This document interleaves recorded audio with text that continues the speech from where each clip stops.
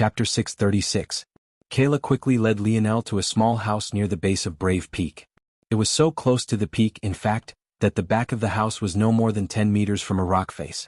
Luckily, the home wasn't very close to the main path of the peak, or else it would be too loud and bustling to get anything done. The space was under the perpetual shadow of a floating island as a result of this, though. So, it was give and take. But it seemed that Kayla quite liked the darkness they were cast under. Luckily, Kayla had had the sense to let go of Lionel's wrist long ago, or else who knew what kind of new rumors would be spreading through the city? She kicked down the door as though she wasn't its owner, her excitement almost being too great. Lionel couldn't help but shake his head and laugh. "Everyone. I come bearing gifts. Beautiful big sis." Hearing a familiar voice, Lionel's lip twitched. How did Radleys get here exactly? Did he just follow all the beauties of the organization like a dog without a home? Radleys stormed up from what looked like the basement with every intention of throwing himself into Kayla's arms. But all he received was a kick in return. Kayla's elegant leg hung in the air. Unfortunately, she wore the customary uniform of Valiant Heart, so there was no soft skin or slenderness to enjoy. Radleys crashed against the wall beside the opening to the basement, sliding down with a hurt look on his face. "Damn useless mutt. You're lucky I didn't kick you out of here after learning you can't craft anything, yet you still want to take advantage of me. Here." Kayla threw over a spatial brace to Radleys. "Organize all the ores in here. You probably don't know their function, so just do it by feel like you usually do. After you're done, you can get Lisha to take inventory of them." "Ah, yes, ma'am." Radleys stood up quickly as though he had never been hurt. It was only after he finished leering at Kayla that he finally realized that there had been someone by her side all this time. In fact, it was also at this moment that the others came from the basement. Aside from Radleys, there were 5 others, all wearing a lab coat similar to Kayla. It seemed that this lab coat was their marker as a faction. It wasn't a bad look, though it did seem a bit out of place. "Bro, it's you. You actually have the confidence to show your face. Respect, respect." Radleys laughed for a moment before looking wearily between Lionel and Kayla. After a moment, his eyes sparkled. "How's your girlfriend doing? Is everything all right at home?" You have a girlfriend?" Kayla looked at Lionel curiously. Radleys grinned as though a devious plan of his had succeeded. "Don't blame me, bro. You can't keep hogging all the women. Us ugly men need to live too." "I do." Lionel nodded with a smile. "I see." Kayla nodded. Then, as though it was nothing more than a brief interlude, she looked toward the 5 who had come up the stairs. "The giant who can barely stand to his full height is Rum. The twin sisters are Madia and Lisha. As for the final 2, the girl with the spectacles is Thilly, and the boy who's even lankier than Radleys is Vagler." Radleys opened his mouth to say something, but in the end he just closed it. Are all women so shameless? First Baldhorn and now Kayla? None of them care that he has a girlfriend? Where is the justice in this world? "Nice to meet you all," Lionel said with a smile, greeting them all warmly. "I may have gotten us into some trouble?" Kayla coughed lightly. The moment their leader began, the 5 sighed as though they were already used to this. Lionel could imagine the number of conundrums Kayla had caused in the past. "Anyway, the short of it is that we've been banned from buying more ores from King of Ores faction, and Hero Peak may or may not be coming to find trouble with us in the coming days." "Kayla." Lisha looked exasperated. "What did you do?" "Nothing. Honest. Those bastards wanted to double the prices. How was I supposed to take that laying down?" Lisha wanted to facepalm. She already knew her leader was exaggerating, but there was nothing more she could say. "It's all okay though. I found us a bodyguard." Everyone looked toward Lionel. But when they saw his black belt, they felt as though black was all they could see. Their legs swayed and they almost fell over. They were supposed to entrust their safety to a freshman? Even Radleys, who had seen Lionel in action, was one part speechless. He definitely did something to beautiful Big Sis. Radleys wanted to shed real tears. Just because he's good in bed, Big Sis, doesn't mean he's good at fighting. Those are 2 completely different battles. Radleys felt as though his world was crumbling. It seems he would have to find a new Big Sis to fawn over. This was too depressing. His dreams of sleeping on a bowtie's lap were going up in smoke just because of Lionel. "Ah, you're all thinking too much about it. Lionel is even stronger than I am by a good margin. Stop worrying so much. Come on, let's go work." Lisha shook her head. Seeing that Radleys was trying to escape, she grabbed him by the ear and pulled him down into the basement. Everyone followed, even Lionel. He was quite curious to see what kind of lab the polished glass faction was working with. The result was completely out of his expectations. "They'll show you around so you can think of some security measures. I haven't really thought of your payment, but I'll think of something. How about free room and board? This place might be shabby, but it's still far better than the freshman quarters. Oh, don't touch anything and try not to breathe too hard. The experiments we're working on are very sensitive to outside stimuli, especially impurities." Better indeed. Lionel looked around. The basement was filled with endless walls of white and steel tables. It looked more like a biology lab than a crafting station. But they were dealing with a very precious ore that Lionel immediately recognized. They're working with something so sensitive? What are they trying to do here exactly? Chapter 637.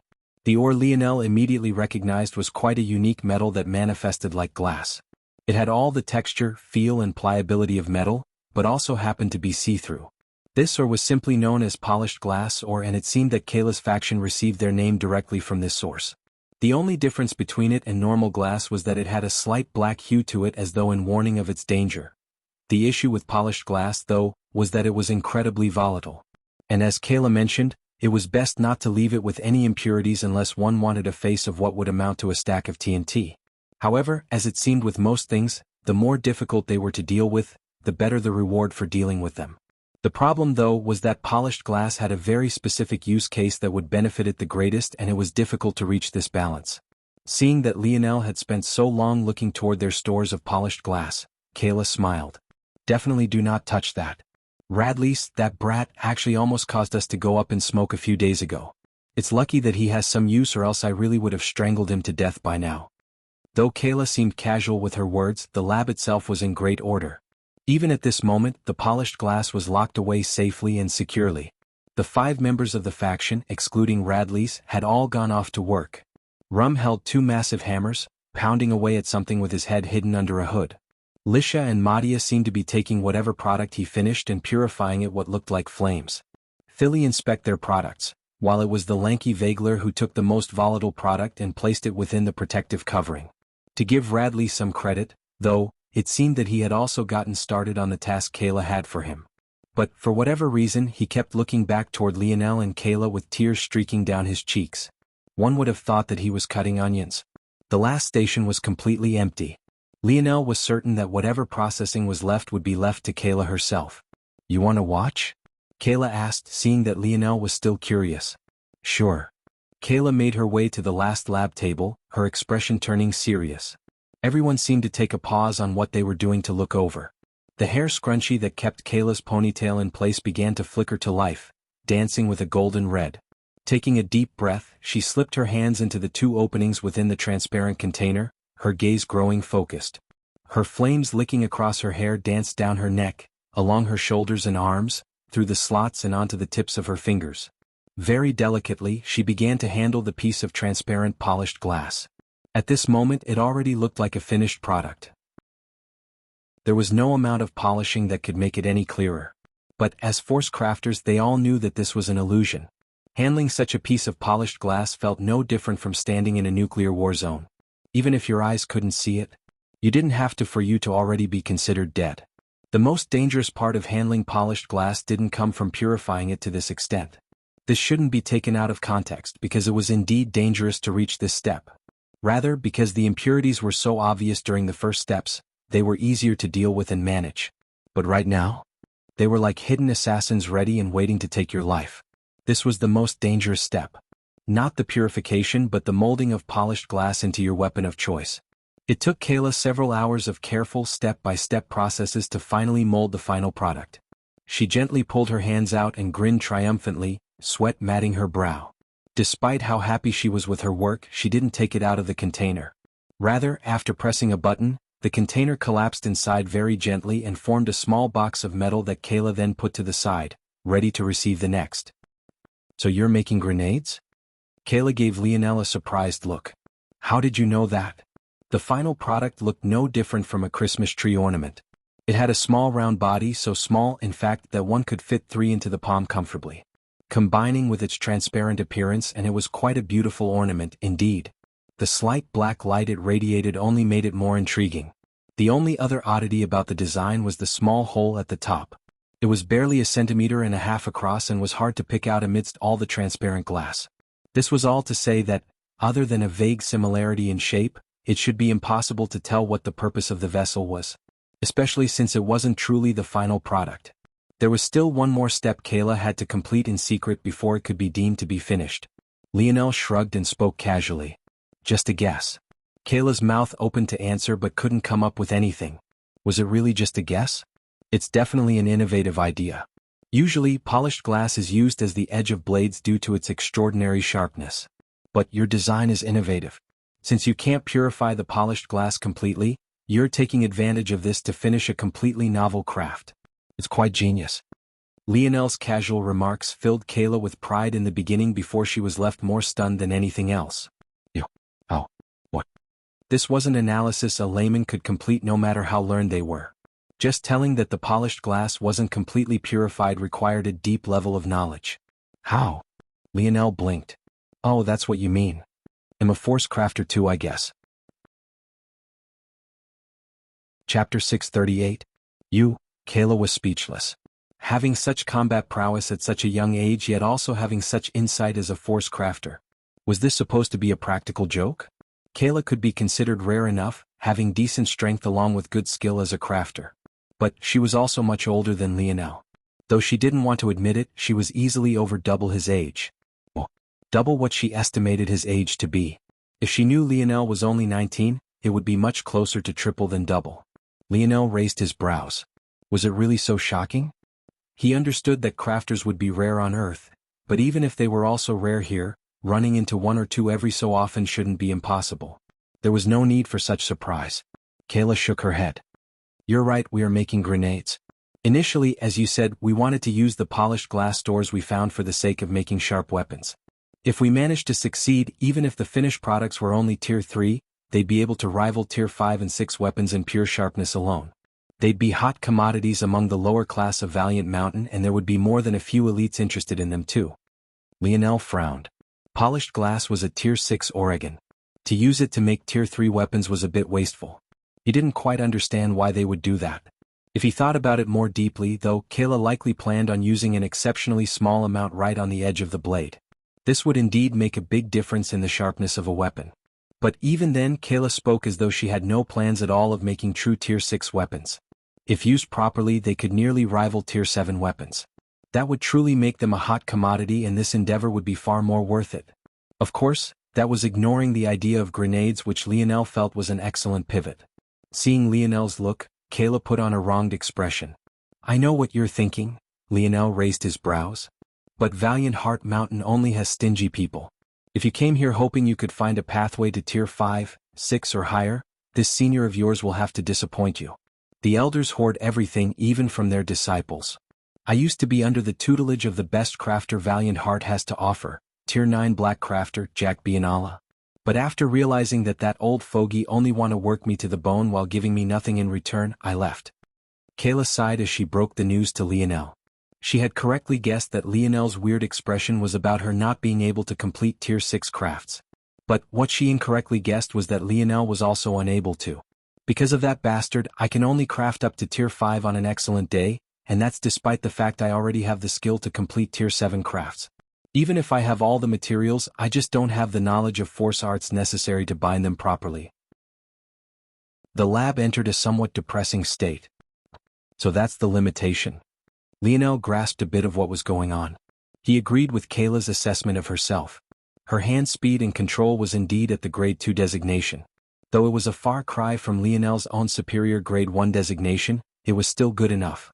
Speaking of which, Lionel had long since begun on his bronze hand exercises, so he had actually already entered the Grade 3 designation and was approaching advanced Grade 3 designation. So, technically he was already beyond his previous superior Grade 1 designation for the black grade and could begin to work on 5th dimension crafts. Still, to put this matter into perspective, not all bronze crafters even reached Grade 1 designation first. So, Kayla was indeed not wrong when she said she had the skill to complete Tier 7 crafts. What did all this mean? It meant that Kayla's only real limitation was her lack of understanding in high-level force arts. Lionel sighed. This was his first time finally understanding the scope of what he had in his hands. Even a bronze organization like this one was hoarding knowledge Lionel might not even deem important enough to write on a piece of tissue paper. The words of his grandfather couldn't help but come back to his ears. Should he be handing over his things to those who were less privileged than he was? Lionel could only sigh again. At that moment he felt a light pat on his shoulder. "There's no need to feel so down," Kayla said with a smile, trying to comfort Lionel. "Those old bastards are just jealous of our youth. Once they croak, it's not like they can take their knowledge with them. By then we can just rob their graves." Hearing such words, Lionel could only burst into a fit of laughter. This Kayla was indeed quite an interesting character. She somewhat reminded him of Mordred. "I wonder how Camelot is doing now." Lionel thought somewhat absent-mindedly before shaking his head. Clearing his mind, Lionel suddenly clapped, startling everyone in the lab. By now, even a casual clap from Lionel seemed to send swirling winds in every direction. "Whoa, whoa, whoa. Are you trying to kill us all?"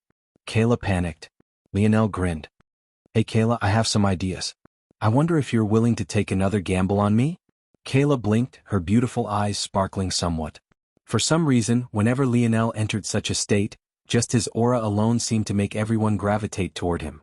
The confidence he exuded bordered on intoxicating. Kayla looked around at the others, only to find that they were curiously observing Lionel too. It seemed that they had been caught up in it all as well. In the blink of an eye, the depressing atmosphere had vanished with the wind, the entire room orbiting around Lionel's bright smile. "All right, freshman, what ideas do you have?" Lionel's eyes sparkled. Since Valiant Heart wanted to hoard high-level force arts, he would just have to show them how powerful low-level force arts could be. Chapter 639. What plan do you have in mind? Instead of answering, Lionel walked over to Rum's station. The massive man towered over Lionel, but he seemed to be the quiet type. In fact, aside from Lisha and Kayla, excluding Radlease, it seemed as though every member of Polished Glass was quiet. "I'm just going to borrow your station for a little bit." Lionel smiled. Rum hesitated but bowed out of the way eventually. None of them knew how skilled Lionel was, but at least in this station, even if there was an explosion, it would be manageable. If Lionel insisted on starting at Kayla's station, then maybe even Kayla herself wouldn't have been able to allow it.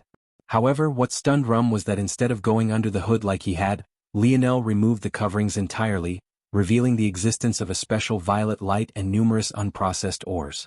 Without a spirit, Rum could only use the most primitive method of purification. But that didn't necessarily mean that it was an inferior method.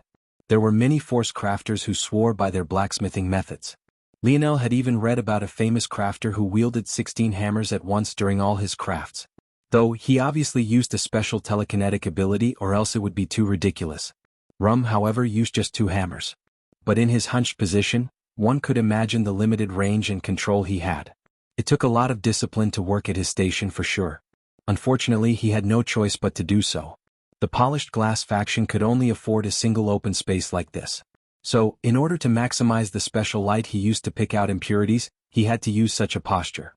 Lionel picked up a piece of or under the horrified gazes of everyone present. Rum couldn't help but take a few steps back. Even Radlease scrambled away, pressing his hands together in prayer. But what happened next left them all stunned. A regular wristband that had been wrapped around Lionel's arm with not a single hint of movement suddenly made its presence known, enveloping the ores completely. "Metal spirit!" Kayla screamed out, her breathing hurried. Her face flushed red, her body trembling as though it couldn't grasp what it was seeing. A familiar, of any kind, was rare beyond compare. Kayla's hair scrunchie seemed to be a fire spirit, but this couldn't have been further from the truth. It was nothing more than a manifestation of her ability. Kayla's ability was somewhat like Monet's, except it emphasized control over both flames and their heat. She could make flames as fluid as gas in one instant and as solid as iron in the next. She could also make her flames as flexible and soft as a scrunchie. The only downside of her ability was that her output of flames wasn't very powerful. So usually she went out of her way to find sources of good flames, then stored them on her body in various ways. Her scrunchie was just one aspect. This was all to say that Kayla had never even seen a spirit in her life before, let alone the metal spirit.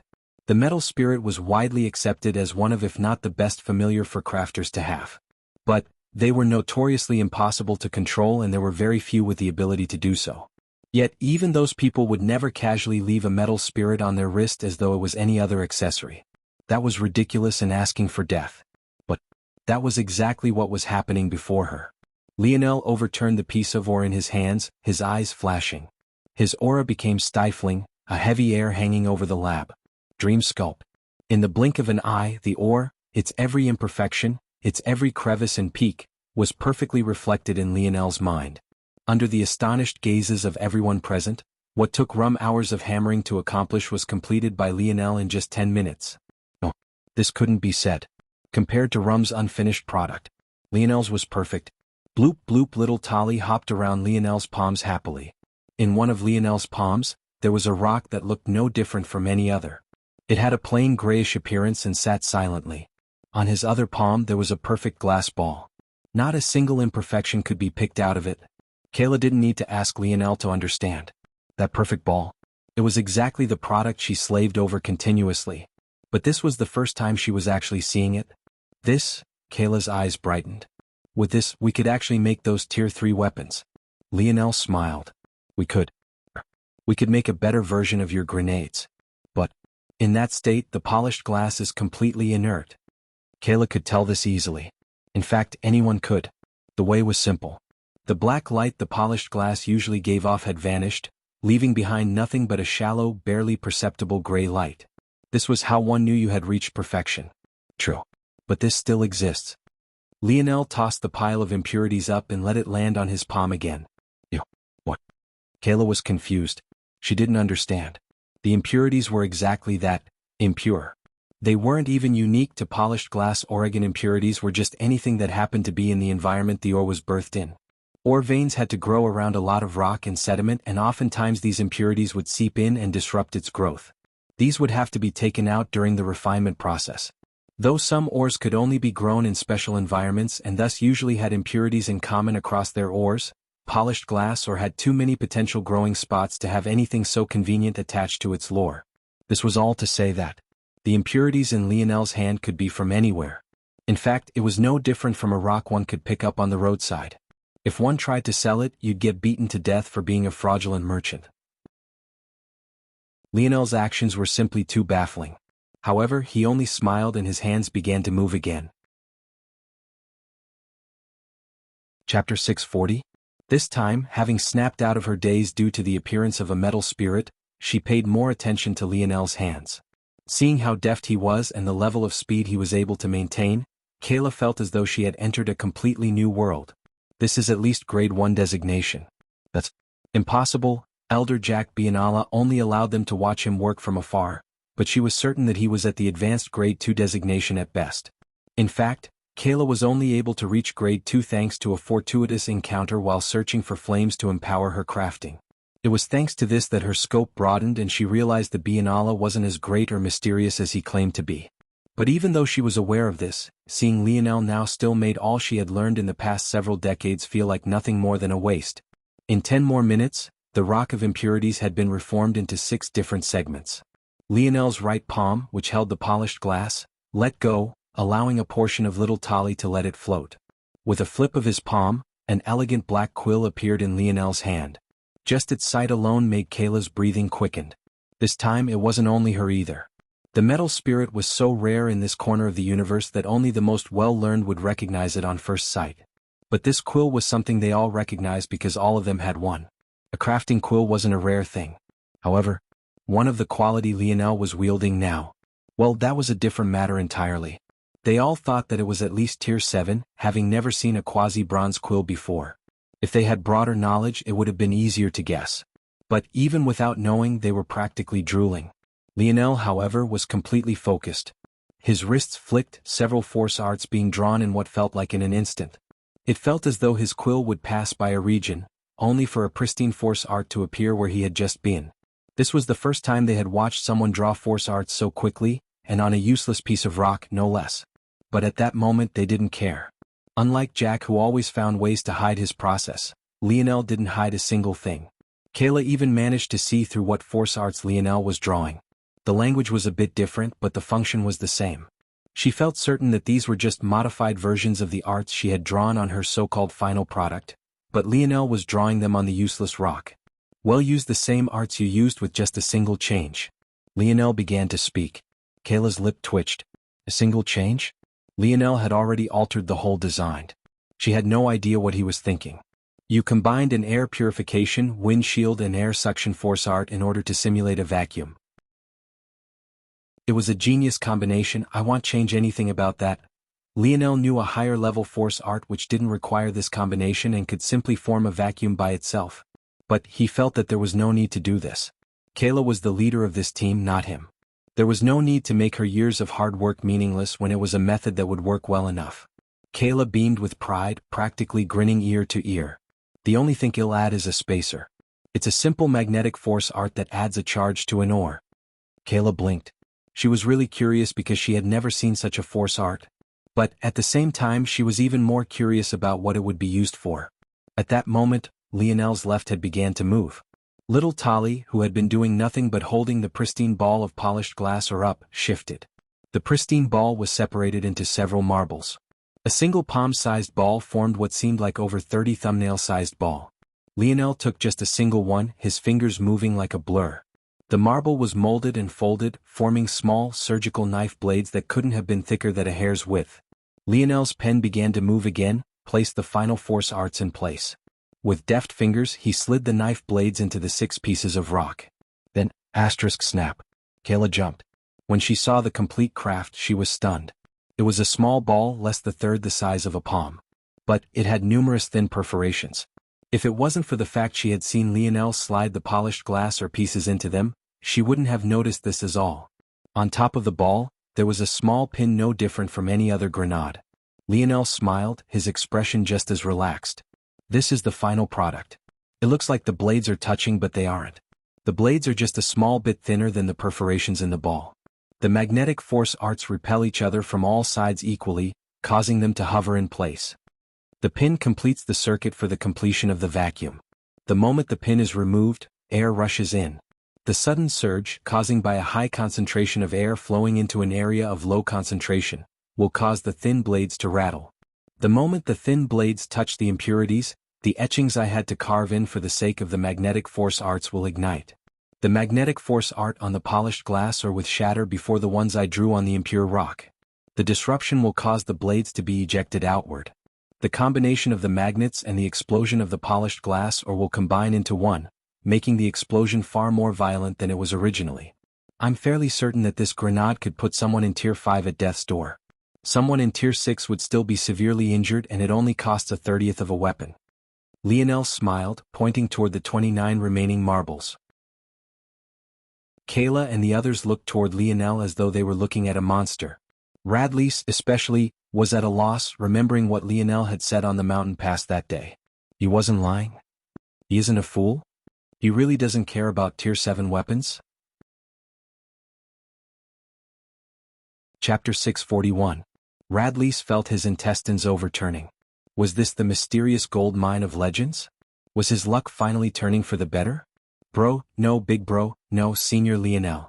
Radley flashed and appeared in front of Lionel, a wide smile spreading across his pale face.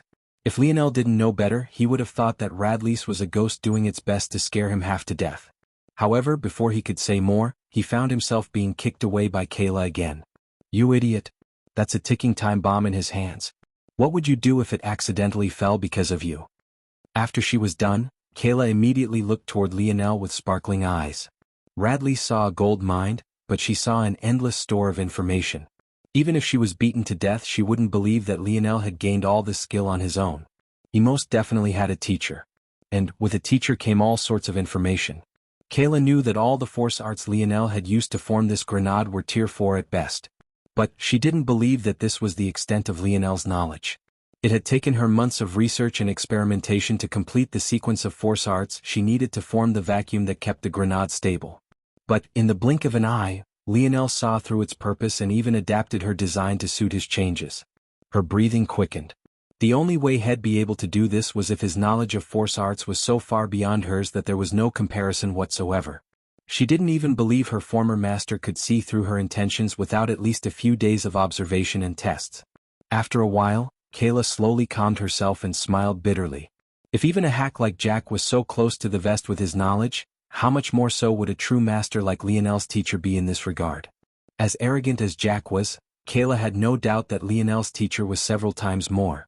But at least he would have more of a right to be. Kayla knew it would be ridiculous of her to expect a junior she just met to divulge such important information, so she didn't even bother to ask. Recollecting herself, Kayla finally found a few oddities with the grenade. Namely, there was one she just couldn't wrap her head around. Hopefully Lionel wouldn't mind answering this. How did you manage to get the inert polished glass to explode though? Hearing Kayla's question, the 5 members of the polished glass faction seemed to realize something too. Sighing, the excitement in their eyes also dimmed. The dimensional verse was a cruel world where those at the top always sought to hoard power for themselves. Even if Lionel was a good person, asking something so great of him would be too much and far too ungrateful. Lionel nodded when he heard Kayla's question. If the inert polished glass could be forced to explode so easily, then it would never be used as the blade of a weapon. No one wanted to deal with their own weapon lashing out at them mid-battle. That would be too ridiculous. It had already been established that the so-called impurities were just regular rocks. Since there was nothing special about them, who was to say that contact with an enemy's blade wouldn't also cause the polished glass to explode if it was really so unstable? The secret is the thinness of the hidden blades, Lionel explained. The explosive effect of unrefined polished glass is caused by disruptions in its chemical structure. After it has been properly refined to the point of becoming inert, there are no longer any impurities to disrupt its structures. When you refine it into a blade, any outside interferences are too small to affect the overall situation. Whatever chain reaction that would have occurred is easily halted before it can gain any steam. But when it's thin enough, to the point where it's just a few atoms thick, the structure is much easier to disrupt. Especially when you draw a force art onto it, thinning it out even more. Kayla's eyes glowed. The more she thought about it, the more she couldn't wrap her mind around how Lionel had come up with such a design in just a few minutes. Everything about it seemed perfect. It was the kind of design one should have spent years laboring over every detail of, yet he had completed it in an afternoon. It was baffling. Lionel grinned. Want to test it? Kayla shivered. She felt like she was looking at a madman. No way. The testing rooms that could withstand something like that are way too expensive to rent. Forget it.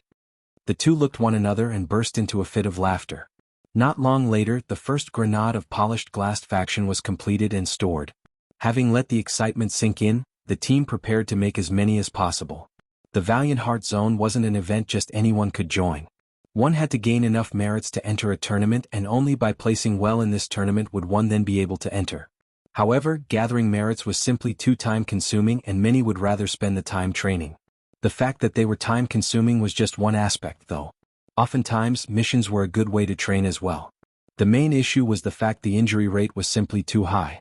If one suffered a severe injury, how would they recover in time to participate even if they managed to gather enough merits? This consumable device would fix much of this. There were a countless number of missions that would be made far easier if one had such a destructive device on hand. Kayla herself, who had participated in a number of these missions to gather enough funds to buy more ores, knew exactly how much such a product would be desired. Unfortunately, they often could only be bought from outside markets and in small quantities. The polished glass faction would change all of that. Chapter 642. The next month passed by in an odd silence. Lionel didn't appear again, but neither did Sarith seem intent on doing anything. For those who had been waiting for sparks to fly, this was an exceptionally odd lull that left many feeling disappointed. However, whether or not the two had actually thought of letting matters settle just like this, it was completely unknown. That should do it. Lionel raised his head for the first time in a long time. He seemed to have sat in the same place endlessly, completely focused on his task. Before him there were two finished products. One was the grenade they were all familiar with, while the other was most definitely not. However, considering the nonchalant responses the others had to this phenomenon, it was clearly not the first time in this last month that they had seen this design. Lionel ended up having to simplify the two designs he created, effectively forming a stream of 4 different products, 2 of which could only be crafted by him, while the latter 2 were made easier for the other members of Polished Glass to complete themselves. The result was a line of elite products and common products that would give the group some better leverage on the market. Kayla smiled. Rum? Rum obediently took hold of another behemoth-like stack of boxes and began to bring them out. Lionel stretched his back, his eyes slightly red. Go take a shower, hermit. We can't have our prized engineer walking around like a rat's nest. Lisha teased Lionel ruthlessly. Towards such a thing, Lionel could only smile bitterly.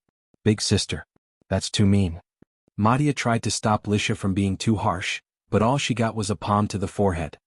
He's a big man. He'll be fine. Lionel gave Madia a thankful smile before rushing off to shower and get dressed. At the very least, this small home had such accommodations. It wasn't long before the group had set off. How exactly does this showcase work? Lionel asked curiously. I applied for a section from Valiant Hall half a month ago and it was decided that today would be our day. As long as we perform well, our products will appear on the Valiant Hall exchange list and the system will be pretty much automated for us from then on. Lionel was enlightened. I thought we would have to open a shop or something. Kayla's expression darkened a bit, taking Lionel off guard. Had he said something wrong? We can't afford that. Kayla looked up into the skies as though she was truly hurt. Lisha cleared her throat. Don't mind her, she's a bit of a money grubber. The Valiant Hall exchange list is safe and about as no hassle as you can get. But the consequence is that the taxes we have to pay are higher. It would be better for us to have our own store as long as it was in a decent part of the city, but all the land has been bought up by seniors long ago. Usually, you would just have to defeat the store owner and take over the rental fees to take over a store, but the network of store owners is too complex right now. Most store owners are part of union. Defeating one essentially means offending the whole union. It's really too much of a headache to deal with.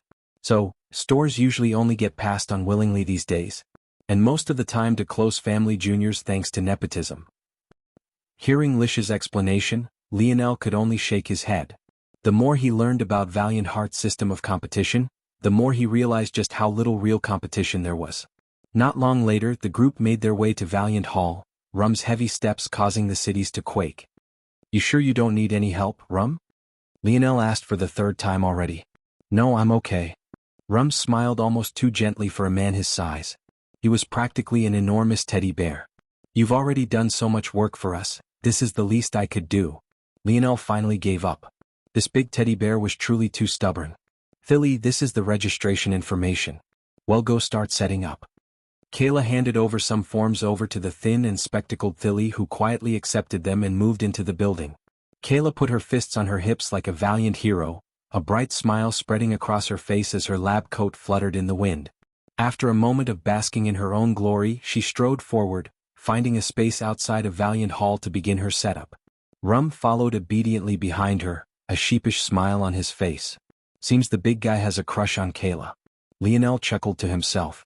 Valiant Hall was just as grandiose as Lionel remembered it. The only difference between now and then was that there were a few groups gathering around its entrance as though setting up a fair. Kayla found a nice location beneath the shade of some trees and began to set up their display. It even reminded Lionel somewhat of his school science fair projects, a wave of nostalgia he wasn't quite ready for. The number of people here to witness this event were quite small in number though. But Kayla and the others didn't mind. After all, as long as the judges approved of their product, they could enter the exchange list. Out of habit, before going out to any missions, students would always check for new products so they'd be able to get their name out that way. At least, that was what Kayla thought until there was a sudden change to the situation. On the horizon, a large number of people began making their way toward the exchange fair. There were only a couple hundred at most, not even enough to make the entrance of Valiant Hall feel crowded, but compared to the mere 4 or 5 stations of crafters and force pill masters ready to display their products, this number was massive. Kayla couldn't ever remember there being such a large influx of people. Even when the most famous factions displayed their products, there would never be this many. Her eyes along with Lionel's narrowed simultaneously. They couldn't help but feel that some sort of conspiracy was afoot. Chapter 643. As the crowd around Valiant Hall was steadily growing, Philly came back out seemingly having completed his task.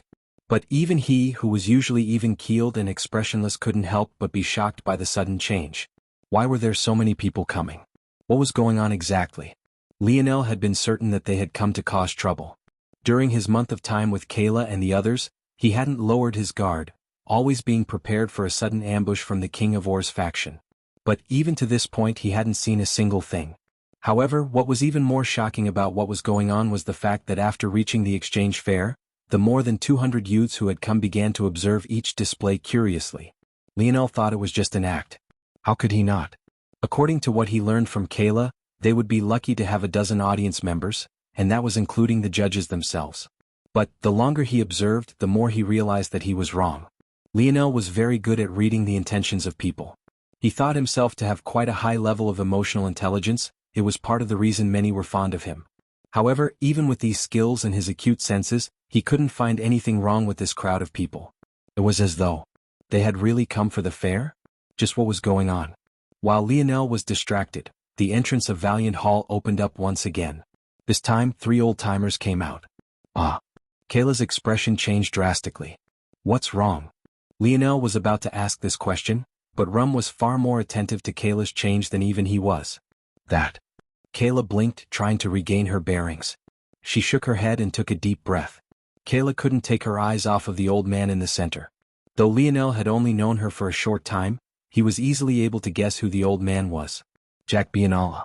The only Tier 9 black crafter Valiant Heart Mountain had to offer. He was an old man that seemed to have a foot in the grave already. His skin was loose, his wrinkles prominent, and his face was covered in aged spots, making it difficult to tell what its original tone was meant to be. However, despite this and despite the fact he used a metallic walking cane to move, his back was ramrod straight, making one wonder why he needed the walking stick at all. As though this old man wasn't odd enough to look at, his eyes seemed to have aged even quicker than his body, reflecting a milky white beneath his spectacles. And much like Kayla, he too wore a lab coat. It seemed that during her time under his tutelage she had still managed to pick up some of his habits. Beside Elder Biennala were 2 others, both of whom were women. They were considerably younger than Biennala, but they had still been classified as old-timers in Lionel's mind. So, it went to show just how old Kayla's former master was. The 2 old women seemed to be in their late 50s to early 60s. Compared to Biennala, their skin was much more well taken care of. It was rare to see an older woman exposing so much, but such was the reality of Valiant Heart Mountain and their uniforms. Regardless, it made it clear that these 2 older women had taken good care of their bodies and even still seemed somewhat perky in some areas. If it wasn't for the deep wrinkles by their eyes, they would have looked closer to 40 than they did 60. Observing the atmosphere between the 3, Lionel had a feeling that they had quite a close relationship. He wouldn't be surprised if they were married. Lionel felt weirded out when he had this thought. Despite how much time had passed, monogamy was still very much the norm on Earth. In fact, now that all cultures had been assimilated, it was even more prevalent. Lionel had never seen a person with 2 wives before. Why are they here? Kayla's voice was hardly audible, but it snapped Lionel out of his useless thoughts. That was right. Usually, only minor students and members of Valiant Hall would come to judge the exchange fair. Something like a Tier 9 black crafter coming to oversee what should amount to children's playthings in his eyes was ridiculous. What the hell is going on? Lionel furrowed his brow. He felt a bit stifled at this moment. His instincts were screaming at him that something was wrong, but he couldn't pinpoint what it was. There were only 2 possibilities. Either whoever was playing games with him now was far smarter than he was, or they were working with information Lionel simply didn't have. Lionel calmed himself almost immediately, his irises becoming deathly still of all emotion. The world that had slowed under his exceptional thinking speed seemed to pick back up again.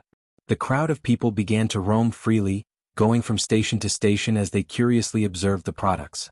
Having not been ready for such an audience, many of the smaller factions presenting alone with Lionel and the others were flustered.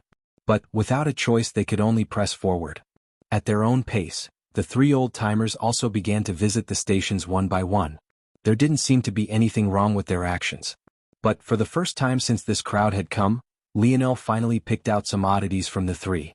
Every so often, their gaze would sweep over their station as though there was something interesting to pay attention to here. Lionel's eyes narrowed. Finally the time came. The 3 judges finished with the station nearest to them and moved forward, their expressions impossible to read. Is it coming now? Chapter 644. At least that was what Lionel thought. But when the old-timers actually came to their station, he began to question himself all over again. Hello, Kayla. Jack smiled amiably. How have you been? Kayla's face was a bit stiff, but she still managed to squeeze out a smile. I've been good, Elder Biennala. AI, what a distant form of address. What happened to the little girl who would always cutely call me master? Is there a need to be like this? Kayla's face still remained somewhat stiff. Every fiber of her being wanted to stick a middle finger up and tell this old fart to go to hell, but she knew that despite the amiable personality of this old man, He wielded quite a bit of power and valiant heart. She didn't want to risk her path being cut off for no reason. She had already managed to separate from this old man without incurring too much of a penalty. She didn't want to risk any more. All right, Jack. Stop teasing the poor girl. If you had lightened up the workload on those poor little kids like I told you, she would have never left. Hey, I was just trying to get her full potential out. All right. You've said this many times already. It seems your favorite disciple is doing quite well for herself, even ready to submit some new designs for the exchange list. How about we give her the stage? Who Lionel thought were Bienala's two wives mediated the situation, finally letting them get down to business. Lionel realized at that moment that he might have misread the looks the old-timers had been given their station. He forgot to consider the fact they might just be looking because they recognized Kayla. From their talk, it seemed that these old-timers were closer to Kayla than he thought. At the very least, though Kayla was unsatisfied with their relationship, the three of them didn't dislike the young girl. They even seemed to somewhat understand her decision. If this was the case, was there really no trump card coming? Was there no table flip? No sudden evil plot? Lionel couldn't wrap his head around it at all. Kayla took a deep breath and began to introduce the products. We have 4 products total split into 2 categories. We have a consumable product and a defensive product. Starting with the consumable, we call them the Polished Grenade and Elite Polished Grenade. They make use of our faction's signature or the Polished Glass Oregon O. One of Bienala's wives perked up. She was a great crafter in her own right, being tier 8. So, she was obviously aware of the difficulty there was in handling polished glass. Kayla nodded, growing more relaxed. Both the common and elite version work on the same principle. We make use of. When Kayla regained her wits, her words became more confident. Soon, her presentation became somewhat of a performance. Lionel couldn't help but think that she'd be a good saleswoman. You say that the Polished Grenade can kill anyone below tier 4 and severely injure someone at tier 4? And the elite version can kill anyone below tier 6? Kayla beamed. Yes. She had never actually tested the grenades, but she was confident in Lionel's assessment. If there was anyone whose calculations could be trusted without a doubt, it was his. And, of course, Lionel used the standard of valiant heart, not earth. And the price? Jack asked the final question. Kayla's smile grew brighter. The common version will cost just 5 merit points. The elite version will cost 10. The old-timers blinked, looking at each other in shock. The only reason they hadn't been too shocked by the strength of these grenades was because they expected it to be expensive. This was usually the case with the inventions of youths. They would have good ideas, powerful even, but they would be much too expensive to manufacture on any large scale. However, 1 merit point was just 10 kilograms of 4th-dimensional herb Oregon. To buy something that could kill a tier 6 existence with just 100 kilograms of herb? That was cheaper than even the price of a tier 3 weapon. Even money grubbers might jump at this chance. Are you sure that this is the price you want to sell it at? Bienala looked toward the youths deeply. Certain. Kayla said confidently. Bienala's wizened eyes narrowed, but he eventually turned his gaze toward the defensive product they had brought forward. And this? Kayla smiled. This is our mending armor and elite mending armor. As you might guess from the name, the main function of this armor is in stitching and cauterizing wounds. The mending armor has the ability to defend against weapons at and below tier 4. The elite mending armor has the ability to defend against weapons at and below tier 6. However, in the case that their durability fails or a location is overloaded and pierced through, its main function will kick in. The armor will not only self-mend, but it will do the same for the skin beneath, constricting any wounds below until medical attention can be sought. It's the perfect flexible armor for many. Bienala took a deep breath. Even if this armor was too expensive, it would still be worth the buy for many if it worked as advertised. And the price? Kayla sent a glance toward Lionel, grinning. The mending armor will be sold for 50 merit points. The elite mending armor for 100. The old-timers were stunned once again. If everything is as you say and the final tests show the accuracy of your words and sustainability of the designs, I can take responsibility to place your 4 products on the golden exchange list. Jack said with an amiable smile. Kayla was stunned before her expression became ecstatic. This was more than she ever even dreamed of. Lionel watched all of this silently, not knowing what to think. Everything seemed so genuine. Was this really not a plot? Chapter 645. Earning a place on the golden exchange list was indeed a marvelous turn of events. Usually, only the most well-established factions with years of experience earned the right to be placed on such a list. The Golden Exchange list wasn't just a small honor, it also came with many tangible benefits. For one, the taxes they would have to pay was lessened by more than half. Whereas 65% of their profits would have had to be handed over previously, now they would only have to give up 30%. Though this was still higher than the 20% stores had to give up, they had one added benefit the stores didn't have. All items on the Golden Exchange list were products Valiant Heart Mountain had recognized personally. As a result, aside from orders from the students, their faction would also receive bulk orders from the organization as well. These bulk orders were where the true money was waiting to be made. It was still unknown if a product would become popular among students even if it made the Golden Exchange list. But these bulk orders would guarantee a large sum of merit points to be paid in advance. This influx of merit points would allow a faction the breathing room it needed to experiment with other creations and also gather enough resources to fulfill their orders.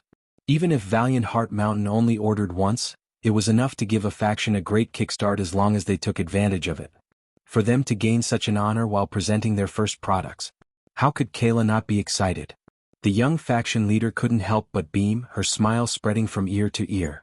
Jack took the samples to be tested and they would learn of the results in just a few hours. She couldn't help but be ecstatic. Unfortunately, for some reason, Lionel couldn't find it within himself to be happy. If something is going to go wrong, now would be the time. Their samples had been taken away to be tested by the old-timers. If nothing went wrong, maybe Lionel would really have to admit that he was just being paranoid. But what happened next left him stunned. Barely half an hour later, Elder Biennala came back with a smiling face and officially announced the matters. The team could no longer hold back their excitement. Even Thilly, who was always expressionless, had his lip curl ever so slightly. In fact, Radleys, who had been running around getting them refreshments, also beamed. Though whether he was smiling because he was happy about their success, or the bounciness of Kayla's chest as she celebrated, well, maybe only he knew the answer to that. Jack chuckled. Don't celebrate too early, this is where the Real Challenge begins. The organization has ordered 500 polished grenades and elite polished grenades. On top of that, we also want 100 of each type of mending armor. Can you do it? Kayla's eyes brightened. Of course, of course. Though she didn't say this, in the past month, they had already made more than 10 times this number. Handing over such an amount was child's play, mostly due to Lionel. She could only say that that young man was a monster. She remembered the first time she watched Lionel craft 20 elite polished grenades at once. She had only recently been able to pick her jaw up from the floor. Plus, the organization never set deadlines for their bulk orders. Even if they took half a year, it wouldn't be a problem. This could only be considered to be a medium-sized order. Good. Your merits will be transferred over immediately. You've done well, I hope to see more in the future. With those final words, Biennala and his wives left to Valiant Hall. And, true to their words, someone soon came to take the massive crates Rum had been holding away. Kayla almost squealed with delight when she saw the merit points flood her identification ring.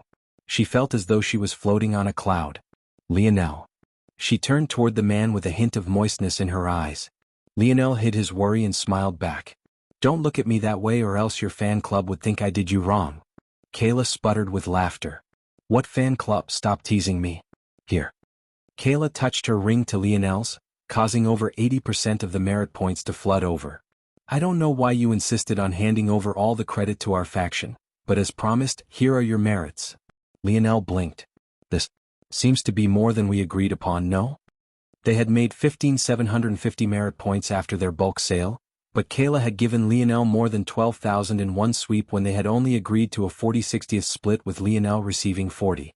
This wasn't only because Lionel was kind-hearted, but rather because he was providing of the materials. Plus, there was just one of him and 6 other members excluding Radleys and including Kayla. He thought that taking 40% was already asking for a lot. However, he had no choice but to ask for this. As soft as he was, he couldn't forget the reason he came here in the first place. And that was for the sake of Aina. Not just for her sake, but specifically to cure her curse. Without resources he couldn't do this. And the best resource to have in this place were merits. Kayla smiled. Consider it a down payment for the future. I can tell that you probably won't be here for long, but I hope that during the time you are here that you'll stay with us. Lionel raised his brows before grinning. That you don't have to worry about. Who would want a castaway like me anyway? The team looked toward one another and burst into a fit of laughter. Let's go celebrate. Kayla happily shouted. Dinner's on the newly minted rich tycoon. Lionel coughed.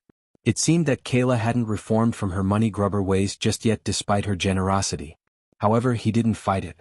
He might as well. Just as Lionel was about to accept, his eyes flashed. He pulled out a talisman from his spatial ring, a happy light shining in his eye. Aina had contacted him. Chapter 646. The polished glass faction members looked toward one another as Lionel dashed away as though his feet were on fire. Was this the same young man who displayed such confidence the whole time they had known him? Why did he seem so whipped? See? I told you he had a girlfriend. Radley beamed. But his smile didn't last for long before he found Lish's foot and Kayla's fist closing in on him together. Lionel dashed through the city, most seeing nothing but a golden blur as he whizzed by. Despite the fact he hadn't trained his body in a month, his control over force had reached new heights. Lionel's purpose in spending a month crafting went beyond just accumulating merit points, it also allowed him to train his mind. He hadn't just been showing off when he began to craft 20 elite polished grenades at once, he had actually been focused on honing his split minds. The same way Lionel found that he could dull his senses by splitting his experiences of them between different streams of consciousness, he also found that he could sharpen these same senses by doing the reverse. By focusing on the same task with many different minds, he could also heighten his senses. But what Lionel ultimately found was that this approach was much less effective than the dulling of his senses. If one thought about it, it made sense. Ultimately, Lionel's split minds would lose some computational ability in comparison to if he focused his entire mind on one thing. What was the solution to this? It was obviously to strengthen his individual streams of consciousness. Lionel found that there were two ways to do this. The first was to improve his control of Dream Force. It was ultimately Dream Force that allowed him to do all these fanciful things. The second method was more crude, and that was simply to practice. So, Lionel did both simultaneously and continuously for the last month, only resting rarely. As a result, his control had reached new levels in just this month alone. The use of his mage core and its connection with his body especially had become far easier. During his battle with Nigmare, Lionel mostly relied on his earth element because he still found that he was most comfortable using it despite the fact his fire element affinity should be higher. But now he believed he could be far more versatile in battle. Lionel was happy with his progress. Soon, he'd feel confident enough to break into the fifth dimension with his soul force. Once he did this, he would finally have enough capital to look for the latter portions of dimensional cleanse. When he reached that step, curing Aina would become much easier. Of course, there was also the chance that he wouldn't have to go so far to help her at all. Who knows, maybe the Valiant Hall Zone would have a solution. Lionel blazed a trail to the freshman quarters, a place he hadn't been in a long time. He couldn't help his smile from blooming when he saw a familiar silhouette standing near the community meditation grounds. Before she could react, Lionel had dashed over, sweeping her petite figure into his arms. Ah! Aina, caught off guard, couldn't even react before she found herself practically enveloped. If it wasn't for the fact she was currently wearing her mask, even her lips might have been assaulted at that moment. Lionel hugged her tightly, taking a deep breath. A familiar smell of apple tickled his nose, making him feel at peace. For a moment he forgot about all his worries and basked in her softness. Aina wiggled around in his embrace, her face flushed completely red. She seemed keenly aware that she was being looked at by all sorts of people. And how could they not be? After all, they were in what was effectively a community square. Finally, Aina managed to wiggle her way out. But she simultaneously wanted to hide her face away from everyone, leading her to the point of resting her forehead against Lionel's chest in defeat. Lionel grinned. Okay. They'll stop teasing you. With a wave of his palm, Aina and Lionel seemed to disappear from everyone's view even though they hadn't moved a single inch. Happy now. Lionel's smile became gentler as Aina looked up toward him. Without a word, Aina wrapped her arms around his back. It seemed this workaholic missed him too. Aina stood to the tips of her toes, taking her mask off to plant a kiss on Lionel's cheek. Sorry? I missed your call before. Aina was a bit embarrassed. She hadn't seen Lionel's attempt to contact her until more than a month later. Lionel raised his brow. Just a kiss on the cheek? Is this how shallow your apology runs? Lionel's voice sounded broken and hurt, causing Aina to pout. Fi. She didn't get to finish her words because Lionel had already sealed her lips. He greedily took a taste, his mind whirling. It had really been too long. This girl dared to disappear for almost 2 months. She deserved this bit of punishment. Anna's spine tingled as she felt Lionel's hands slide down her waist. She almost lamented the exposed skin. How gently he caressed her, as though he was afraid to harm a hair on her head, made her heart flutter. She hopped up a little bit when Lionel's palm traveled just a bit too far down. Like a scared little rabbit, she wanted to escape but found that her knees were a bit weak. Lionel pulled back, his eyes jumping back and forth between Anna's own. Her gaze seemed somewhat hazy, her lips still slightly parted. The feeling of her plump bottom in his hands made him feel just as intoxicated. The combination of firmness from her training and elasticity from her excellent genetics made Lionel feel as though he couldn't get enough. He almost didn't notice Anna's slightly hurried breathing. Lionel couldn't decide what felt better between a memory of a soft chest and this, though he guessed the former would have an edge since it wasn't impeded by any fabric. "Want to go back to my dorm room?" Lionel asked with a slightly expectant and gruff tone. He rarely, if ever, spent time over there. But it should technically still be his. Anna nodded almost imperceptibly, something that Lionel himself almost missed. With a smile, he swept his girlfriend into his arms and dashed off to the freshman living quarters. At that moment, 4 new items silently appeared on the golden exchange list. Chapter 647. Lionel slammed the door of his room closed, his lips sealed over Anna's. His hands clasped beneath her thighs, holding her small frame up. He found himself completely lost in the feeling of her touch, though still not forgetting to blanket the room in protective and silencing arrays. The room wasn't anywhere near big enough to accommodate the segmented cube Anna had surely brought with her, so Lionel gently laid her onto the small bed. Anna's body coiled around Lionel's, immersed in her own hazy feeling. She allowed Lionel to toss away the heavy neckwear that hung around their shoulders, not caring the slightest bit when they clanged to the floor. The feeling was intoxicating. Their tongues intertwined in their own sort of dance, but that alone was enough for Anna to flush completely red, her breathing somewhat labored.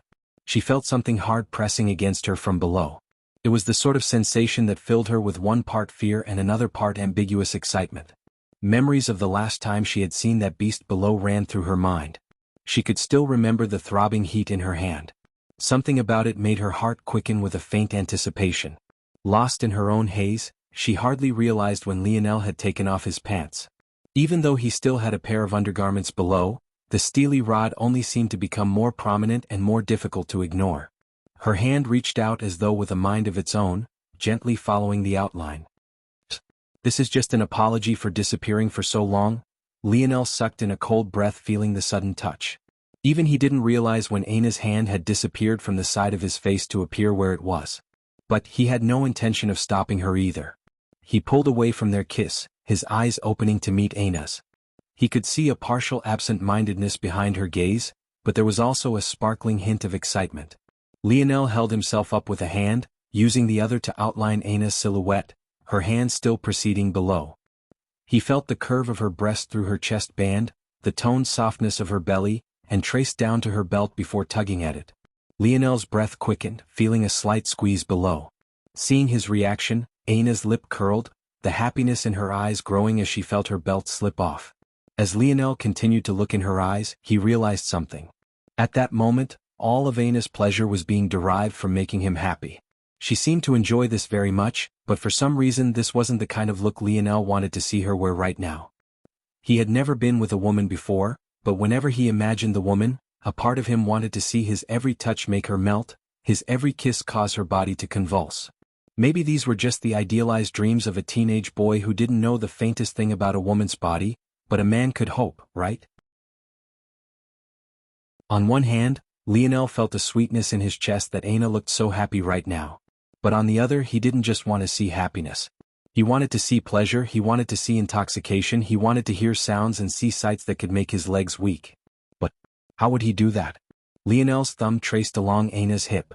Just beneath the waist of her pants, he could feel 2 layers of fabric. His heart couldn't help but quicken again when he realized what was just below. Hooking his thumb between the 2 fabrics, he slowly pulled Anna's pants down. Anna's flushed appearance deepened, but she didn't stop Lionel's hands. She pulled her hands away from Lionel's crotch, still feeling that faint heat on her palm. Lionel took a deep breath, his eyes unable to come off Anna's body. He had expected to find Anna's usual boxer briefs, but for whatever reason on this day she had instead worn a pair of black panties. It wasn't anything fancy, nor was it the lingerie one might see a model wear, but it was so tight that it was practically like a second skin. It clung tightly to Anna's hips, curling around the precious lips below in a way that almost gave Lionel a perfect outline of what was beneath. The sight was so tempting and enticing that Lionel simply wanted to rip them away at that very moment. And he could tell by the look in Anna's eye that she wouldn't stop him. In fact, she would be happy as long as he was happy. "Do you want to see?" Anna's soft voice caused him to gulp. He looked down again. But this time, Anna's arm partially obstructed his view, having found its way to his heated shaft once again. Every fiber of Lionel's being screamed yes. Not only did he want to see what was below, but he also wanted to rip that damn chest band away. He wanted to drown in the pleasure that was his girlfriend's body, lose himself in her fragrance and fall into her soft touch. But there was that look in her eye again. There was a slight haziness and her breathing was somewhat shallow, but ultimately there was of the look Lionel wanted to see. He wanted her to feel what he was feeling, to be enraptured by such a feeling of pleasure that she almost lost control just like he almost did. He wanted her to have shyly nodded when he asked if she wanted to come here, not because she wanted to please him, but because she wanted to please herself. But Lionel was at a loss. As easy to understand as the male body was, he had no clue about a woman's. He didn't even know where to begin. Lionel looked up to meet Anna's eyes again, his breathing haggard. In his eyes, she was the most beautiful woman in the world. He just wanted to make her happy. At that moment, Lionel's mind suddenly flashed with thoughts of Mordred. What would she do? Mordred's laughter sounded in Lionel's mind, her words teasing him about not knowing how to treat women resounding. Lionel's gaze cleared somewhat. He looked toward Anna from above and lowered his head for another kiss. Chapter 648. Anna felt that Lionel's reaction was a bit weird.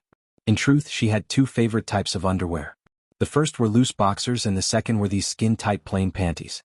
The latter allowed more freedom of movement but was less comfortable, while the former was far more comfortable to wear. This time, she purposely chose to wear the second not just for her training, but because she thought they were more flattering to her figure. As expected, her heart rushed with excitement when she saw Lionel's reaction. That said, she had also expected Lionel to practically lose control when he saw them as well. She was looking forward to seeing him react like this. Much like Lionel wanted to see her in throes of pleasure, how could she not also feel the same way? In Anna's mind, during their moments of intimacy, she only cared about Lionel. He did so much for her, wasn't it her duty as a girlfriend to help him in this regard? It was also a bonus that she quite liked doing it too. Since that first time in the pool, her and Lionel had had this dance more than a few times and she found it just as pleasurable every time. In fact, she faintly anticipated these moments. What she didn't know was that a building determination had been rising in Lionel's heart all along. Take it slow. Lionel's mind reached a state of calm. He kept his eyes closed, not wanting Anna to see the sharpness hidden within them. Dreamscape. Dreamscape. Anna's body in every perfect proportion was reflected in Lionel's mind. Her every bead of sweat, the precise shade of her flushed skin, and every curve of her body was being updated in real time. Beginning the analysis on partially nude form, Anna couldn't tell that anything was wrong. Lionel had already split one of his minds to focus on her entirely. He kissed her just as patiently and reacted just as passionately to the movement of her hands along the outline of his cock. And that was when his hands and lips began to move. Lionel gently pulled down Anna's chest band, revealing the bounce of her breasts. The two delicate orbs rebounded healthily, shimmering with a slight pink hue beneath the dim lights of Lionel's room. Anna blushed but was quickly distracted by Lionel's caring touch. His lips dotted across her body, causing her back to arch slightly under the novel stimulation. She was caught off guard, even to the point of forgetting that her hand was on Lionel's crotch at all. Lionel's hands caressed her chest and played with her protruding pink nipples. Anna's hips subtly grinded upward, making contact with Lionel's shaft. It was only for a brief moment, but she felt as though a sharp arc of electricity had shot through her spine. She took in a sharp breath. At first, Lionel seemed to touch odd places around her body. Her love handles, her belly button, she even felt him gently rub her earlobe while caressing her cheek. But, lost in allowing Lionel to do with her body as he pleased, she found herself gradually rising along a slow rising peak. Lionel's head rose, his lips planting on Anna's once again. As though finally getting a taste of water after so long, Anna greedily nibbled at Lionel's lips, loving the feeling of his large hand gently rolling her breast in his palm. Hints of arousal, change in breathing rhythm, increased perspiration, goosebumps, rising hair, moving to facilitate action, hand grabbing. Lionel's hand moved from Aina's breast, trailing down her toned belly and toward her skin-tight, black panties. He slipped a finger beneath their fabric, slowly pulling them down. Aina rose her hips, seemingly forgetting her embarrassment in her haziness. The beautiful, steamy picture of nature's perfection below almost made Lionel lose track of his focus, but he immediately split the stimuli between his more than 20 minds, shutting his eyes closed again. Even with his eyes closed, though, the dream sculpt of Aina had already changed in his mind. It was truly a gorgeous sight beyond belief. There was a well-kept patch of black hair hovering above two gently folded lips. An enticing pinkness plucked at the strings of the mind, a fresh fragrance tickling the nose and making one feel as though flames were dancing within their veins. Lionel steadied his breathing, continuing to build his dreamscape of cues for Aina's arousal. He noted down his every action and her every reaction, stringing together a list of combos that left Aina floating on a cloud. Lionel's lips trailed down Aina's body, his tongue testing the curves of her breasts and the sensitivity of her torso. His breathing hitched as his nose grazed past a patch of hair below. It was only then that Aina seemed to realize what was happening, causing a slight panic to take hold of her features. Lionel's senses immediately caught on. Arousal plummeting. Lionel pinpointed the problem immediately, his head raising back up. He began to kiss the sensitive skin just below Aina's belly button, his hands running across her body. Her anxiety seemed to give way to a breath of relief, which shifted to a hint of disappointment, which soon gave way to pleasure. Her hands drifted to the back of Lionel's head. Lionel's every action became slow and deliberate. He reacted to Aina's wants instantly, building a more and more robust dreamscape with each passing moment. Most sensitive regions. Neck, collarbone, lower belly, inner thighs, areas where forcefulness is appreciated. But hips, thighs, breasts, areas where softness is the best approach. Kissing, earlobes, neck, best combination attacks. Neck and breast. Scared to try new things, will take her out of the experience. Best approach to combat. Take it slow, attack nearby region before moving toward target. Lionel found a formula that worked, finally breaking past Aina's mental block and touching his lips to those pretty pink folds. At that moment, for the first time, a long moan left Aina's lips. She didn't even seem to realize what was happening. In fact, all her panic about Lionel's mouth being down there was completely forgotten. Her mind was entirely filled with the feeling of Lionel's tongue running through her most sensitive region. The experience was so electric that she found it difficult to control her legs, her toes curling along the bed sheets. Hints of arousal. Add leg trembling, toe curling, cunnilingus files. Prefers soft to medium sucking over just tongue. Arousal increases when hands are in motion as opposed to staying stagnant. Exposing the clitoris makes her reel back, too sensitive. Keeping clitoris hood on is best sides of both worlds.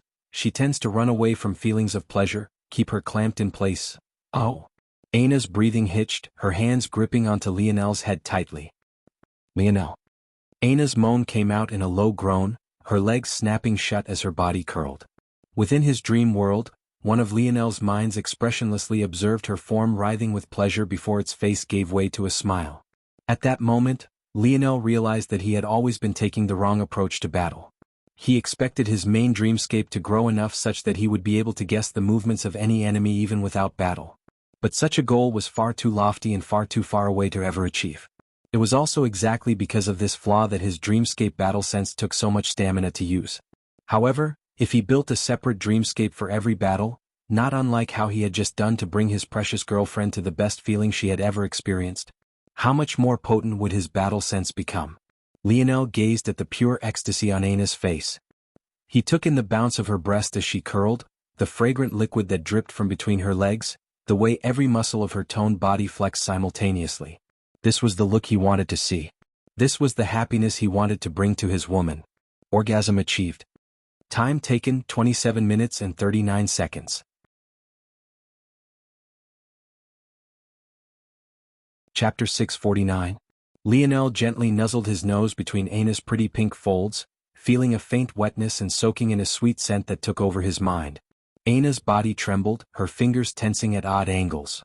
Her mouth opened and closed, seemingly wanting to say something but not having the strength to do so. It was only after Lionel's tongue still didn't seem satisfied that she could only use what remained of her stamina to pull his head up. Her body was weak and feeble. The astonishing power she usually had fading into near nothingness. Things might have been fine if Lionel stopped after the first time, but he hadn't. Aina's body was like a small rowboat swaying to Lionel's whims. By now, she had already lost count of the number of times that strong electricity had coursed through her body. At this point, she couldn't even see or think straight. Lionel felt Aina struggling to pull his head up. He knew that he could easily fight against it. Compared to her usual strength, the current Aina was practically a toddler now. But he didn't. Aina faintly felt Lionel over her again. Her lips puckered gently, searching for Lionel's touch. But she didn't seem to have the strength to do even that. Luckily, Lionel completed it for her. Aina faintly caught Lionel's lower lip, sucking on it slightly before letting go. A gentle smile spread across her face, her eyes half open and half closed. At that moment Lionel's eyes opened, a cold sharpness still within them. Though it slowly faded, Aina was still able to catch a glimpse of it. One would have thought that seeing such a thing would have completely ruined her mood, but her reaction was almost the exact opposite. Seeing Lionel's cold gaze woke up an excitement within her. As though she forgot her fatigue, there was a flame that lit within her heart, fueling a growing want for Lionel to ravage her. The feeling slowly faded, overwhelmed by Aina's heavy limbs and tired eyes. Lionel blinked, realizing that he had made a mistake. "Sorry?" he said softly. He began to explain himself, somewhat afraid that Aina wouldn't like what he had done. Though he had acted for her sake, he could also understand a reality where she wouldn't like it very much. Breaking down such an intimate moment into raw numbers and calculations was something that Lionel could see not many people liking, which was why he had closed his eyes to begin with. If he wasn't worried about it, he would have never tried to hide it. "It's alright though, in the future I won't have to because..." Just as Lionel was about to finish his explanation, he found Aina's small hand over his mouth. Her gaze was still somewhat absent-minded, but now had a bit of focus to it as she looked up at Lionel. "Like it? Don't stop doing it," she said softly. Lionel blinked, not understanding what she meant. Aina blushed. As her mind regained some clarity, she understood what she was saying a bit better. Weren't women supposed to like it when their partners were lovey-dovey? Why was it that she felt so excited when Lionel looked at her so coldly? She wanted to explain what she meant, but she couldn't bring herself to say the words. What was she supposed to say exactly? "I want you to look at me like I mean nothing to you?" Aina's blush deepened even further when she had this thought. Was there something wrong with her? Of course, she was only thinking about the worst possible way her desire could be taken. It wasn't that she wanted Lionel to treat her like she was worthless. Rather, she just liked the cold look in his eyes. She didn't really know how to explain it. Aina had always been the only one completely unaffected by Lionel's suffocating aura and the only one unperturbed by his cold gaze. Well, at least that was what it seemed like. But the truth was that it wasn't that she was unaffected, but rather that she wasn't impacted by it like everyone else was. While others feared it and were filled with thoughts of anxiousness, Aina found it to be like a magnet that drew her closer and closer to Lionel. What she liked the most about Lionel wasn't his charisma, not his leadership, not his handsome looks, his kindness, or even his smile. Of course, she liked those things about him too. Without them, he wouldn't be Lionel. But what she liked the most was his coldness, his detached logic, and his emotionless control. It was his ability to act as though nothing could faze him, as though the world were a meaningless ant to be squashed beneath his feet. That was what filled her with the most infatuation. Aina regained her bearings, the blush on her face receding. The thought of Lionel's cold eyes staring down at her as he broke past her final line of defense was most definitely a fantasy she hadn't thought would come bubbling up like this, but she also knew that this was probably the only chance she'd have at not having to explain it all in so many words. If there ever came a day she had to, she might very well die of embarrassment. So instead, she was thankful she now had a way of making Lionel continue without having to say why. Aina smiled lightly. "You're a smart boy, you can figure out what I mean. Just don't close your eyes next time." Aina already felt a faint anticipation for this next time. If her loins weren't screaming no, she might want it to be right now. Lionel continued to blink in confusion. How could he guess the whirlwind of thoughts in her mind? His dreamscape sputtered and fell flaccid, unable to understand in the slightest. He was just an innocent teenage boy in the youthful stages of his first relationship. How could he know that women could have fantasies sometimes even more elaborate and eyebrow-raising than men? Since Aina had said so, he could only accept her word at face value. Aina used the last of her strength to pull Lionel down to her side, wrapping around him like a koala bear before falling into a deep and satisfied sleep. Lionel found himself looking up at the ceiling, confusion still lighting his gaze. To his right, a beauty clung to his body tightly, her cheek resting on his arm. Lionel suddenly realized that Aina's breasts were pressed flush against his torso. He still couldn't understand how such a petite body could form such mountains. But as though that wasn't bad enough, her leg wrapped over his own, so he could faintly feel the outline of that special place on his skin, the softness of her thighs and those lips hammering against his mind. Lionel looked down at his boxers which still hadn't been taken off from start to finish, the prominent outline of a rod standing at attention clearly visible with nowhere to vent. I think I can give Dark Cloud Prison a few tips on how to torture their prisoners. An illusory tear fell down Lionel's cheek. Chapter 650. Lionel slowly woke up to the feeling of something soft in his palms. His hand subconsciously squeezed at Aina's bottom, the elasticity bringing a smile to his face. How comfortable. His Aina was quite petite, but whether it be her breasts or her bottom, they existed on a plane of their own. He hadn't been bold enough to touch her so freely in the past, but as their relationship grew deeper, he found an odd piece doing exactly this. Pervert. Aina mumbled under her breath, but she didn't open her eyes. It seemed that she still wanted to nap. At the moment she was feeling very comfortable. In the past she wouldn't have dared sleep by Lionel in the nude either. But it seemed a bit silly for her to be so reserved after what happened in the past day. Lionel smiled. How's Hero Peak been? Aina's brow furrowed when she heard this question. Her cheek continued to rest on Lionel's arm, but it was clear that she didn't like this question very much. Or rather, she didn't seem to like Hero Peak very much. The peak is fine, but it's not right. It doesn't make sense for you to still be in the freshman quarters. Aina had obviously known that this would happen, or else she would have never come here to find Lionel in the first place. But that didn't mean that she would be satisfied with such a thing. Lionel chuckled. Am I missing a lot by not joining a peak? Aina bit her lips slightly, but even without saying anything, it was clear that the answer was yes. After a bit, she began to explain and Lionel too realized that he was indeed missing out on a lot. If one thought back to Brave City, it would be easy to recall the number of resources that city had. Whether it was the special force abodes, to the style monuments, and even to the secret formations within the tower at the center that neither Lionel nor Aina got to experience. They were all top-tier places to train. If there were such things for a mere city reserved for recruitment. Just what did the main organization have? Those things were just the tip of the iceberg, but many things Lionel learned in the place were still a part of his main fighting prowess. To this very day, Lionel still used the dream force he gained from Brave City, and it was responsible for the greatest leap in his strength. Even if he ignored that, he used the angelic swordman's movement style almost as often. If Lionel were to have never stepped foot into Brave City, he wouldn't even be half as powerful as he was now. When he put these matters into perspective, it seemed that he was indeed missing out on a lot.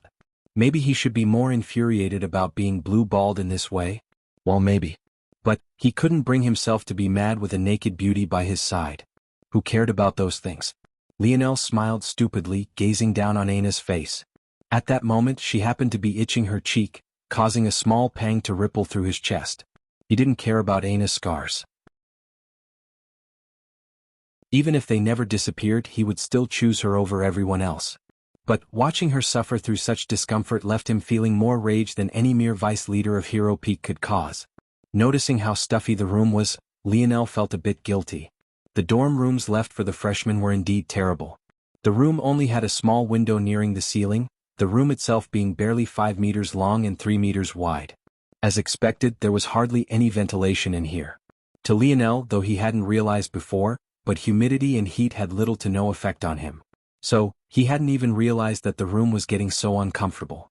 Lionel had never even thought of resources before, but at that moment, the thought of never allowing Aina to suffer bloomed in his heart again. She was his girlfriend, his future wife, the woman he wanted nothing more than to spend his life with. Lionel's gaze flashed with a cold light. Anyone who wanted to make her experience such discomfort deserved to pay a severe price. It seemed he would have to move out of this place. Lionel reached out a hand. With a thought, the concentration of fire elemental force in the room dispersed. It was just a simple principle. There was no such thing as cold. Fundamentally, cold was just the absence of heat. If he wanted to help Aina feel more comfortable, it was just as easy as if he had some sort of ice ability. The itchiness Aina felt plummeted instantly, a sweet smile spreading across her lips. Don't worry about the peaks. Even if I don't join one, I'd like to see if they'd really stop me from using their facilities. Lionel's lip curled. You're going to cause trouble again? Meh. Trouble? Does this look like the face of someone who causes trouble? Lionel grinned. Aina opened her eyes just to give Lionel an unimpressed look. But, unfortunately for her, while Lionel only had to look down to see her, she had to prop herself up on an elbow to see him. The result was Lionel's vision being drawn to two delicate pink protrusions. When Aina realized where Lionel was looking, she blushed profusely, however she didn't get a chance to run away before Lionel's lips found their way to her own. Lionel pulled Aina on top of him, his hands firmly grasping onto her plump ass. His fingers sunk into their softness, a certain member of his standing at attention almost immediately. Aina pulled back from their kiss, her gaze already having become somewhat glossy. I almost forgot I brought you something to eat. Don't you want to? We can eat later? Lionel said quickly, greedily tasting Aina's lips again. Just as the couple seemed intent on entering a round two, a blaring siren rang over the organization. No, not a blaring siren, but rather the sonorous ring of a large bronze bell. Lionel was shocked into sitting up, a single arm of his wrapped all the way around Aina's waist. It shouldn't have been possible for such a sound to reach them through all his protections. It was then he realized that the sound hadn't reached the room. Rather, it was touching upon his senses that hovered outside of it. This was his first line of defense.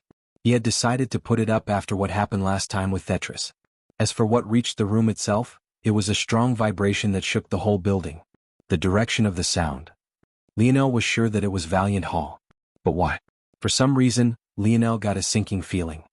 Sparks sputtered in his dreamscape, unable to connect.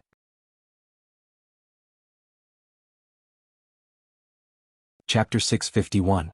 What's wrong? Aina's hazy gaze cleared thanks to Lionel's sudden movement. It was only then that she sensed the vibration of the room, causing her to frown. There's a bell ringing outside. Lionel said after a moment. A bell? Oh. Aina seemed to have realized something. You know what it is? Lionel's gaze met Aina's. You would know too if not for. Aina's frown deepened. She had forgotten because of Lionel's advances, but she was still very unhappy about Hero Peak's actions. If Lionel didn't have the right to join a peak, then considering the talent level of this organization, no one should be able to. Aina shook her head. We can ignore it if you want. After listening to Aina's explanation, Lionel understood. Apparently this bell was meant to call for a meeting. Depending on the tone of the bell, it could be a meeting of all sorts. Apparently in this instance a peak was challenging another. This challenge was usually a battle for resources outside of the annual tournament and only occurred when there was a grudge boiling between two peaks that needed to be quickly settled. However, apparently this wasn't always the case. It was also a court of sorts to expose the wrongdoings of a peak as well. Lionel frowned when he gained this information, because it was completely unhelpful to him. He had a bad feeling, but he had never joined any peaks, so it was impossible to target him through such a thing. It was all too confusing. Am I really just being paranoid? Aina didn't seem very intent on going. She wanted to spend more time with Lionel after so long apart. If it wasn't for Hephaestus, they could at least train side by side, which wouldn't leave her in such a state of longing. But at least for now, it wasn't very possible.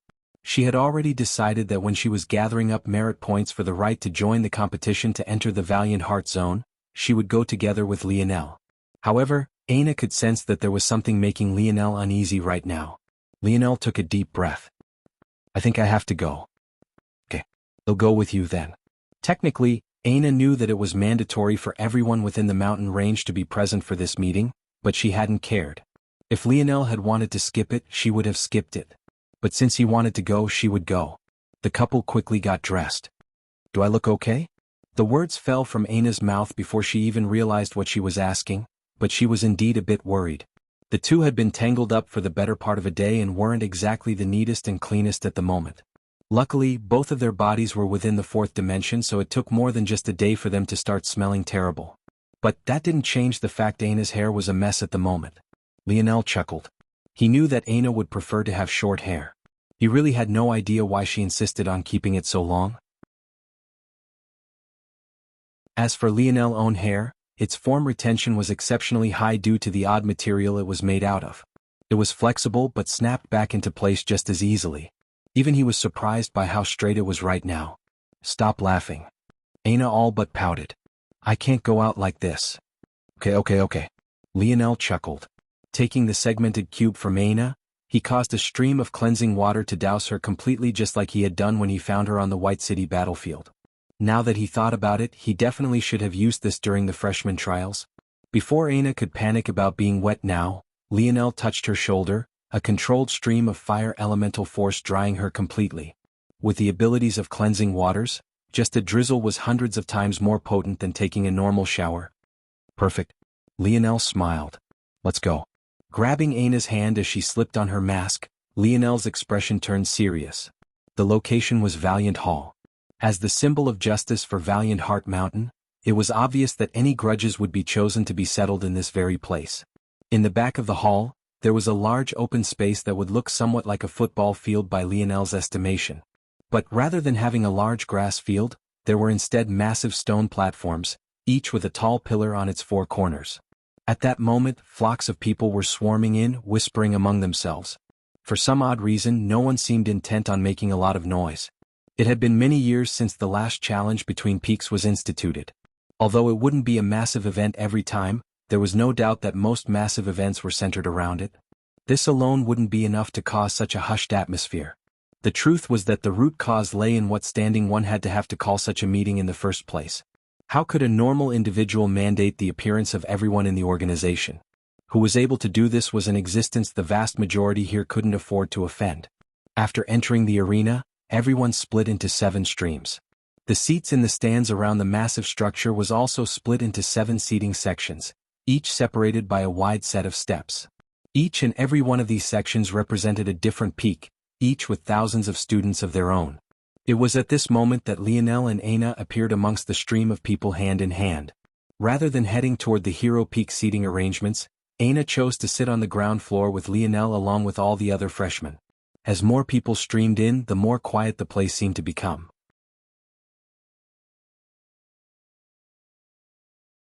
Chapter 652. The freshman seating arrangements were not very well thought out. Since freshmen like Lionel hadn't even been informed of the importance of the bell, it was obvious that not many were expected to appear in the first place. Usually at sporting events, the closer one was to the ground floor, the better. But in this place it wasn't quite the same. With the strength of vision those in the 4th dimension had, the viewing experience would hardly be any different whether they were near the bottom or near the top. Regardless, it was only a difference of a few hundred meters. Thanks to this difference in foundation, those with more strength preferred to sit higher, looking down on those beneath them. This was especially so for the seating arrangements set aside from Founding Peak, the Peak of Elders. Whereas every other peak gained a large somewhat cone-shaped seating section, Founding Peak was the only section that didn't have a range of seats from the absolute closest to the absolute furthest. Rather, the entire bottom section of their seating arrangements were outfitted with stone slabs, leaving just a small section at the very top for sitting. As a result, Founding Peak only had 5 rows of seats as opposed to the almost 100 every other seating section had. With such a grandiose display, not many paid attention to Lionel and Aina to begin with. Even those that recognized Lionel from the posters or saw the Hero Peak emblem on the masked girl beside him, didn't say a word. This wasn't the situation for them to be poking their nose into the matters of others. No one wanted to be the person who caused a scene right now. The Hero Peak stands had a haughtiness about them the other peaks simply didn't. When one became used to standing at the top, this could only be expected. By now, the pride of the Hero Peak students had sunk into their very bones. Nearer the top of their seating section, the leg room increased and the chairs became more luxurious. On the second highest row, one could find a group of old-timers. These were peak-specific elders and they were usually tasked with making sure the peaks themselves didn't get too out of order. But it was in this row that a middle-aged woman scrunched her brows. She kept scanning the Hero Peak section and had taken note of every student that had come, but she hadn't caught the faintest glimpse of the person she was looking for. Could it be that they had really gone off on a mission? What are you frowning about so much, Magneral? Magneral gazed toward the elder who had spoken to her, her frown not lessening. Aina hasn't appeared in more than a day now, but she hadn't said anything to me before disappearing. Now I can't find her. I already told that girl to not go off and do any missions. What good is that brutish battle axe to such a petite young woman? She should be spending more time in the lab. The elder who had spoken just for the sake of idle chatter, gave Magneral a weird look. This was Valiant Heart Mountain. They weren't known for their secondary professions. If not for this, their top force crafter would at least be tier 1 of the 5th dimension. Students came here to learn to fight, not craft or concoct.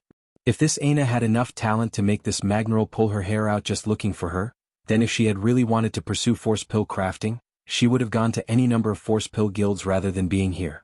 This was to say that for anyone sane, it was obvious that Aina would want to keep swinging her brutish battle axe, right? Plus, from what he had heard, this Aina was quite well known on Hero Peak already, and it was most definitely not for her force pill crafting. But this old man knew better than to say such words to Magneral. Everyone knew how crazy this woman was. Plus, she controlled the highest class food Hero Peak had to offer. No one wanted to get on the bad side of their chef unless they really wanted to die. Of course, Magneral was still aware of all of these things, but Aina was simply too talented. She had practically picked up everything she had to teach in just a month. From a novice, she could already rival a tier 7 or 8 force pill crafter in technique. It was just that her foundational knowledge was abysmal. Whenever that girl did something crazy that Magneral thought no sane force pill crafter would ever do, not only would it seemingly always work out, when Magneral pressed for an explanation, Aina would always say that it was just a feeling. This kind of ability, how could it be wasted on battle? Exasperated by her own rant, Magneral scanned the crowd again only to happen to land upon a mask she found too familiar. The issue was that this mask wasn't anywhere near the Hero Peak seats at all. Finally finding her precious Aina, Magneral sighed a breath of relief. But, seeing that she was also holding the hand of a boy, she froze. Magneral felt her heart shatter into a million pieces as though she was watching her daughter fly off to another home. Don't tell me that she disappeared all this time for a boy? And a freshman who hasn't entered a peak yet after 2 months. Magneral felt as though she was having an aneurysm. But not only did she also not have the guts to cause a scene here despite her elder status, it was then that the stone slabs beneath the founding peak seating section began to shift. A hushed quiet fell over the whole arena. Soon, the rumbling movement of the stone came to a pause, revealing a platform. On this platform sat a podium that a few figures slowly walked out of the darkness to approach. Lionel's eyes narrowed. There were 2 individuals there, one of which he recognized with ease. Hephaestus. His long arms, his terrible posture, his impossibly shredded body, even down to his toothy grin. Lionel recognized it all. Hero Peak? What were they doing?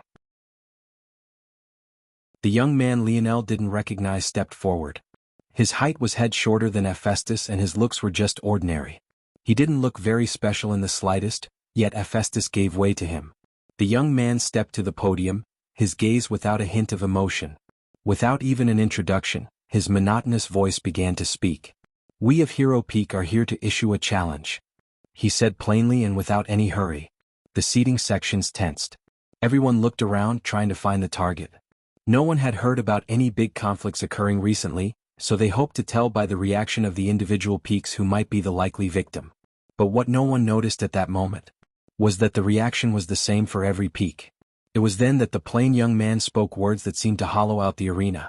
We hereby challenge Valiant Hall for all their wrongdoings. They no longer deserve their throne as peacekeepers of Valiant Heart Mountain and should be demoted back to a peak.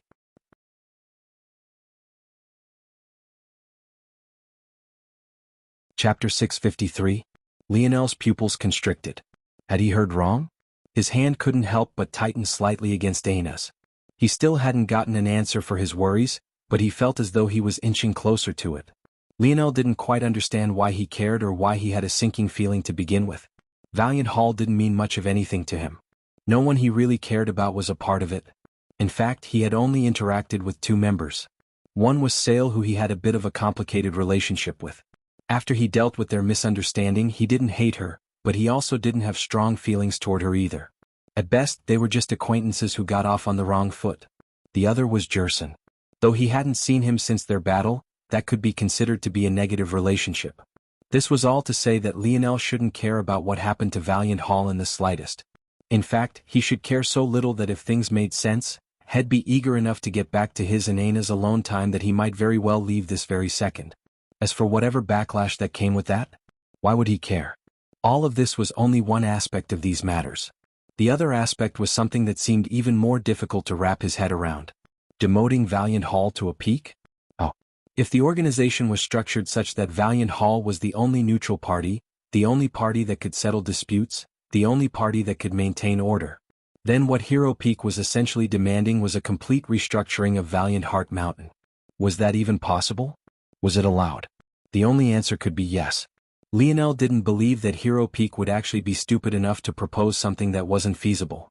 Lionel was faintly aware that there was some competition between Hero Peak and Valiant Hall. But as a new member of their organization, he hadn't paid much attention if any at all. It seemed that those matters hadn't been as small as he once thought. The young man continued to speak unperturbed as though he couldn't sense the shock of the crowd. In recent years, Valiant Hall has had an unprecedented strength in controlling the outcome of matters in our organization. Despite supposedly being neutral, they seem to very clearly have their own biases and have grown corrupt to the point of believing themselves to be infallible. 2 years ago, my Hero Peak proposed a plan to bring our Valiant Heart Mountain out from the brink of despair and back toward a brighter future. But instead of calmly analyzing this plan as they should, Valiant Hall ignored our pleas. In the past, I thought that maybe we were in the wrong. The plan we set forth was indeed ambitious. And though our hearts were in the right place, the truth was that changing the status quo after so long would be jarring for all. However, the actions of Valiant have made my heart run cold. By now, the members of Valiant Hall had been aware of all the commotion. In order to enforce their neutral stance, usually only a few members of Valiant Hall came to organize this event. However, they wouldn't show their faces. Rather, the individuals who opened this platform for the young man to speak were the only members of the Valiant Hall present. When they heard to the words the young man was speaking, how could they not panic? They had thought, much like everyone else, that this would be targeting another peak. The likely guess was Brave Peak or maybe Honor Peak, but they had never thought that it wasn't a peak at all. This may sound odd. If Valiant Hall wasn't here in some substantial capacity, then how would these things be settled upon? The answer came in 2 layers. First, the crowd, with the only exception of freshmen who had yet to join a peak, would vote on the validity of the arguments presented. As long as there was a majority acceptance for the claims levied, the final outcome would be decided by combat. Whatever battles that occurred would be restricted to the youth as a way of maintaining the majority of the peace in the organization. But, with this came a massive issue. By now, if everyone didn't know who this young man was, they'd be too foolish. This young man was a legend in his own right, the most powerful youth on Valiant Hall Mountain, a young man who would soon grow into a man that could overshadow even Valiant Hall Mountain's head. Despite his plain appearance, despite his unhurried words or his monotone delivery, even despite his relatively short stature, he was the most respected student of Valiant Heart Mountain. The hero. Rayline. Finding another member of the younger generation to defeat him? Was that a joke? The moment Hero Peak stepped forward, this matter was as good as over. As long as their evidence was strong enough, Valiant Hall didn't stand a single chance. But the question was their evidence strong enough? The fact that they dared to call this meeting seemed to signal that the answer to this question was yes. And the moment Rayline began to speak on these matters, was the exact moment they realized just how true this was. Rayline stretched out a hand. Understanding his meaning, Hephaestus immediately handed over a scroll. Unfurling it without much fanfare, Rayline allowed the end of the scroll to clatter against the ground. His actions seemed unhurried and without theatrics, but anyone who understood anything about human psychology could realize just how terrifying this Rayline was. Lionel didn't notice it, but Aina definitely did. His gaze only grew colder and colder, not moving from Rayline from start to finish. At that moment, it was hard to tell exactly what Leona was thinking of.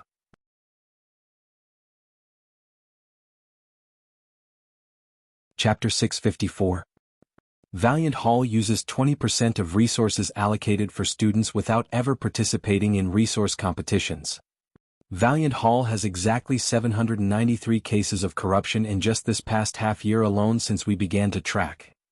Case 1. Student Adderall, guilty of embezzling merit points. Case 2. Student Zyron, guilty of embezzling merit points. Case 3. Student Feanor, guilty of embezzling merit points. Case 7. Student Ren, guilty of exchanging merit points for favors. Case 8. Student Enkas, guilty of exchanging merit points for favors. Case 11. Student Morgo, guilty of exchanging merit points in exchange for sexual favors. Like a monotonous drone, Rayline began to list all the instances of the past half year. The stories were packed with such detail that one found it difficult to believe that they were fake. Things were only made worse by the fact these individuals of Valiant Hall weren't present to defend themselves. Things only continued to become more and more oppressive the more time Raylion spent speaking. It seemed that he had done things on purpose, placing the most benign crimes ahead of the quickly worsening ones. Explanations of exploitation, theft, and even sexual assault and violence were described in vivid detail, leaving many sitting in a state of half being at a loss and another half truly uncomfortable. Case 22, Student Sailor, guilty of. Case 31, Student Kiers, guilty of. Case 47, Teacher. The moment Raylion said the word teacher, the entire arena seemed to have deflated. It wasn't the kind of deflation one might experience from a waning balloon, but rather the kind that one would experience the second after a bomb dropped. The kind of deflation where the world lost its sound, color and feel before a blinding light and a cacophonic boom assaulted the senses. Up until this point, Raylion mentioned no one but students. Though these matters were serious, especially since many of them were in high positions, it felt as though this matter could still be dealt with easily. At the very least, if it was only the young that were corrupt, things would be easier to handle. But the moment Raylion said otherwise, it felt as though the whole world came to a grinding halt. Arnla, guilty of skipping out on private tutoring and stealing the merit points of students for nothing in return. Case 48, Student Nige, guilty of. Case 49, Student Rill, guilty of. Case 50, Teacher Ven, guilty of. There was no respite.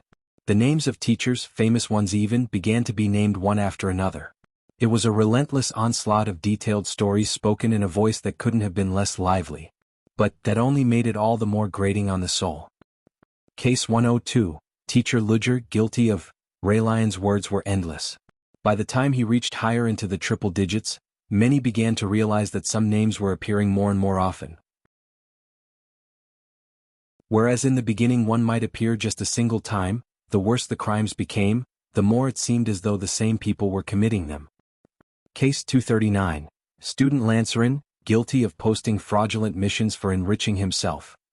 Case 243, Student Lancerin, guilty of. Case 331, Teacher Dirwin, guilty of using disciples for labor without teaching appropriately in response. Case 334, Teacher Dirwin, guilty of. Case 549, Teacher Poole. Case 561, Teacher Poole. Case 792, Teacher Ingson, guilty of selling Valiant Hall's inventory to the merchants. His actions were learned of by one of his students, resulting in her rape and subsequent death. Case 793, Teacher Ingson, guilty of gross negligence. In a campaign against our sworn enemy, the Oryx tribe, his decisions led to the death of 14 geniuses of our valiant Heart Mountain. The only survivor has been bribed into silence and has suffered through untold humiliation, Sale liars. Lionel's gaze, by now, was boring holes into Raylion.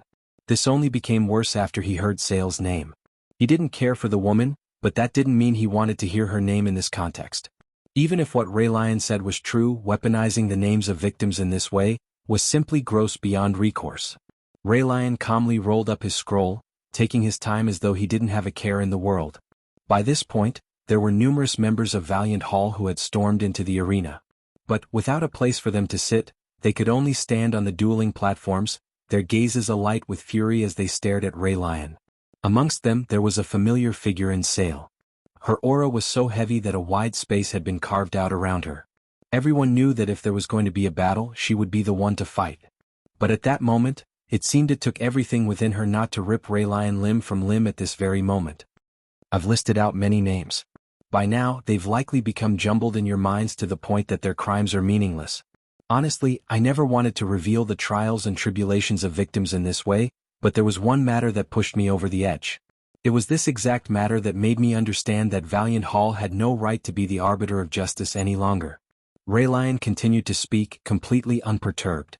6 months ago, a brave city on a small fourth-dimensional world known as Terrain accepted 3 disciples. This seems like a story we all have been through, however that isn't the case. There is nothing about this story to be respected or revered. Of these 3 disciples, only one actually went through the necessary trials and earned a right to stand by our sides. As for the other 2, they were let in through the back door. A murmur went through the crowd, but Raylion seemed to have not noticed. This was truly an unfortunate case. Whether out of jealousy or spite, this 3rd disciple, a man who should have become one of our brothers, was killed by one of these two disciples before ever getting the chance to step foot onto our mountain. The name of our lost brother is Anared Kiefer, may we mourn his loss. The crowd grew silent, a bubbling animosity brewing in their hearts. Unfortunately, this is only the beginning. The killer of our worthy brother appeared at our gates no more than 2 months ago. Intent on keeping his lofty status, he disregarded our customs and disrespected his seniors, even to the point of smearing our treasures and weapons as trash. The end result was 3 of your fellow brothers bleeding to death while hanging from a tree. And what did Valiant Hall do, you might ask? Out of fear for this person's background, the matter was swept under the rug and ignored. I wish this was the end of our story, but unfortunately it is not. In retaliation, our brothers did the only thing we could. Since we didn't dare to offend a man with such a powerful background, we could only try to smear his name. But no more than a week after our only path toward redemption was taken, Valiant Hall stepped in once again, not only allowing the destruction of King of Or's faction, but also removing our posters and smothering our hearts. Ray Lion swept his gaze over the crowd, his gaze just as expressionless.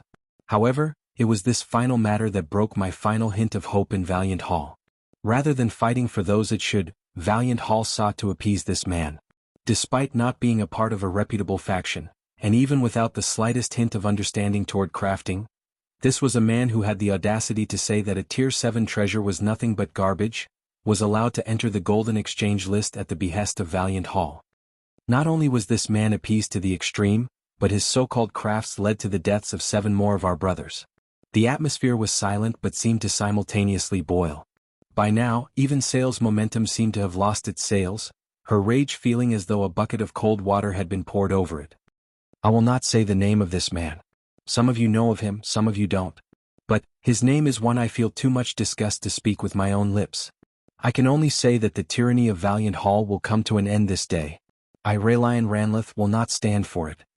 Raylion finished and stepped from the podium, his expression just as calm and unhurried. They say that the worst movements in all of history always had a common enemy. There may have never been a Nazi party had the Jewish never existed. It seemed that Raylion had decided to make Lionel exactly that.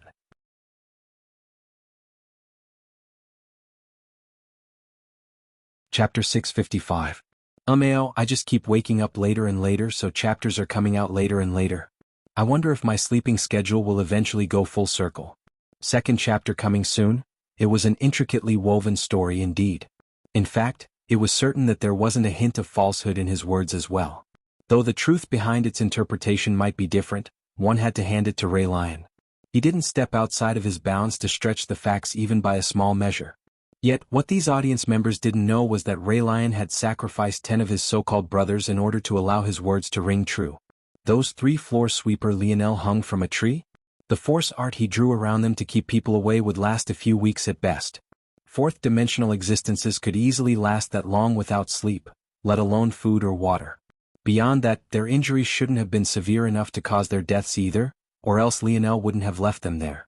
It was no wonder Lionel didn't hear anything about those 3 after the initial instance. Hero Peak had already decided to make them a part of this plot from the very beginning. Then there were the 7 who supposedly died from Lionel's crafts.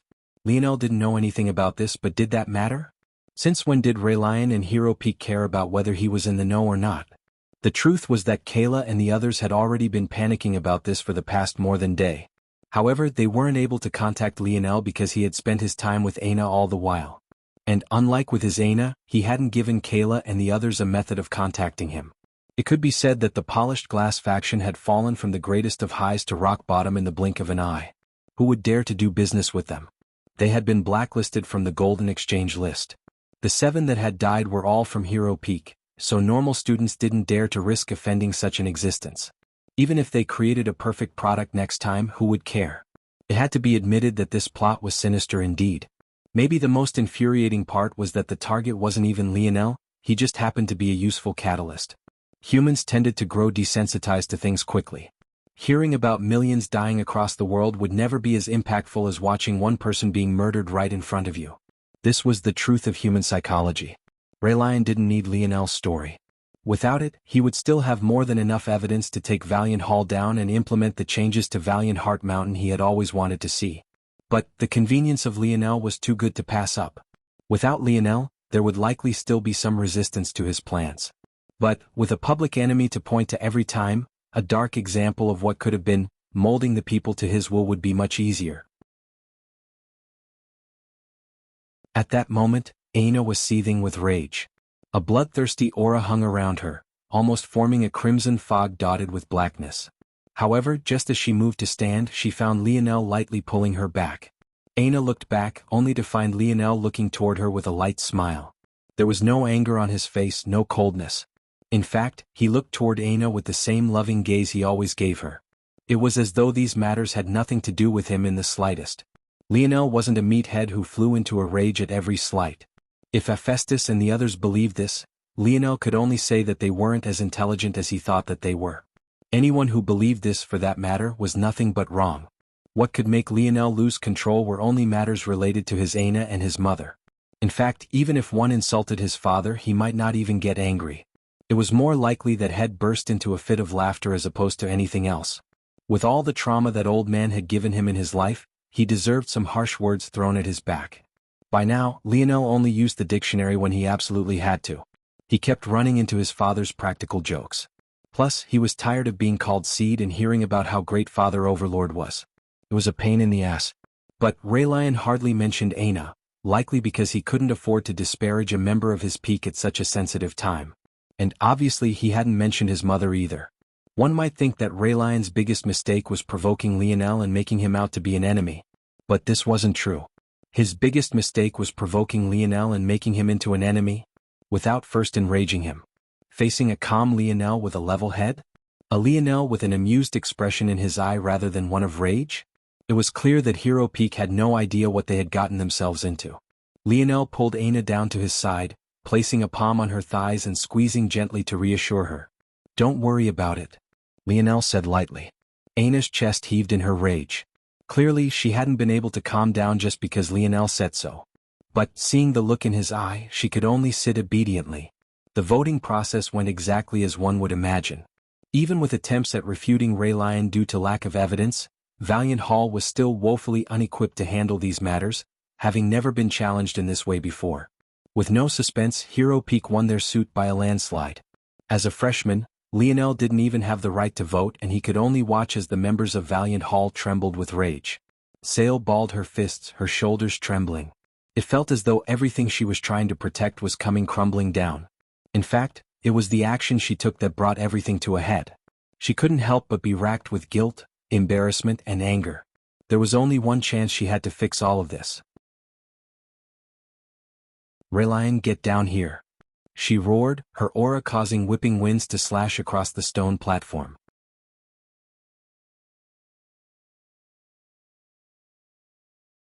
Chapter 656. Big Sis. Jerson's face was filled with all sorts of complicated emotions. She could feel Sale's rage, but he also knew it was all futile. Defeating Raylion? It was impossible. Everyone knew how terrible his ability was. Even if he never trained an ounce of force in his life, he would be an undefeatable force. To ask Sale to carry this weight on her shoulders was no different from asking her to walk through a wall of fire. She might not even leave this place in one piece. Raylion looked down from the stone rising, his gaze just as expressionless. As though Sale's challenge didn't mean anything to him, he began to speak again. Now that the will of the people has been spoken, the context of the coming battle must be laid out. The crowd grew hushed once again, their emotions still boiling from the recent events. This was the most important part of every trial. After the majority agreed, the wager would be set. This wager would decide what changes would occur and what spoils would be given to the winner. Usually, this would just be a change in the percentage resource allocation. But something was telling the crowd now that this would be a much larger change. Raylion brought out another scroll and handed it to Hephaestus. With a toothy grin, Hephaestus accepted the scroll and leapt down from on high. His stride was so long that he practically did the splits in the air, plummeting down more than 20 meters and landing with a soft thud on the toes of his feet as though it was nothing. Hephaestus cracked his neck, standing amidst the ground of Valiant Hall members without a care in the world. It was as though he didn't fear them lashing out at all. "Well, aren't you all going to scram? I have a battle to fight," Hephaestus said with a wide, toothy yawn. If everyone didn't understand what was happening by now, they'd be fools. Rather than stepping forward himself, Raylion had actually sent Hephaestus to battle in his stead. This sort of nonchalance. Sale's chest was steaming pile of rage by this point, but she could only watch as the valiant hall crowd parted for Hephaestus to walk through them. With light toss, Hephaestus threw the scroll into a bowl. Immediately afterward, it erupted into a pillar of flames, but he didn't react much to this. It seemed that he was already prepared for this outcome. "It's been set," Hephaestus said with a grin, beginning to exaggeratedly stretch out his body. "Are you idiots still not leaving yet? There only needs to be 2 people up here." Hephaestus showed not the slightest hint of respect for the valiant hall members, forcing them to clear out even beneath their seething anger. "Are we really going to allow this?" Within the Founding Peak section, the elders had been watching the happenings without a word from start to finish.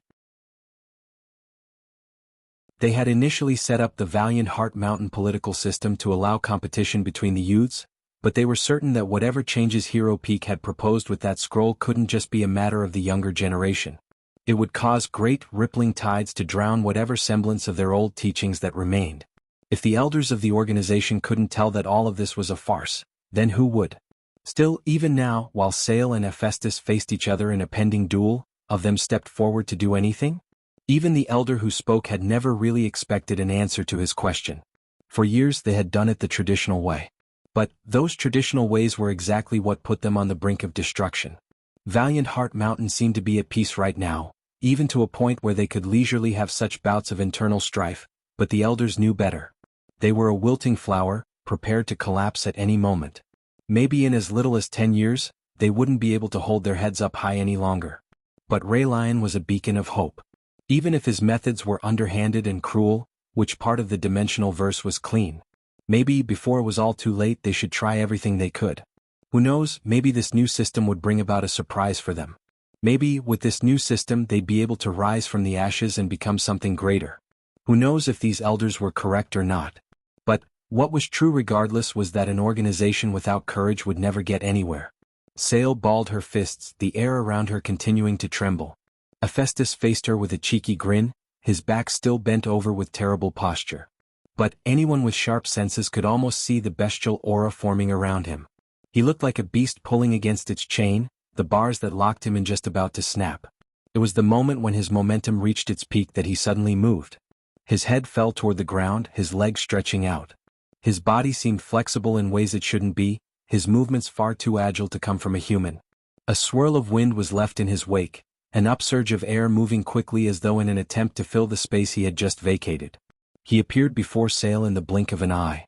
Her face was still seething, her fists still balled tightly to the point her nails were outlined in a coating of dripping blood. Hephaestus' long legs whipped forward, his lanky arms tightening around his body. The sudden shift made the torque of his hips reach astonishing levels. It felt as though a viper was snapping at her head rather than a foot. It didn't seem impossible for such a strike to decapitate her entirely. It was then that Sale finally moved, her rage bubbling forth. Bang! She crossed her arms in the path of Hephaestus' foot, the torrent of raging winds causing her hair to flutter and even her cheeks to deform slightly. It sounded like 2 steel plates had collided, neither willing to give in to the other.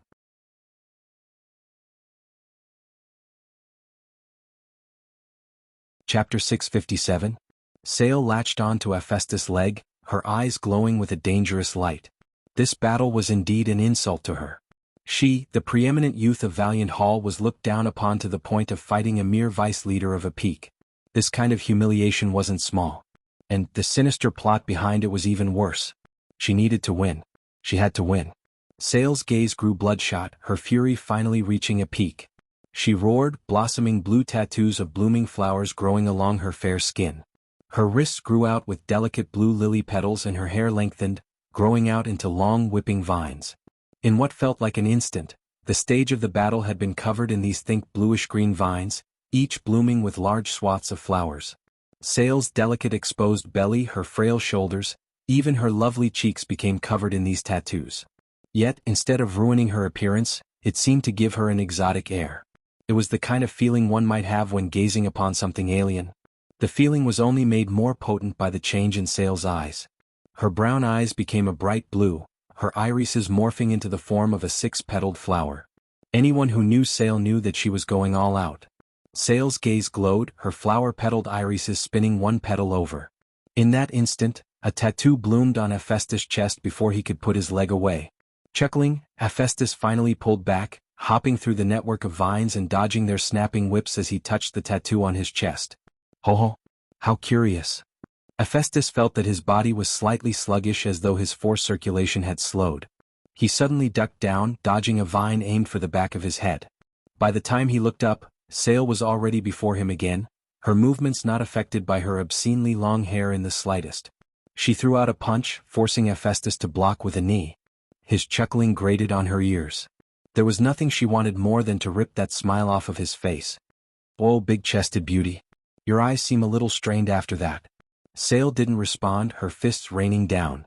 The petals that surrounded her wrists suddenly separated, forming a hovering crown of sharp blades around her knuckles. Hephaestus' pupils constricted. His back arched backward until his palms touched the ground. The muscles of his torso flexed and writhed, his feet kicking up toward Sail's chin.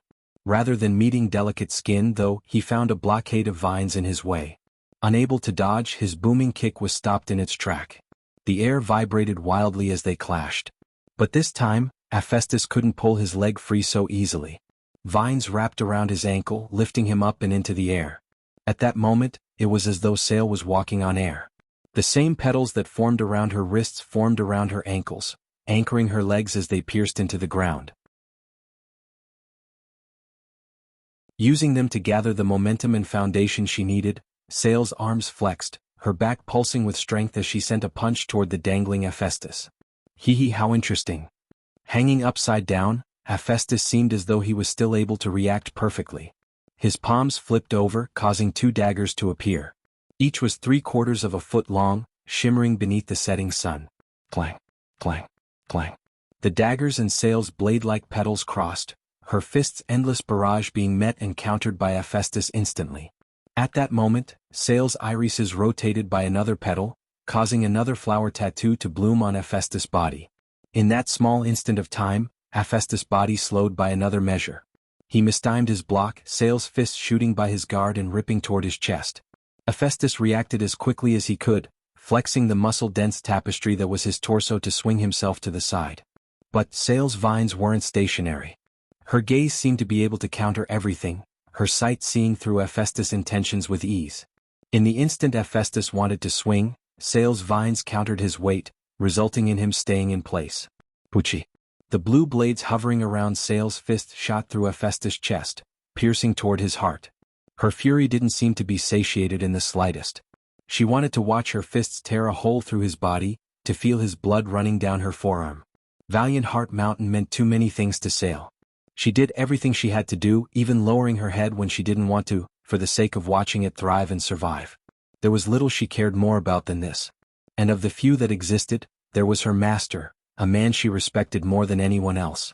Yet, not only was Hero Peak trying to force her dream to crumble, they were actually attacking her master in the process and dragging his name through the mud. She couldn't tolerate it. Sail roared, her fists driving forward. Her stance sunk downward, the petals around her ankles anchoring her into the ground as she pushed with all her might, the veins in her eyes practically bursting apart into a sea of red. At that moment, Hephaestus coughed, his body racked with pain. "Oh, are you trying to kill me, big-chested beauty?" Sail's pupils constricted. She found her petal blades were stuck, not because Hephaestus had caught her arm, but rather because she couldn't seem to slice through the bones of his rib cage. Taking advantage of Sail's shock, Hephaestus spun, rapidly slicing apart the vines around his ankle and landing nimbly to avoid the vines that covered the ground. He looked down at his chest, watching the blood trickle down the blue tattoo that now covered it. He looked back up and grinned, licking his lips. But all Sail saw were the vertical slits his pupils became.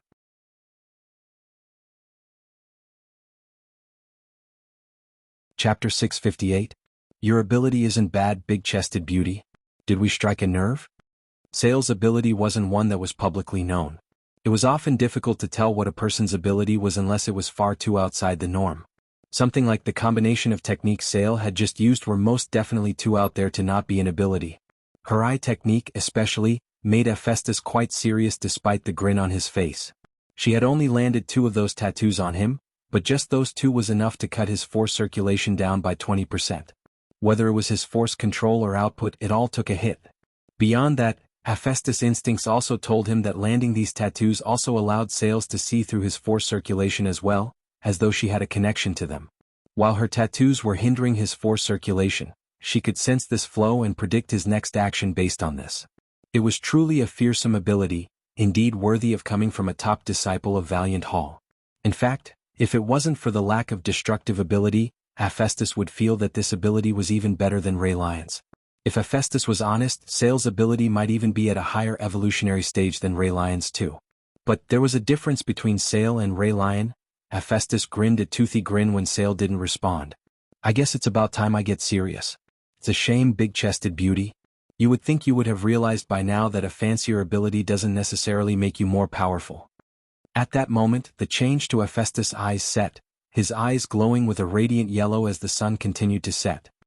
His muscles wiggled and writhed, seemingly intent on bursting out from Hephaestus' tanned layer of skin. If Sail's ability made her a radiant diamond, Hephaestus' ability was just a copper coin found by the roadside. Sail could use all these beautiful tattoos and flower petals. As for Hephaestus, his ability was known simply from its title, Beast Mimicry. Author's note: stay away, Kiba. Hephaestus could copy the physique of any beast he consumed the meat of into a humanoid figure. It allowed him their agility, their flexibility, their strength and their instincts all in a human form. Of course, he could do this with beasts only powerful to a certain limit. Or rather, the more powerful the beast, the more of its meat he would need. Even a lower-level beast would need tens of carcasses for him to devour. However, even though Hephaestus could do so with any beast, he didn't. Rather, there was just one beast he liked to consume. One of the most powerful beasts of Valiant Heart Mountain.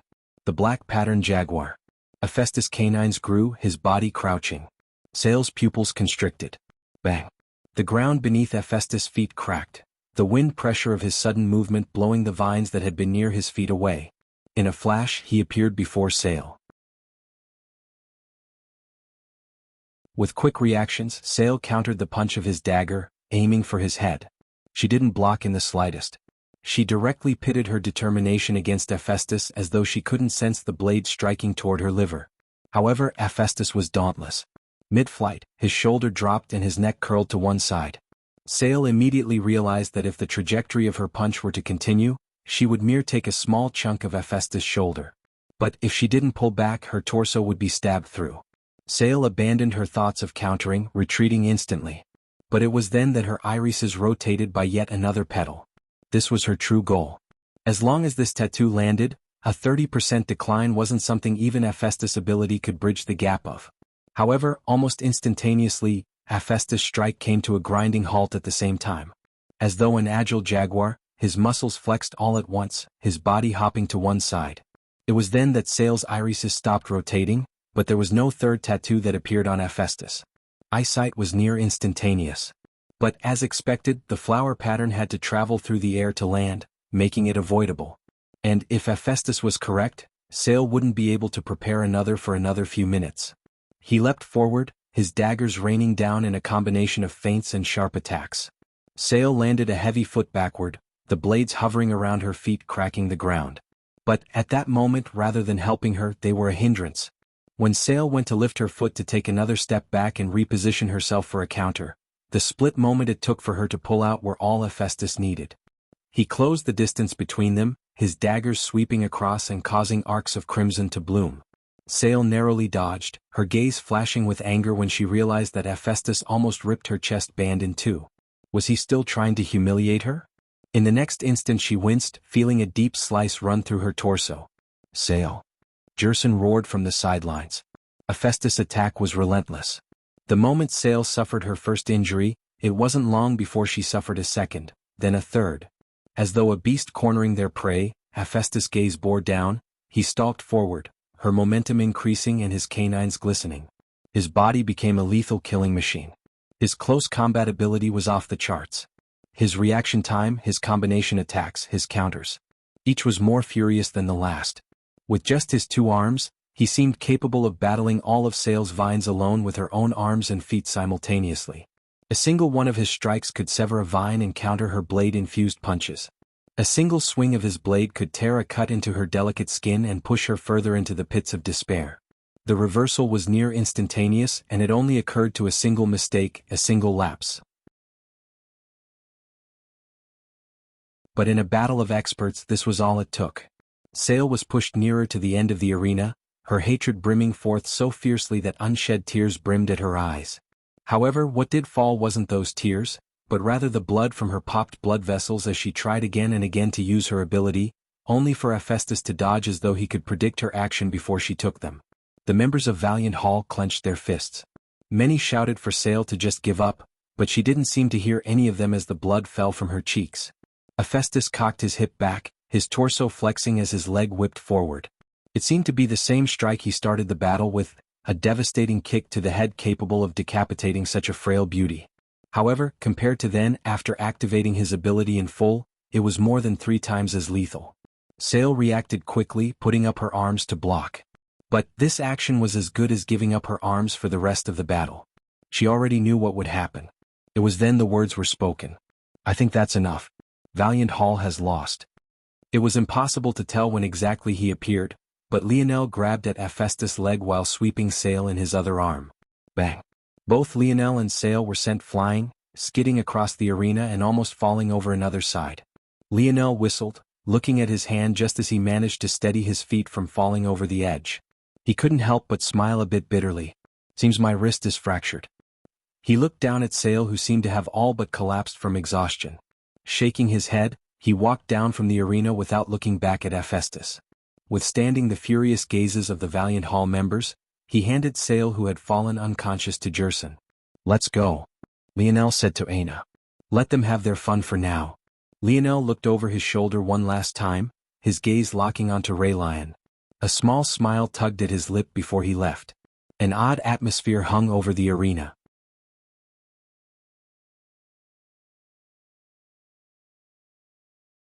Chapter 659. Those in the arena found it difficult to wrap their heads around what had just happened. They had all thought that some knight in shining armor was planning on swooping in, yet after saving Sail, this mysterious person hadn't done anything else. No one was sure how this person appeared, or how they even managed to stop Hephaestus' furious kick without suffering severely for it. It was as though he had simply teleported to the location. Of course, there were some who made the connection between this mysterious person and the posters that had been recently taken down. By extension, they also realized that it was this young man who was meant to be considered their public enemy at the moment. But this only made things more confusing. On the surface it made sense. Since Valiant Hall and this young man were in cahoots from the very beginning, didn't it make sense for him to save Sail? But on a deeper level this was pure nonsense. Raylion had painted a much different picture. The narrative he had formed wasn't one of mutual interest, but rather one of a man with a powerful background preying on the corruption of Valiant Hall. If this latter story was the truth, would the arrogant young master described ever care to save anyone useless to him? In fact, shouldn't he be raging about since his name being swept through the mud? The odd shift in the atmosphere occurred without a single word being exchanged. But what was done was done. The moment Sail was unable to battle, Hero Peak had already won, and the changes they wanted to implement to Valiant Heart Mountain would soon rule all of their lives. Yet, in the moment he should have been basking in his victory, Raylion's expressionless gaze flickered. Only the well-learned, thoughtful, and intelligent would be able to reach the second layer of analysis needed to understand the underlying oddity of Lionel's actions. The vast majority of people were not this and still felt that Lionel had acted because he was allied with Valiant Hall. But the support of such people was meaningless to Raylion. Such fools who could be so easily swayed could just as easily be swayed in a new direction tomorrow. Even as the first to leave the arena, allowing them to walk through the empty streets of the city, Aina was still fuming. Though her enraged expression was hidden beneath her mask, Lionel still thought that it would be boundlessly adorable. "There's no need to waste your emotions on them," Lionel said with a chuckle. Still, in thanks for his efforts, he received a glare in return. Aina wasn't wrong to feel this way. Lionel always saw blood when someone poked at Aina, yet now he was telling her to not feel enraged for the vice versa. He was definitely being a hypocrite. Still, Lionel continued to chuckle. He really didn't care about this very much. In fact, he was almost happy it happened. He found this to be much more interesting. He could even see a quicker path toward curing Aina now. How could he not be happy? Seeing that Aina was still upset, though, Lionel sighed. "What I did at the end was really the most I could do under those circumstances. Proving my strength or displaying my force-crafting ability wouldn't have been as impactful as you think. In the story he painted of me, the Raylion guy implicitly acknowledged my prowess. How can someone who is weak kill 3 Hero Peak members and destroy King of Or's faction? What infuriated the people most was my sense of superiority, so how would proving my superiority all the more help me? It would at most be short-term satisfaction that could easily be spun on its head, especially since I had no legal pathway to participate in these matters. Aina bit her lip beneath her mask, knowing that Lionel was correct. Had Lionel been a part of Valiant Hall, things might have been different. In the worst case, he could just battle Hephaestus personally, even though he had apparently underestimated the strength of this vice leader. None of these are reasons to be smiling. Aina finally said. How could I not be smiling? They're about to give me exactly what I want the most. Lionel grinned. Aina looked up toward the side of Lionel's face in confusion. Think about it, Hero Peak has already effectively been the ruler of the peaks for a long time now. They control 20% of the resources just like Valiant Hall does, and no one can challenge their position due to their apparently undefeatable leader. With their strength, they have the power to sway the politics of Valiant Heart Mountain any way they please. And those elders have apparently already decided on Raylion being their next head, so they're allowing him to do whatever he wants. Knowing all of this, what else could Hero Peak possibly want? Where is there more power for them to grasp? What could they do to claim more strength for themselves? Aina's eyes narrowed. Weaken the other peaks. Exactly. They don't care to take over Valiant Hall's position. What would that do for them? They already control much of everything without the forced label of having to be neutral. In that case, their goal is to break the balance and weaken their opposition, and the best way to do that is to abolish the peak system entirely. Aina's pupils constricted. Just snatching away more resources for Hero Peak wouldn't work. Raylion would just end up fueling the discontent of the more common talents of Valiant Hall. In that case, he has to snatch those resources away using an above-board manner. In order to stop the laymen from realizing what's happening right under their noses, Hell abolished the peak system, opening up Valiant Heart Mountain. In the old system, Hero Peak would always be capped at 20% of the resources. But, if there is no longer a Hero Peak, it becomes a free-for-all, and suddenly that hard cap becomes much larger. Aina calmed, her irises flickering. He wants a place where the law of the jungle truly rules. Exactly. You don't have enough resources? You must be too weak. Why would you blame others for your own failures? Lionel said in a steady tone. But why would I fear such an environment? At that moment, Lionel suddenly heard the sound of a sneer. You certainly talk a lot for a freshman without a peak.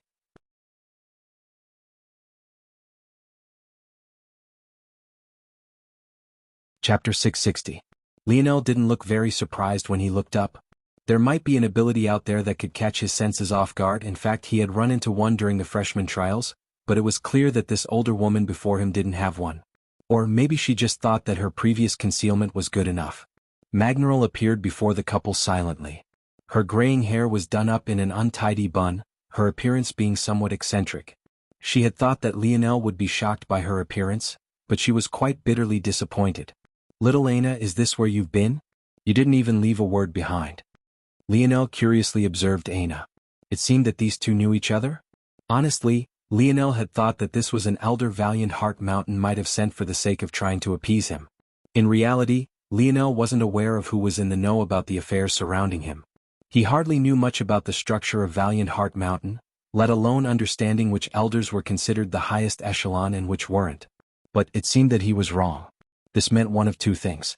Either Valiant Heart was no longer afraid of offending him, something that was highly unlikely, or the highest echelon weren't aware that he had been dragged into this matter at all.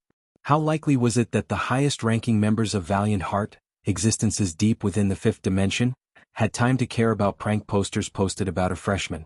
They might not even understand who Raylion had been referring to. Elder Magneral, what brings you here? After a small hint of surprise, Aina politely responded just the same way one would expect someone younger to speak to a member of the older generation. How could I not come here and see who my disciple is frolicking about with? You know, the reputation of a young woman is very important. Aina's brow wrinkled. She had felt all right with leaving this woman because she had already learned everything there was to learn from her after engrossing herself in study for almost 2 months. Magneral kept insisting that Aina become her disciple, but Aina's perspective on such things was different from Lionel. Lionel might not care very much about such a title. He had grown up on Earth, so the importance he attached to the word master wasn't very high. In his mind, it wouldn't be much different from having another coach. However, to Aina, who was far deeper into her understanding of this world in comparison to Lionel, she knew the heaviness one placed on such a title. Aina would accept her as a teacher but a master? Aina didn't think they were fated in such a way. Yet, this woman kept calling her a disciple and was now commenting on her relationship. Lionel wasn't quite sure how to step in even though his brows were raised at an odd slant. "I'll keep Elder Magnaral's words in mind," Aina said lightly. Magnaral shook her head, feeling Aina pulling further away. Seeing that this wasn't working, she turned her attention toward Lionel. "Boy, how did you get involved in these matters?" "What matters?" Lionel blinked. "Do you take me for a fool? Even if I wasn't aware before, there's most definitely a grudge between you and Hero Peak.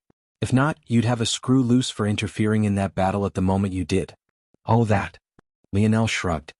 "Is having a few grudges with Hero Peak a big deal?" "Of course it is a big deal. You don't need to pretend. I know you suffered no small defeat thanks to that one attack. If you can't even withstand a single strike from Hephaestus, what makes you think you can take on Ray Lion?" Lionel really wasn't sure whether to laugh or cry at the antics of this old woman. He didn't even know what her purpose here was exactly. He found it difficult to get mad at an old lady who had to strain her head to look up at him just to meet his eyes. Rather than Lionel, it was actually Aina who didn't like Magnaral's words very much. "Elder Magnaral, I think that's enough." The old lady frowned, clearly not liking the tone of Aina's voice. "Don't you know that being embroiled in these things will only slow down your speed of improvement? If you have grudges with such powerful students so early on without having the strength to protect yourself, you'll be hampering your own growth. Are you willing to allow yourself to be dragged down?" Aina's gaze sparked, but Lionel pulled her back. "Thank you for your kind intentions, Elder Magnaral," Lionel said with a light smile. "Bah, who's your elder? The biggest thank you that you could give me is leaving Aina alone." Lionel smiled and pulled Aina along to walk past Magnaral. He seemingly didn't take the words of this old lady to heart. However, Magnaral was stunned. She was an elder of Valiant Heart Mountain. Was she really being ignored like this? She was just about to snap with rage again, when she suddenly heard Lionel chuckling about something. "I really don't get it. Why do people think I'd be afraid of someone who didn't even dare to say my name?" Magnaral stood frozen in place, her next shrill comment caught in her throat.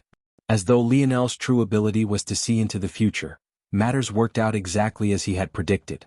The peak system was abolished, no longer requiring students to join specific peaks for the sake of using unique resources. Rather, everything now functioned via a merit system. Due to the distrust many had for Valiant Hall, all previously earned merit points were deemed null with the sole exception of those gained via battle missions which had easily verifiable conclusions. With Valiant Hall abolished, a new neutral party was needed to be constructed. But rather than forming a separate existence, a council was constructed. This council, known as the Valiant Council, would be made of the most senior youths. It was hardly a surprise that the majority of this council was quickly filled with former Hero Peak members, among which was a certain King of Ors Seriath who had seemingly vanished during the past month. It was while these vast and sweeping changes were occurring that Lionel brought Aina back to Kayla's home, only to find a far gloomier atmosphere than even he was expecting.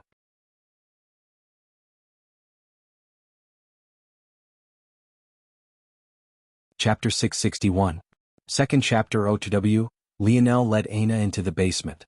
The sudden movement caused everyone to look in his direction simultaneously, their gloominess on full display. Kayla smiled somewhat weakly when she saw Lionel.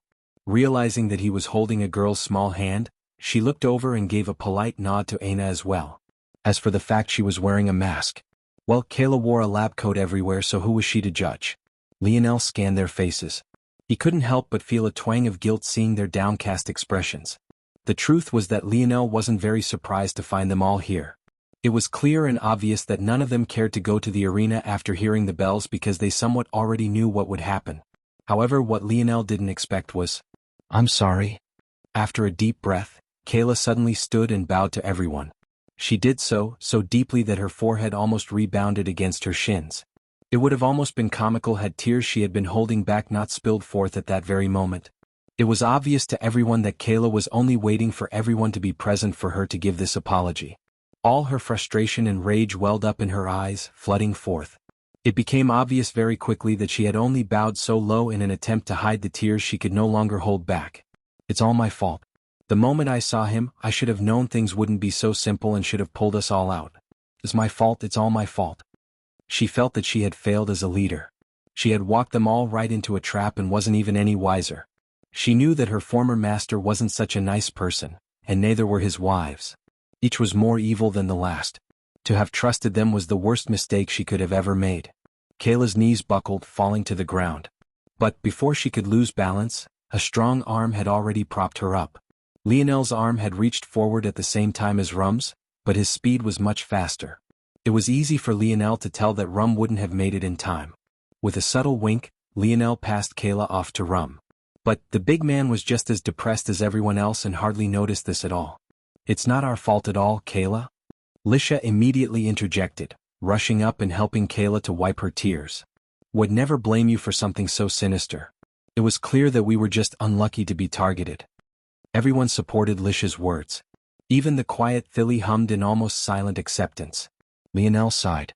If there was anyone to blame, it would be him. Kayla was a convenient target, not much unlike he was.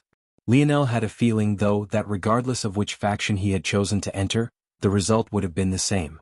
Now, not only had their name been dragged through the mud, but all the resources they had poured into their products were considered to have been wasted too. They had no ores left, their merit points were now deemed useless, and even if by some miracle they managed to recover, who would buy from them? Realizing this, even with the comfort of everyone, Kayla couldn't hold back her stream of tears, her shoulders quaking. Years ago, she had left the safety of Valiant Hall because she believed her master wasn't looking out for her. Since then, despite having poor combat prowess as a crafter, she managed to join Brave Peak and claw her way back, gathering a group of friends and setting out to build her own faction. Unfortunately, things like this never went smoothly. Everywhere she went, it seemed that she would run into another roadblock. Whether it was the soaring price of ores, the monopoly on stores, the difficulty in completing a novel design with her lack of knowledge. It was like continuously climbing one mountain after another. Yet, when she finally reached the peak of the last, instead of finding shining sun and colorful rainbows, she found a steep drop into an endless abyss she could never climb back out from. All those years of torture and laborious work didn't break her, but this most definitely did. Aina clenched her fists watching Kayla's breakdown. She didn't know of her story, but she could still feel a shadow of something familiar when she looked at her. It almost felt like Aina was watching a possible ending for herself. The dimensional verse was a cruel world. Hard work didn't necessarily mean you would succeed. The successful like to think that they reached their level simply because they did and sacrificed more. But this was nothing but the rose-tinted glasses of the rich and privileged. Hard work guaranteed you nothing. Sacrifice guaranteed you nothing. For a long while, Lionel stood and said nothing. He crossed his arms across his chest, allowing the group to comfort each other. Watching them support their leader in her time of need made his heart warm, but one wouldn't be able to tell by the look on his face. Lionel emotionlessly watched it all from start to finish as though engraving this moment into his mind. Every tear, every tremble, every sob. He imprinted it all. Eventually, Kayla managed to hiccup her way into a semblance of a steady breath. She felt quite embarrassed by her actions. Her plan was to apologize and then try to prepare a future path for everyone, likely without herself. But instead of succeeding in this, she had made a bumbling fool of herself. She looked toward Lionel with a hint of shame on her face, but all she saw was a sturdy pillar, standing there as though the world couldn't impact him in the slightest. Lionel suddenly smiled, but somehow, it seemed detached, as though it was a reflex rather than a display of his genuine emotion. Now that that's out of your system, Lionel said slowly. Do you want to watch Valiant Heart Mountain dance on the palm of your hands?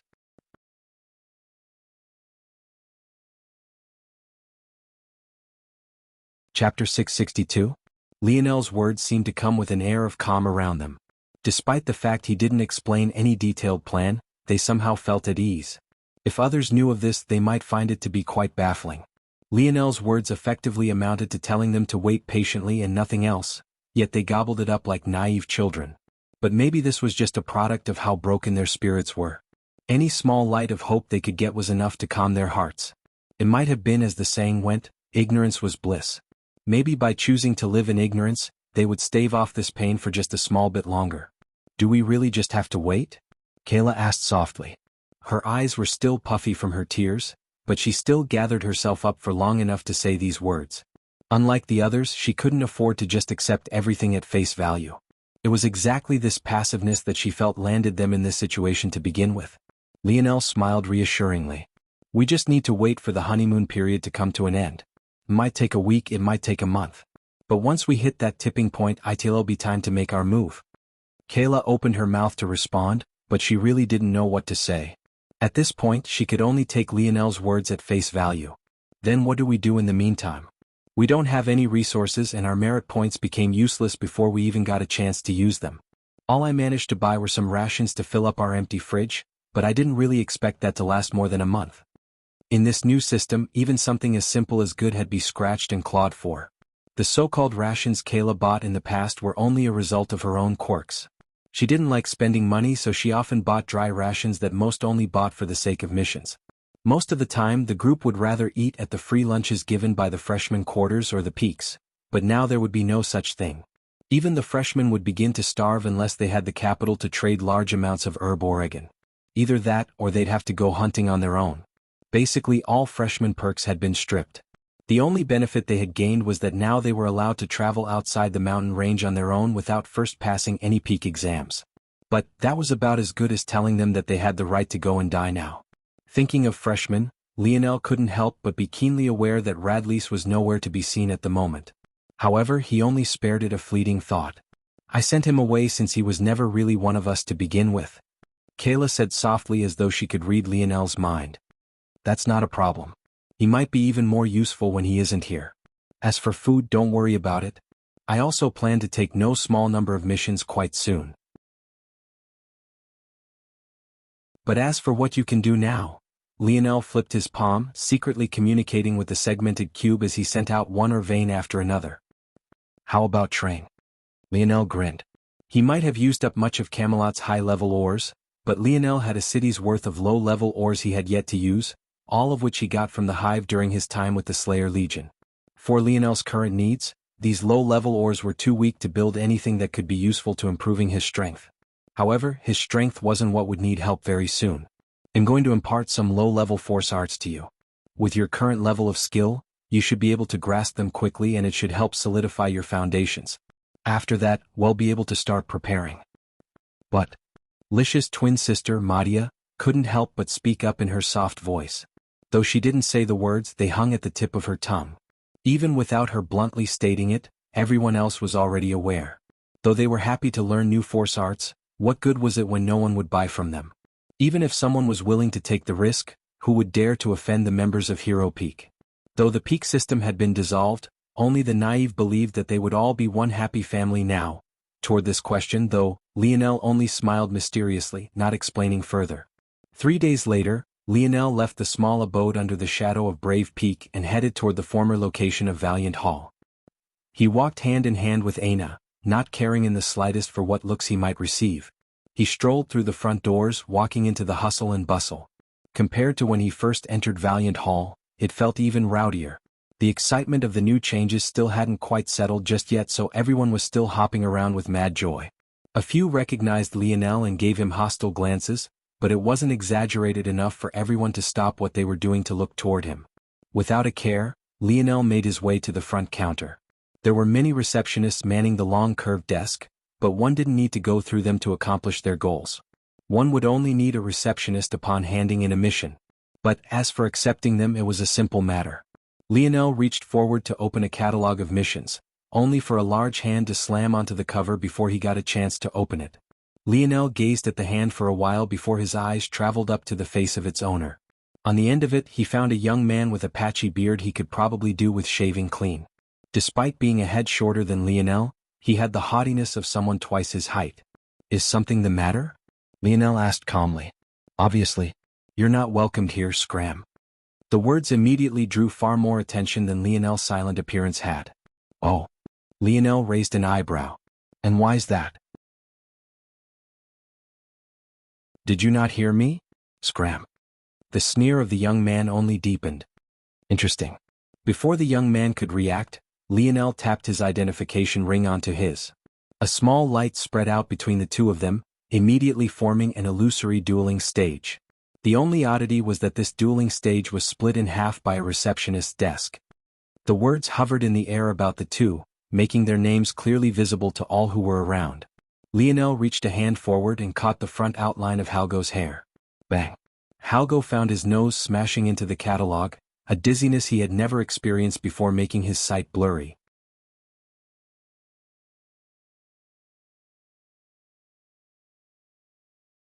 Chapter 663, Bang. The first hit left Halgo in a complete daze. But the second made his vision go black. The last thing he felt was a rush of heat to his nose before he collapsed to the ground.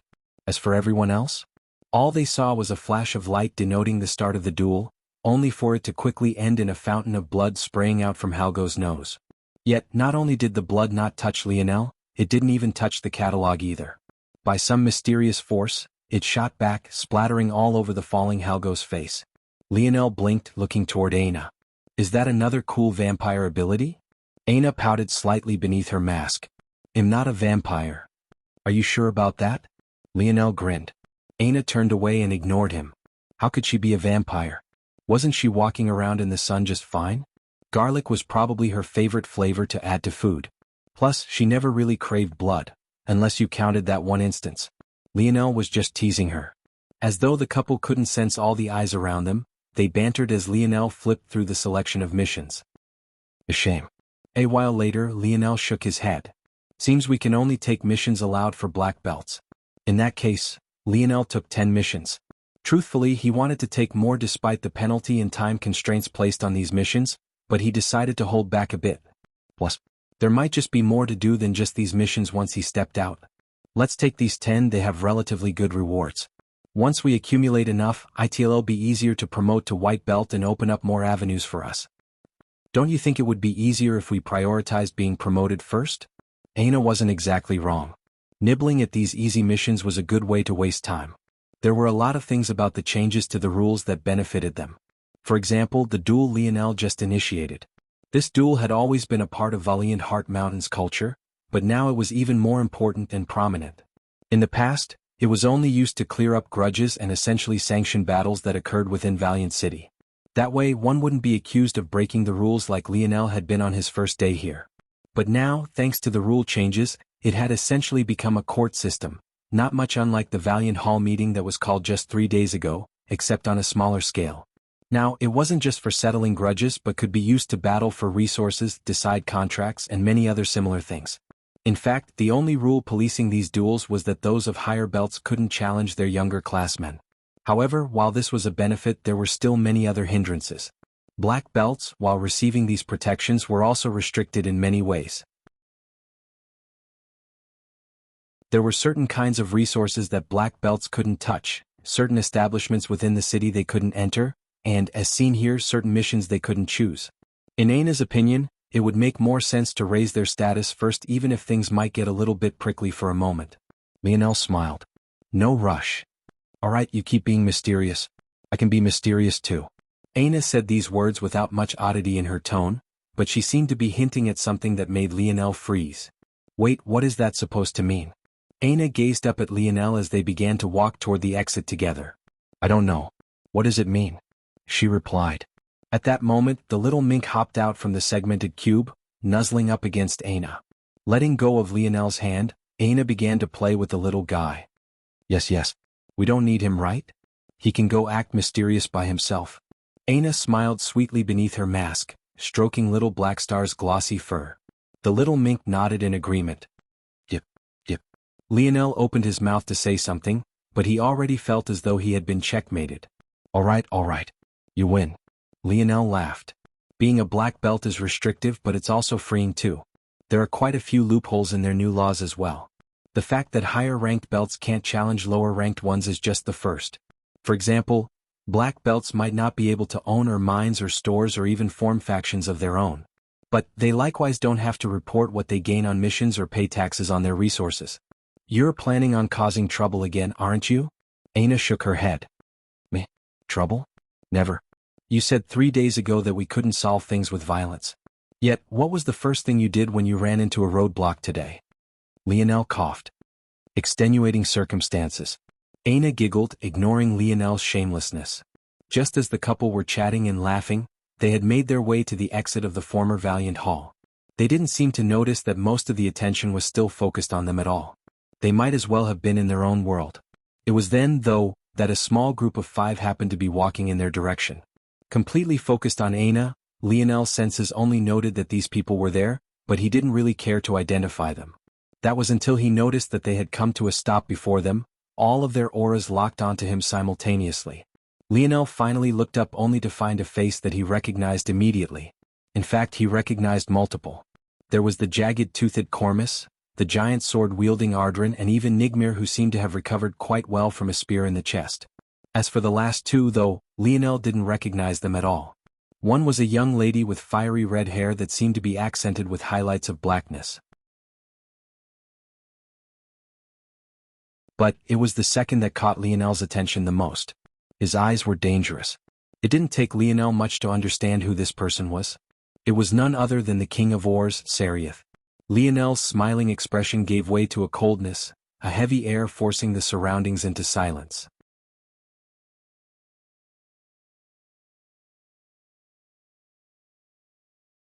Chapter 664. Sarioth had a tall stature, being just 2 or 3 inches short of Lionel. From his exposed torso, he didn't seem to be very muscular. In fact, compared to the others Lionel constantly ran into, he could be considered to be average at best in terms of physique. Other than being somewhat lean, he didn't have any other standout qualities. However, it wasn't his physical stature that made those around him feel uncomfortable. It was most definitely the look in his eyes. Meeting his gaze felt like locking onto a venomous snake. He seemed capable of peering through everything, his intuition and sharpness reaching a level that most couldn't hope to ever even touch. Sarioth was very used to people looking away when they saw his gaze for the first time. Even if they recovered later, that first instance would leave a mark on their soul. However, to his surprise, Lionel didn't seem to be one of these individuals. In fact, he locked onto Sarioth as though he was a beast who had finally found his prey. The flood that was Lionel's aura made it feel as though the gravity in the surroundings had grown by a factor of 10. Hardly anyone dared to breathe too heavily, scared to gain the ire of this beast. I received word that there's been a disturbance here. Sarioth suddenly spoke, far more quickly than anyone expected him to. Others would have assumed that this standoff would last much longer, but Sarioth was far too cunning for this. Seeing that he had lost to Lionel in momentum, he immediately shifted tactics. Care to elaborate?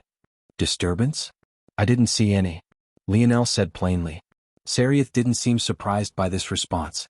He continued to speak unhurriedly. Are you aware that lying to a member of the Valiant Council is considered to be an act of rebellion? I'm well aware of all your little rules, Lionel replied. Unfortunately, though, disturbance isn't clearly defined within your bylaws. So, I can only interpret your question to the best of my ability. If, though, what you meant was to ask if a battle had occurred, then the answer is yes. But this was a sanctioned battle recognized by Valiant Heart. Sarioth's gaze narrowed. Oh? In that case it seems that I've made this trip for nothing. Indeed. Lionel nodded, moving to walk by Sarioth. But you also seem to have a habit of doing exactly that, no? Sarioth didn't react much to these words, but Nigmir's forehead vein bulged. It seemed like he wanted to attack any moment now. How could he not tell that Lionel was referring to the matters of that day? In fact, it felt as though he was publicly mocking them.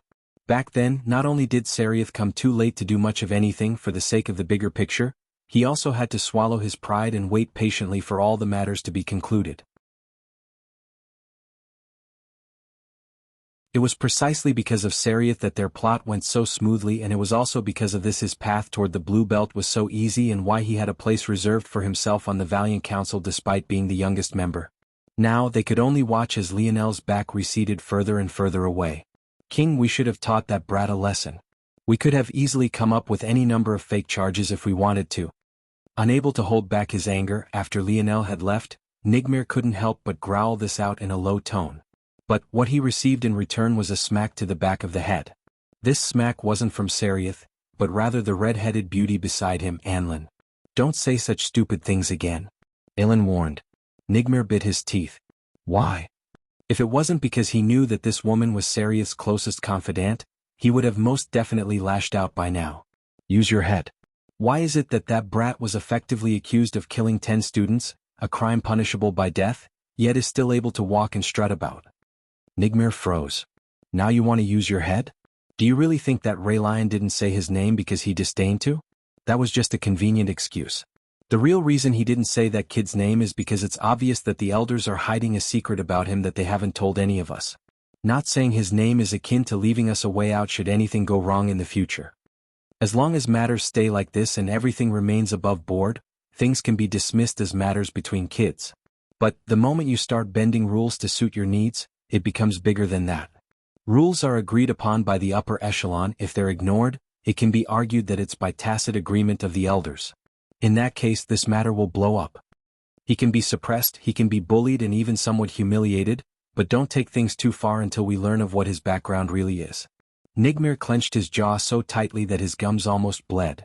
Are you trying to tell me that we should just let him strut about as he pleases because he comes from a powerful family? Are you a child? Anlin snapped. That's exactly what I'm saying. The world isn't fair. You better put that murderous intent of yours away. It's not like you can defeat him anyway. The only reason Raylion pitted himself against this Lionel so firmly was to force the elders to choose. He sees himself as the future of Valiant Heart Mountain and can't allow the elders to be swayed by the potential of outside support. None of that means that he's willing to become enemies with such a family. If you want to seek death, do it yourself. This arena we're playing in right now is a duel between those two. Read some history books if you want to find out what happens to those who stick their noses into the battle between two lions. Sarioth didn't say a word from start to finish.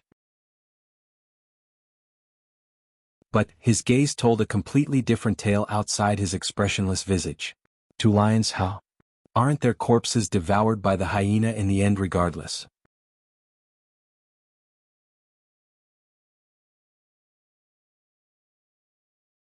Chapter 665. You aren't going to do any work? Aina sent a glance back toward Lionel, standing over a beast corpse.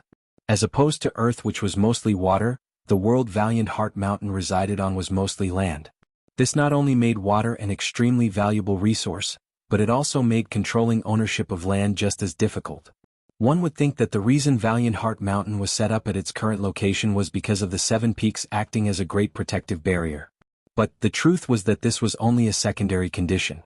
The main reason that location was chosen was due to the floating islands. Namely, the waterfall phenomenon on said floating islands.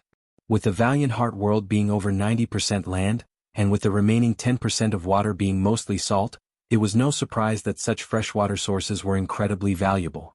This was all to say that many of the missions Valiant Heart handed out in exchange for merit points were population control missions. Of course, not population control for people but rather beasts. One would think that with such a low supply of water, the population of beasts would also suffer, and this line of thinking wouldn't be wrong.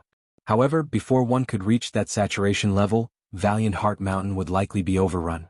As one might expect, then all of the missions Lionel chose were targeted toward these matters.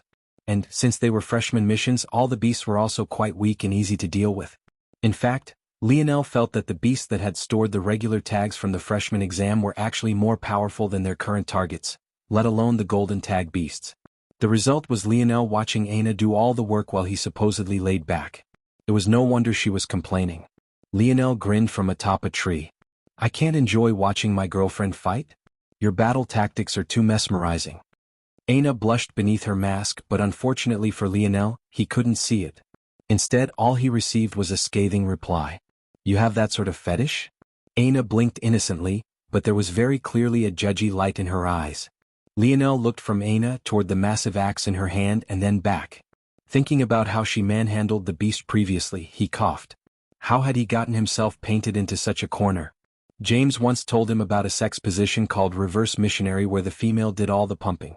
Lionel remembered thinking that it was absolutely ridiculous. What kind of man allowed such a thing? But now he was being painted out to be that man. He really couldn't afford to get into a war of words with this girlfriend of his. How was he always on the losing end? Lionel coughed. A fetish for petite beauties? Of course. Aina burst into a fit of laughter. Hiding her own kinks while teasing Lionel for his? Would she be a good girlfriend if she didn't do at least that? Truthfully, I'm trying to model your fighting style. Lionel hopped down from the tree. With swift movements, he cut the right paw of the massive bear off and placed it into his spatial ring. As for the rest of it, he gazed at Aina. Do you think it would make good meat? Aina took a quick look before shaking her head no. With that, the two quickly left the area, needing 7 more right paws to finish their quota. What do you mean by modeling? Aina followed after Lionel. With his senses, It was basically like a compass that always led them to the next target quickly and safely. She had no reason not to trust him. I'm working on a new ability. If it works out, it will allow me to quickly complete a prediction model for an opponent after a few exchanges in battle. But coming up with the perfect parameters is a bit difficult. Not many would understand what Lionel was saying, but considering Aina had been in Class A alongside Lionel, she of course understood. Sounds like the weather problem. Aina commented offhandedly. Predicting the weather had been the bane of all meteorologists on Earth for centuries. One would think that after the turn of the 25th century it would be easier. But ironically no. In fact, the Ascension Empire had an easier time forcing certain weather patterns through their terraforming technology as opposed to guessing it with 100% accuracy. The so-called weather problem Aina mentioned was actually one the pair learned about in one of their many philosophy classes. Ironically, it had very little to do with the field of meteorology. In the schooling system of the Ascension Empire, that you thought was far less important than how you thought. The weather problem essentially emphasized the importance of taking hold of the future in your own hands and not being passive. Who cared if you couldn't predict the weather if you could cause the weather? The instant Aina said those words, Lionel's feet came to a grinding halt. His actions were so abrupt that Aina, who had been running diagonally to him, crashed into the side of his shoulder and spun like a top. But before she could fall, Lionel caught her waist and rose her into the air as though she was a baby rather than a full-grown woman. You're a genius. Lionel happily laughed, bringing Aina down into a strong hug. Emma, I can't breathe. Sorry. Lionel grinned wildly. He would have planted a kiss on this girl had she not been wearing her mask. That was right. Creating a perfect predictive model was a tall task. It would probably require as perfect an understanding as he had for the spear for every weapon in existence, not to mention a myriad of other factors. Even if Lionel slowly built a model mid-battle, how many exchanges would it take? Would it even be worth it? Would he be defeated before the model even finished? Or would he defeat his opponent long before, thus making his efforts useless? But this could work. Just as Lionel was about to answer to Aina's questioning gaze, his head snapped in a certain direction. A powerful howl reached their ears followed by the screams of humans.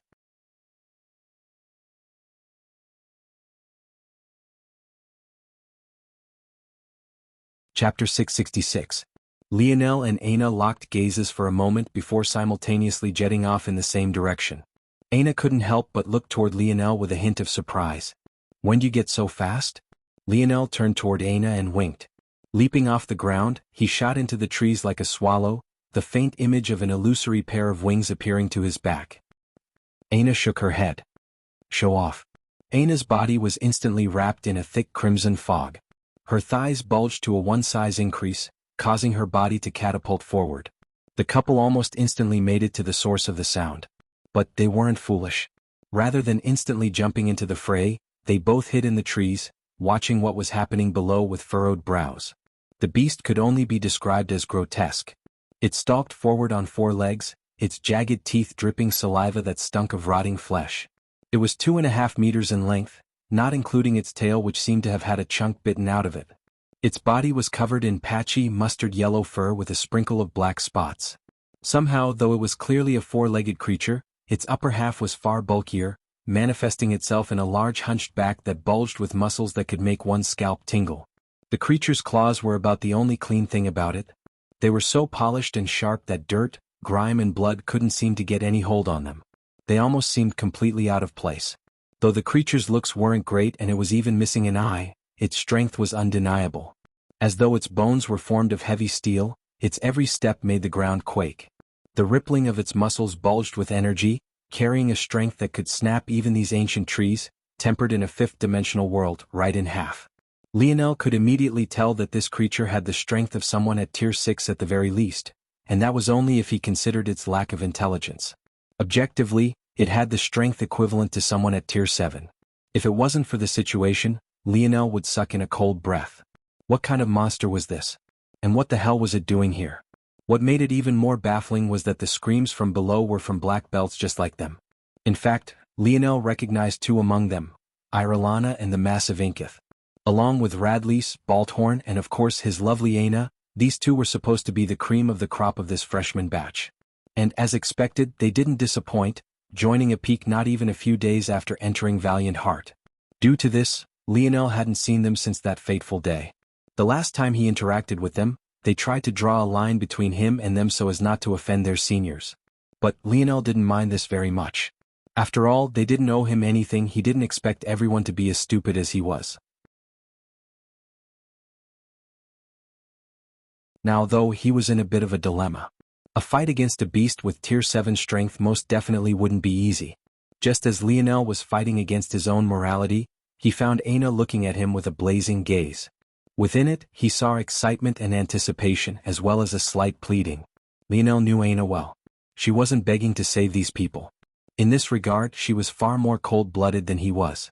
Rather, she wanted to battle. Lionel grinned. All right, let's do it. Dip, dip. Sit tight, little black star. Dip, dip. Yes. I know you want to fight too. But I want to test something. Aina shot out of the tree that instant, leaving deep footprints in its bark. She fell like a speeding bullet, her palm flipping over to reveal an axe shimmering of gold and red as she landed heavily on the ground between the group and the creature. Lionel stood, his expression turning a jarring cold as a bow appeared in his hands. His breathing grew steady, his heartbeat slowing to a crawl. Every blade of grass seemed to be reflected in his mind. The speed of the wind, the humidity, the shade of the trees and the rays of the sunlight, all of it was perfectly formulated. The group of freshmen below were stunned. At first they were happy beyond measure, but when they noticed the black belt around Aina's waist, they fell into despair once again. Run. One of them yelled. It might have been nice had these words been targeted for Aina, but they very clearly weren't. The words had hardly left his lips before he turned tail. The only thing he wanted was for Aina to last just a few more seconds than the last person did before getting ripped apart. Maybe then he would be able to escape. Lionel's senses locked onto this person, but soon he wasn't the only one running. A group of what was at least 7 only had 3 left in the blink of an eye. Lionel couldn't be bothered to care anymore. This was the world of the dimensional verse. Over time he was getting more and more used to it. Aina faced the creature as it ripped into the corpse of a freshman, one of its paws anchoring the carcass down as it used its sharp teeth to rip into the poor kid's chest. Sensing Aina, it looked up, its one eye turning hostile instantly. Lionel stood within the tree, his breathing relaxed as Aina brandished her axe. Dream model. Lionel's gaze flashed, his dream force churning as the 3 stars of his ethereal glabella began to rotate faster and faster. Lionel knocked 3 arrows, releasing them all at once as Aina charged. One whizzed a centimeter from her earlobe. The second deflected slightly off the neckwear that hung from her shoulders. The last shot just beneath her elbow as she raised her axe. If anyone was looking on from afar, it would seem as though Lionel was trying his best to kill Aina and she just so happened to subtly move enough to dodge all his attempts.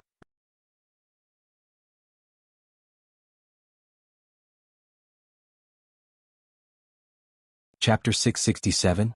As much as Aina trusted Lionel, the feeling of whipping wind slicing so close to her body couldn't help but make her freeze for a moment. It wasn't like Lionel had never supported her from the rear like this before. In fact, this was their favorite battle style whenever they fought together. The main issue was that usually Lionel's arrows would be half a foot from her at the closest. He had never towed the line like this before. Luckily, Lionel had already accounted for the chance of Aina freezing. His arrows tore past her, 2 curving toward the snout of the prowling creature and the last shooting for its last remaining eye. Distracted by the arrows, the creature couldn't take advantage of Aina's lapse, immediately finding itself targeted in some of its most sensitive regions. The creature reacted quickly, swiping its paw and knocking down all 3 arrows at once. Trust me. Lionel's voice drifted to Aina's ears. Aina had already begun to move, her axe descending from the skies with a valiant strength. Lionel's gaze flickered, several simulations layering in his mind at once. After his training, Lionel was able to split his mind into 27 ways. Originally, Lionel had been planning to rely on this to complete Dream Model. By now, Lionel was able to simulate matters of the 3rd dimension with a probability infinitely close to 100%. Even when it came to matters of the 4th dimension, he had a better than 90% accuracy. The issue came in that 90% was not good enough in battle. It worked fine when Lionel had time to complete thousands upon thousands of simulations for the sake of his crafts. But in battle, if he tried to do such a thing, he would be asking for death. At best, in battle, he would be able to use his 27 minds to complete 27 simulations in a split second. This was nowhere near enough with such a low accuracy rate. As if this wasn't bad enough, The accuracy of Lionel's simulations in a controlled environment versus one with endless variables varied wildly. It was one thing to simulate the creation of a craft in a laboratory with no outside influences, but how could it be just as easy to map out the simulation of a living, breathing being? When Lionel ran into this roadblock, he was enlightened during his time of intimacy with Aina. Rather than trying to have the perfect parameters already formed pre-battle, why not build them in the midst of battle? This would give him far more flexibility and it would also take far less stamina. However, it was then that Lionel was met with yet another stone wall. Lionel became like a machine, his arrows raining down in an endless avalanche. Every time, they would narrowly slide past Aina, almost making it seem as though she was spontaneously dodging every time. Lionel's gaze grew fiercer and fiercer, his fire rate increasing.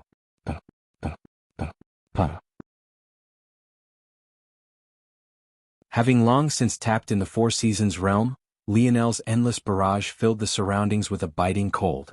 It felt as though a relentless hail was falling. The combination of both he and Aina made the creature constantly backtrack, its steely body becoming peppered with terrible wounds. This is it, Aina had brought enlightenment to Lionel.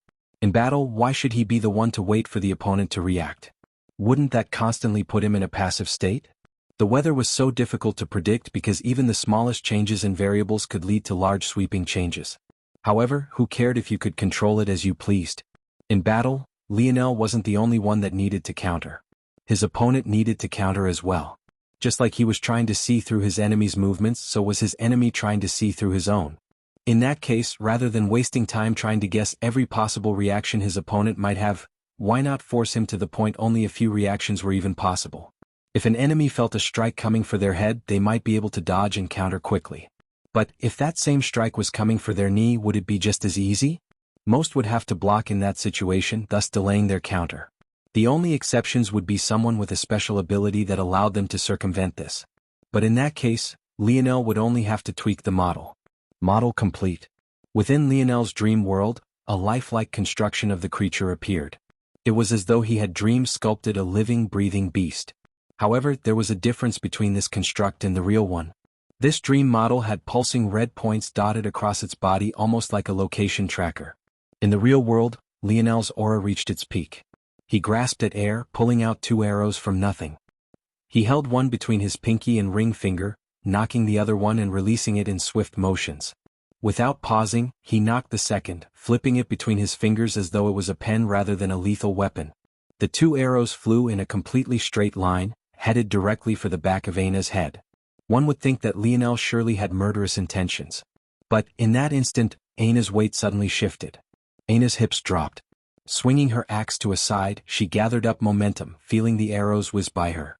Within Lionel's dream world, 27 creatures faced 27 Ainas and 54 arrows. In that moment, the images all overlapped, all pointing toward a single future. Caught off guard by the sudden attack from a blind spot, the creature could react before its only good remaining eye was pierced through. Before it could even cry in agony, the second arrow arrived right behind it, tearing the butt of the first arrow in 2. The creature felt the 2 arrows spreading its eye and brain matter apart. A horrified howl finally released along with the rotting stench of its breath. But there was no recourse as Aina's axe swung down. As though by coincidence, the large blade fell over the creature's wounded eye, splitting its head into a third and a 2/3 piece.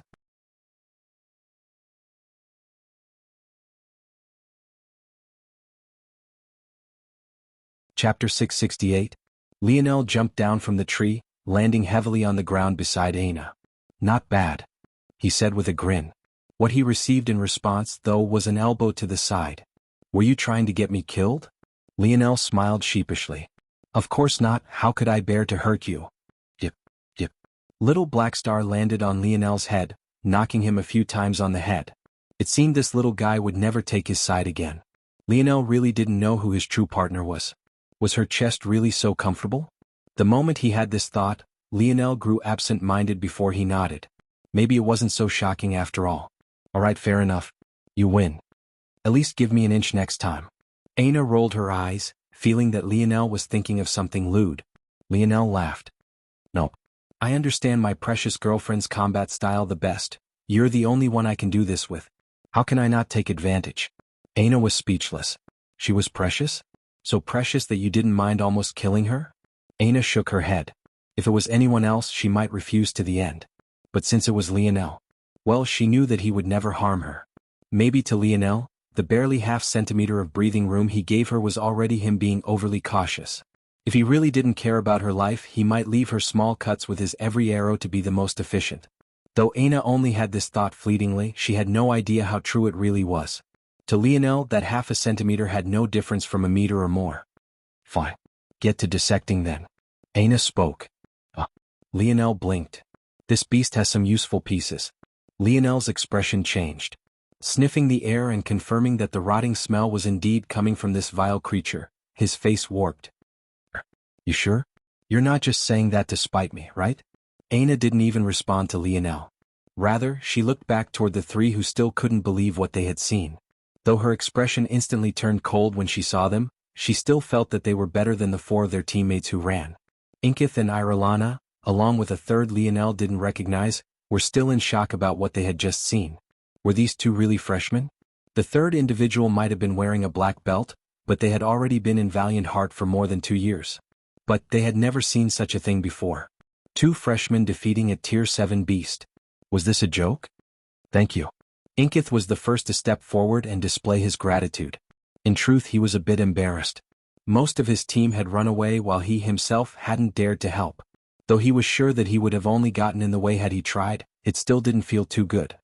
He had come to this place with such high aspirations and thought he wouldn't ever have to fear anything as long as he had his 2 fists. Everything was supposed to be smooth sailing. Yet the moment he got here he met roadblock after roadblock. First he failed to join Hero Peak, that honor going to the girl before him now.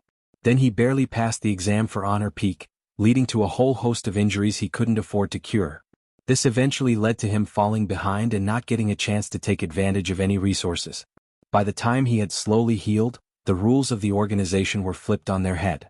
Now, even as a freshman, he had to leave and complete endless missions before he could even think of training in exchange for merit points.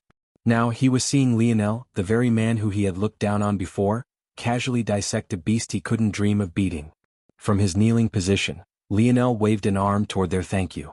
No problem, don't worry about it. We're fellow freshmen anyway. Inkith looked back toward his teammates, not knowing what to say to this. As for Aina, she remained completely silent. Do you need the whole thing? Lionel suddenly asked. Not the whole thing. Just its kidneys. Aina replied. All right. Lionel learned his lesson from last time. This time he wore his crafting gloves so as not to get dirty. If others knew he was using such a treasure in this fashion, it would likely start riots. But, since they had no other use for him now that he crafted bare-handed, he didn't really care much. Oh, this skeleton is pretty good. Lionel's brows raised. He had guessed that the creature definitely had a heavy frame, but he didn't really expect its whole skeleton to actually be made of metal. The best part was that it was Tier 7 to Tier 8 in sturdiness despite not having any other special abilities. Lionel smiled, making sure not to breathe as he stripped the whole beast bare of flesh. He realized during this battle that his arrows were far too fragile. He could definitely use this skeleton to form some powerful arrowheads. Ah. At that moment, the third of the group, the very one of the freshmen Lionel didn't recognize, suddenly covered his mouth in shock. Lionel's head snapped around, but he frowned when he realized there weren't any other enemies around. Now that he thought about it, how could anyone possibly sense an enemy before he did? He raised an eyebrow, his gaze landing on the young man. Is something wrong? That. The young man felt his knees going weak. That's a silver-clawed titan hyena. Lionel blinked. If it was poisonous, Aina would have already warned him long before this young man said anything. The lip of the freshman quivered, realizing that no one understood how important this matter was. It was only then he realized that these people had hardly been here for 2 months.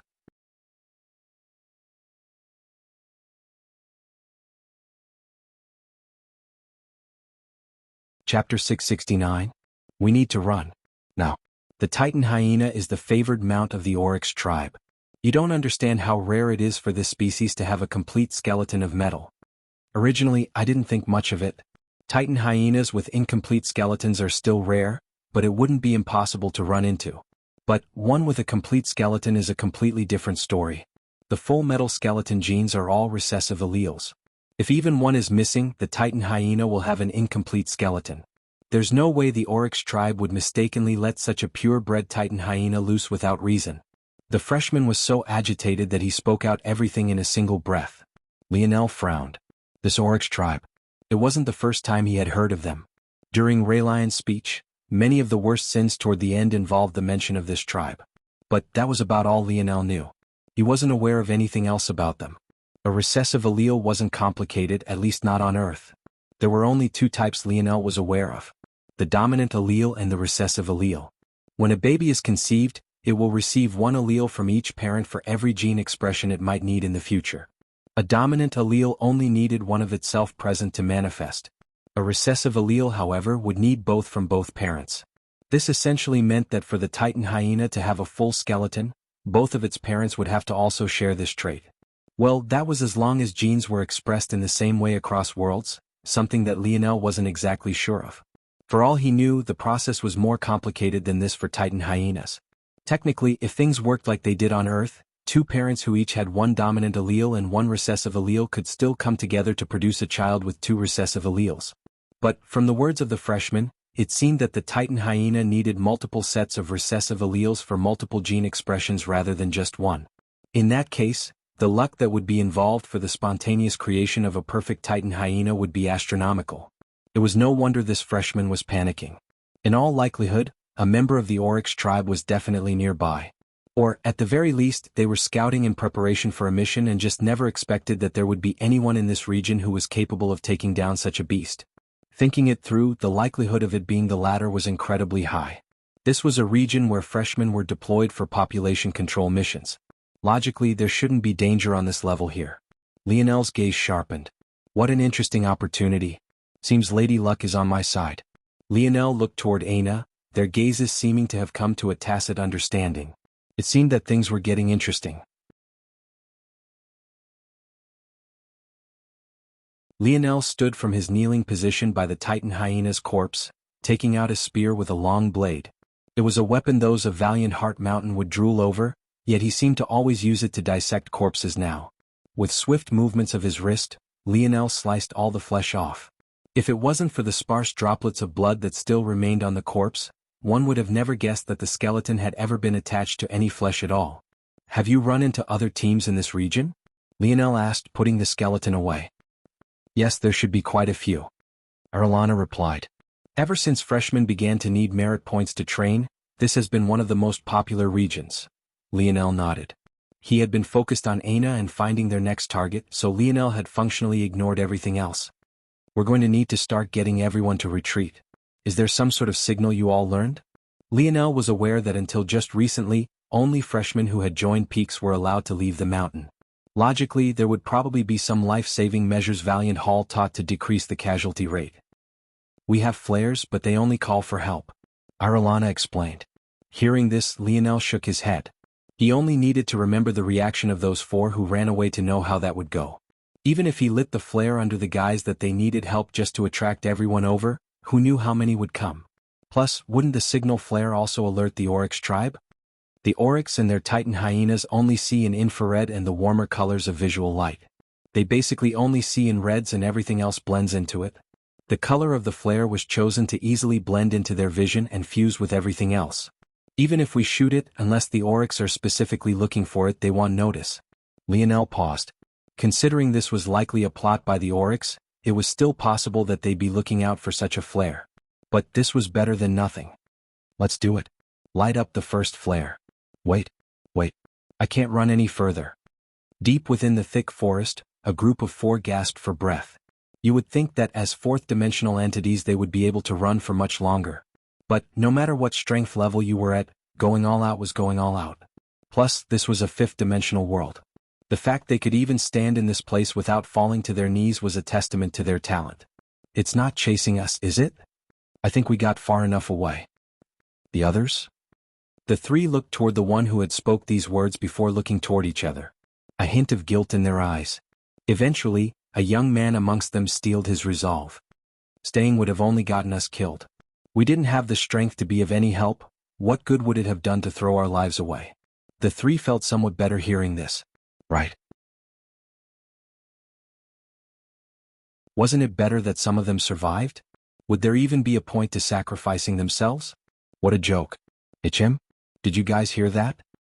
Hear what? A slight tremor shook the ground. The four froze, looking in a certain direction. The trees seemed to bend out of the way, the foliage snapping and flattening under the presence of this humanoid. At first, all they saw was a simple shadow. The ground trembled once again. But this time it made their knees quake. The vibrations traveled through their feet, reverberating throughout their chests. What the four saw next was a sight they would never forget in their lives. Though, for how long said lives would last for beyond this period. Maybe that was something they knew well wouldn't be long. The figure could barely be considered to be humanoid. Its frame was incredibly wide and its legs were inverted at the knees and covered in coarse black fur. The digitigrade legs of the figure ended in bestial feet with curling sharp claws that dug deeply into the ground. The torso of the humanoid was bare, but it bulged of muscles that seemed constructed from steel cords. Its individual muscle fibers were so clear from every minute movement that it looked as though it was flexing as hard as it could constantly. But the reality was very far from this. Even with the height of the humanoid being almost 3 meters, the eyes of the four weren't drawn to its fur-covered legs, or its steely torso. Rather, they couldn't take their eyes off of its face. 2 tusks so long they nearly pierced into its chest hung from its mouth. Its horns were thick and rounded almost like a sheep's, but it radiated with a light that made it look like polished steel. The humanoid had 3 eyes. 2 placed normally and a third running a vertical slit between its brows. Each was a furious shade of red that made it look as though they had been dyed in blood. Crisscrossing scars danced across the humanoid's body, its vision expressionless as it locked gazes with the four before it. Oryx tribe, the four stuttered. But the humanoid walked by them as though it had seen and sensed nothing. If they hadn't been so racked with fear, they would have noticed that within the eyes of the oryx, there was an absent-minded, one-track thought that had taken over its mind. The four stood frozen. The stench coming from the oryx was so palpable that it made their eyes water. Yet they didn't dare to move from start to finish, even as the oryx disappeared into the distance. The four held their breaths even long after the oryx had disappeared, not daring to move a single inch. Minutes later, their heartbeats began to return to normal. Had they really survived? They looked toward each other with excitement and happiness before their expressions immediately became one of horror. Shine. Not a single one of them got the chance to speak another word. Their bodies were sliced and diced apart, their remains being minced into such fine paste that they appeared like a crimson fog. Their last thoughts were filled with grievances. Not a single one of them seemed to understand how it is they had died. Not a single one of them had noticed the massive crimson halberd on the oryx's back move.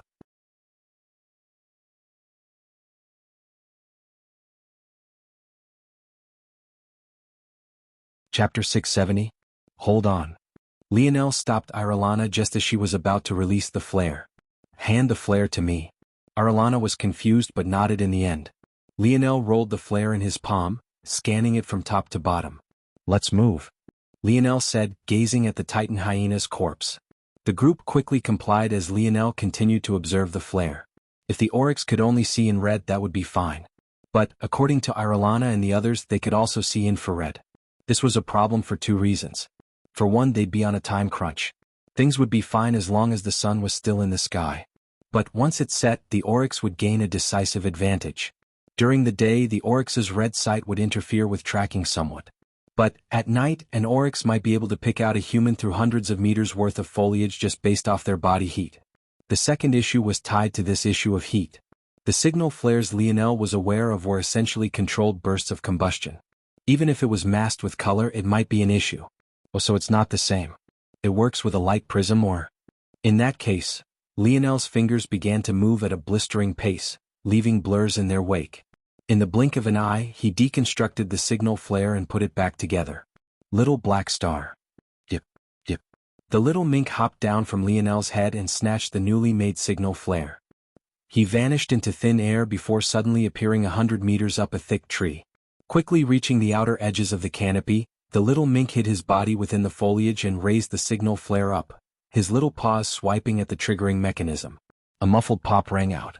But the dull nature of the sound was nothing compared to the tall light that suddenly pierced into the sky. It looked as though a laser had shot into the skies, only to be swallowed by the clouds above. The most shocking part, though, was the fact it didn't disappear. It hung there like a beacon even long after the little mink hopped back down. A blue flare? Irilana was shocked. She found it hard to still call that pillar of light a flare. At most, it should have lasted 2 or 3 seconds. In addition, the color shot should have been red to blend in with the shades of red the oryx saw in. What was going on? I don't know enough about the oryx to guess what shades they see in. Don't you think it's much easier then to just copy the sky's color? In that case, no matter what shade they see in, it will blend in no matter what? Lionel explained offhandedly, but he had already brought out the Titan hyena skeleton. Little Tali sprung into action, rapidly helping Lionel form arrow tip after arrow tip. Lionel didn't seem to have any idea that his simple explanation had fried the minds of the freshmen who followed him. They looked up into the skies, only now realizing that after taking their eyes off of the beacon for a moment, it took them a moment to find it again, and that was despite knowing that it was there. For anyone who knew how light prism-type ores worked, even a subtle tweak could result in a completely different color. It was easy to hone in on a large group like red or blue, but to nail down a specific shade required accuracy on the order of a fraction of a degree. How Lionel had accomplished this without measuring tools or even a proper working environment was completely beyond them. Is it really alright to make it so difficult to find? Inkith couldn't help but ask. At the moment, the three felt like lost sheep. They absent-mindedly followed Lionel without even knowing why. Maybe it was because all of his actions seemed so confident, but they couldn't really explain why themselves. Due to this, they had missed an obvious flaw. If it was so subtle even for them, was this really conducive to gathering more people? How many would actually recognize the signal for help? Not only had Lionel changed the usual color, he had changed its usual function and even made it difficult to spot. Lionel shook his head. Things will be even better this way. Even if only a few come, that's even better. Soon we'll be setting out to find them, so even if they don't, it won't be a big deal. The pupils of the three constricted. Could it be that Lionel only casually did this so that they wouldn't be too idle while he completed his craft? Hold on, he was crafting. Watching the liquid metal run through Lionel's hand with such deftness left them in a state of shock. Aina shook her head watching Lionel, a light smile on her face. It's more than that. She supplemented, clearly realizing that Lionel was focused on forming these arrows as quickly as possible. The fact that the flare isn't normal will help us. The first thing people will think when they see it isn't that someone is asking for help. If they thought that, very few if any would come, and some might even run in the opposite direction. The three blushed furiously when they heard this, still embarrassed about the actions of their teammates. But, if it's like this, it will make people curious instead. They might even think that there's a hidden treasure here and that they were the only one sharp enough to spot it. That will make many more come than what you might expect. Aina had hardly finished her words when the shuffling of grass and the soft words of a few groups reached their ears. It had hardly been 10 minutes and the first few had already come.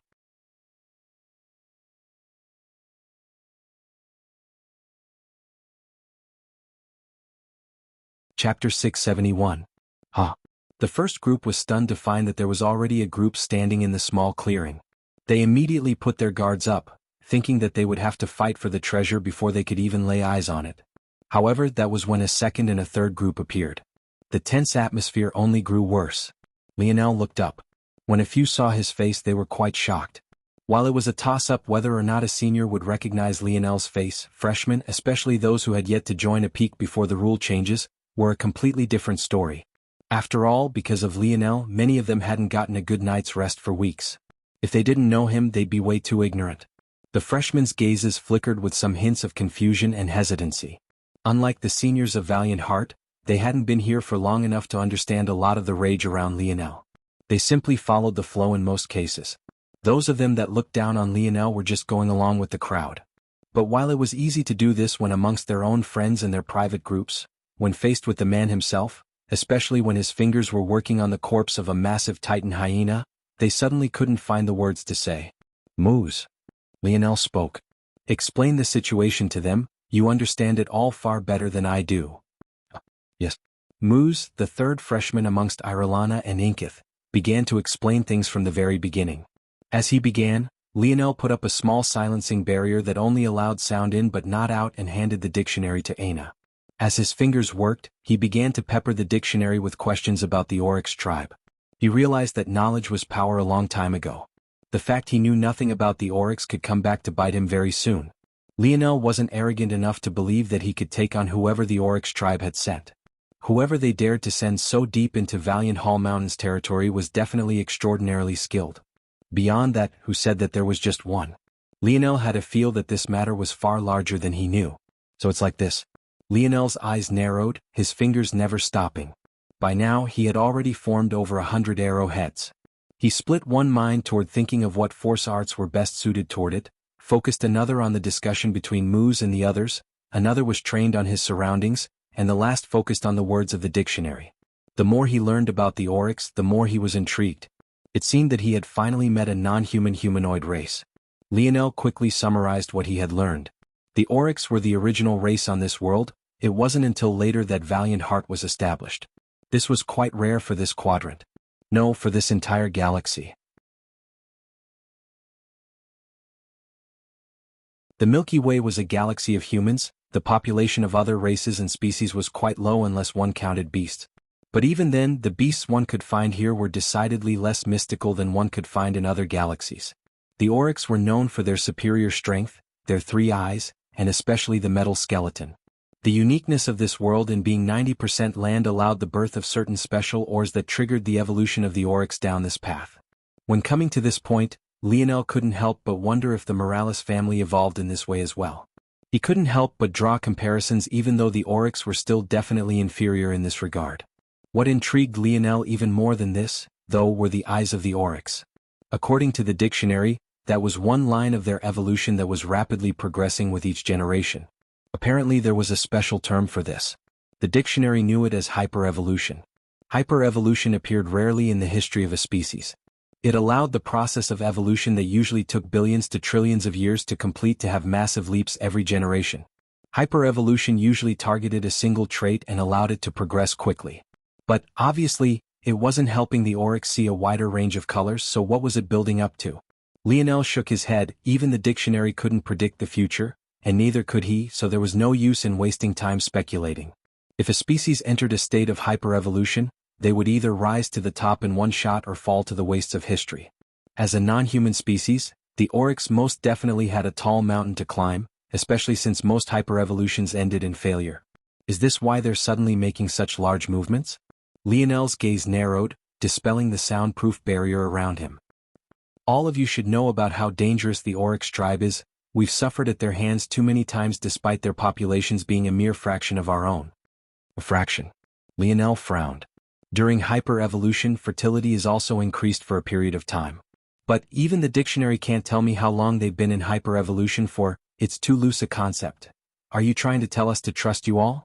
Let's say the Oryx tribe is making such a big move so deep in our territory, who are we supposed to follow exactly?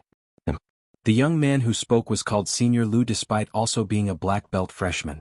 Maybe he was emboldened by the respect his juniors gave him, but he pointed toward Lionel whose hands were still moving like striking lightning.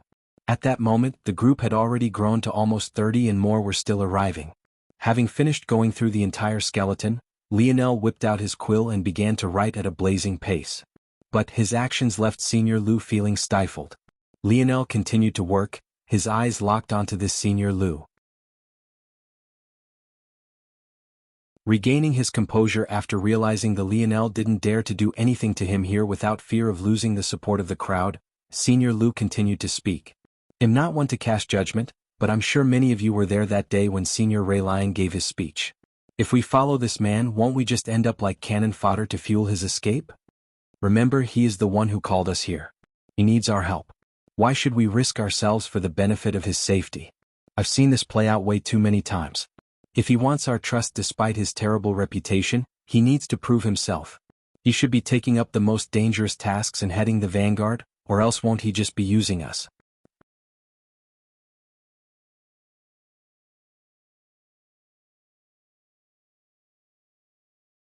Chapter 672. When Muz, Irelana and Inkith heard these words, they couldn't help but panic. Even if they hadn't seen Lionel's strength today, they had still heard about what happened between him and Jerson. To take out a Valiant Hall white belt in just 2 exchanges? There wasn't a single person here who could replicate that feat. No, that wasn't true. There was one other. But she just so happened to be his girlfriend. They could only say that this Senior Lu was far too bold. Was he really not afraid of death? What Senior Lu had misunderstood was Lionel's reason for calling them all here and bringing them together. In his mind, Lionel was afraid of the Oryx and thus needed their help. Even if Lionel was enraged into leaving this group, who cared? The group had already been brought together. Would one more or one less Lionel make a massive difference? They could then look after each other's backs.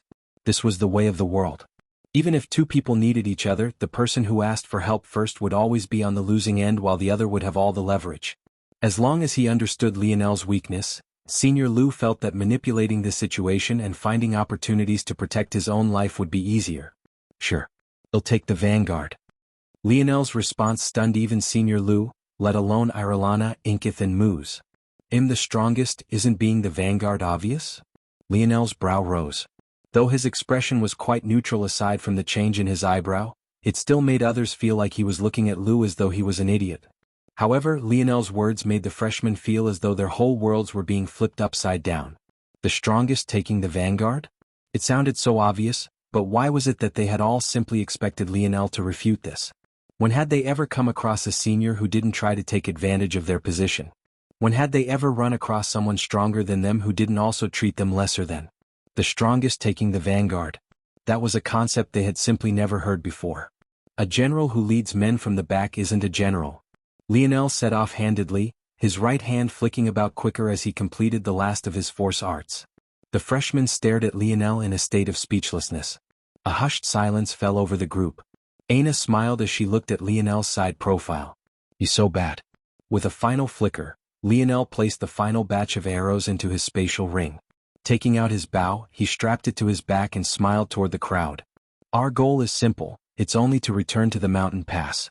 If there really are a troop of Oryx here, it's unlikely that they'll dare to travel so closely.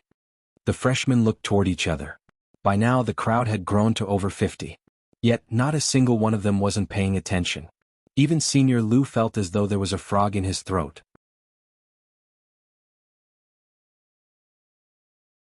Between here and the mountain pass there is about a 50-kilometer distance. Usually we could cross this in just an hour or two, but I have a feeling that things won't be so easy this time around. The presence of the Oryx will most definitely cause a change in the habits of the beasts around here. If not yet, then very soon.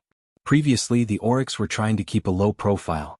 But it likely already knows that its Titan hyena companion has died and will deduce that it can no longer keep itself hidden. If the Oryx is only here for reconnaissance, then this is good news. In that case we should make it back without any obstacle, and I'm being overly cautious. However, if their goal is to probe Valiant Heart's bottom line, then things won't end peacefully. We need to be ready to battle. Aina. Aina stepped forward and flipped her palm. Soon long and narrow boxes began to appear, each housing what looked like 3 small spheres which were barely a quarter the size of a palm. These should be able to save your life at a crucial moment. Unfortunately, I don't have enough to give everyone more than 3. But a single one should be able to take out a tier 4 beast and below. The eyes of the freshmen lit up when they heard this, while Lionel's internal smile only grew wider. Raylion had made many mistakes that day, each of which Lionel planned on picking on and tearing apart one by one. But one of his biggest of them was in just how vague he had been when listing Lionel's crimes. Even when he mentioned Lionel's faulty crafts, he never explained what those crafts were, what they looked like, or what they did. Not many would instantly connect the treasures Lionel had handed out to the matters Raylion spoke of that day, precisely because he had been so vague. Lionel wondered how Raylion would react when the very crafts he deemed to be faulty works were suddenly in hot demand. The best part was that this stock didn't even have to be replenished by Lionel anytime soon. He had had this in his spatial ring for a long time already. And, by having Aina hand them out, a person who was still wearing Hero Peak's emblem, they were even less likely to make the connection. Yep. Little Black Star suddenly appeared to Lionel's side again, having disappeared at some unknown time. Done? Lionel whispered. Yep. Lionel nodded. To everyone else, it looked as though he was only rewarding Little Black Star with a pat on the head. By this point, Aina had finished handing everything out. All right everyone, it's time to set out. Lionel took a deep breath, his demeanor shifting. At that moment, several howls suddenly reverberated across the forest. Whatever excitement the freshmen had had at that point was doused all the way through. Silence fell again, the trees swaying beneath a hollow wind. Lionel's expression grew serious.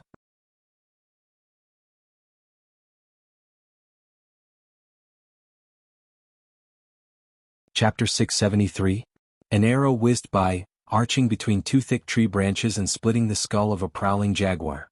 The beast didn't even get a chance to roar out in pain before it collapsed, falling from its high perch and landing with a heavy thud on the forest floor. Lionel rubbed his fingers, a tingling sensation making him very much aware that the arrow had been shot by him. Ever since his body entered the fourth dimension, he hadn't needed to worry about slicing his fingers on his own bowstring again. But that didn't stop the thin, almost metallic string from digging into him. "There's a lot more than I thought there'd be." The freshmen separated out into teams to Lionel's back.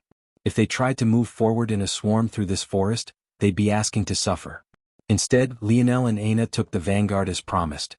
As for the others, they split into the team they had originally come with, forming up groups of 5 to 7 as they slowly followed. By now, the group had run into several beasts, more than enough for them to realize that something was wrong. The population shouldn't have been this dense. Only Lionel seemed to be aware of what was happening, as he had already warned them that this would occur. The oryx gave off a very strong odor. To humans, this was no different from any other foul smell, and many would choose to just hold their nose as opposed to analyzing what was wrong. But the truth was different from this. The foul smell that came off the oryx was an evolutionary quirk to scare off competition. Back when the oryx were a much weaker race, they relied on this to carve out their territory and keep themselves protected. However, over time this smell became more potent. It was even to the point that the most talented of the oryx tended to have the most foul smells, which helped them to gain the favor of mates. As a result, the effect of the oryx's smell grew even more exaggerated. It was even capable of sending beasts into a frenzy from fear. The influx of beasts now wasn't because the oryx could control beasts, but rather because these beasts were running away from the oryx. Even with Lionel's senses leading the vanguard of the group, allowing them to dodge the most populated regions, they still ran into so many. Lionel had taken down the most beasts, but the other groups were fighting as well. Unfortunately, things weren't so convenient for all the beasts to come down toward them from just a single area. Still, Lionel's constant support had long since won the favor of many of the freshmen. Even after over half an hour, though they were still over 45 kilometers from their destination, not a single person had died yet. As the group moved along slowly and cautiously, they ran into other groups. Assimilating these groups wasn't as difficult as it had been to convince the first. This was simply human nature. It was far easier for others to accept something when many others already had.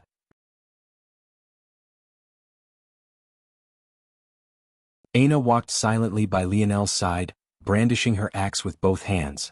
In a thick forest, such a weapon should have been cumbersome, yet Aina didn't seem to have any problems with it at all. Aside from the two of them, Moose, Ironala and Inkith followed closely behind. Since most of their team had been wiped out, it was difficult for them to split out alone with just the three of them. As such, Lionel allowed them to join up with them. The three remained on high alert, not wanting to be burdens. But it felt like every time they sensed something, Lionel would have long since acted. Even the more stealthy of beasts couldn't avoid Lionel's detection. They had a feeling that Lionel found these beasts long before. It was just that he only acted when the best opportunity presented itself. The atmosphere is too tense, Lionel thought to himself. But he wasn't sure how to alleviate it. The group walked forward in silence, the slight rustling of leaves being about the only thing one could hear. The sun was still high in the sky, though obstructed by the thick canopies. One would think that it was the dead of night considering the atmosphere. Maybe that was a part of the issue though. With their pace, it would be impossible to make it to the mountain pass before night fell. And even if they tried to speed up, they would only be asking to get killed. Little Blackstar already finished throwing the Oryx tribe members off our trail, if there is more than one. But, I'm not sure how long that will last, so there's no point in telling them this to get them to relax. Maybe this tense state is the best for them, they would be more likely to be alert. Lionel had sent Little Blackstar back to spread the blood and guts of the Titan hyena in a different direction, hoping to fool the Oryx. With their love of scents, it was no surprise that they were also quite sensitive to them. So Lionel felt it would work. After a quick dip in the cleansing waters, Blackstar didn't even have any lingering smells on him. But Lionel couldn't help but wonder if it really was enough. At that moment, Lionel's pupils constricted. Holding a hand up, he brought the group to a stop. Everyone strained their ears, trying to sense what Lionel had. Some of them with better senses grasped onto the faint sounds of battle. In fact, it sounded as though there was a large group fighting. The group slowly moved forward as Lionel stretched his senses to their limits. He had to decide if they should attack or change course, but what he saw made him frown. Reflected in his internal sight, he saw the outline of a familiar silhouette. It was none other than the bust of Balthorn. At that moment, her fleshly underboob was still just as prominent even as she fought amidst a group of more than a dozen at that very moment. Aside from her right-hand lady, Henorin, she was unsurprisingly still surrounded by a flock of men. Some of these men were cowering, but others among them were still boldly trying to gain Balthorn's favor by battling valiantly. However, there were two matters that made Lionel pause. The first was an eyebrow raiser, but the second was something that made his own pupils constrict. The former was the fact that amongst the dozen, there was a man whose white belt was very prominent. It was clear that this senior had come here for the sake of either protecting or impressing Balthorn, likely even both. The latter though almost made Lionel sigh with helplessness. The creature they were battling was yet another Titan hyena. And, since Lionel knew what to look for this time, he didn't need to cut it open to know it also had a full skeleton. That confirmed it for Lionel. The likelihood that there was more than one oryx in this forest just skyrocketed.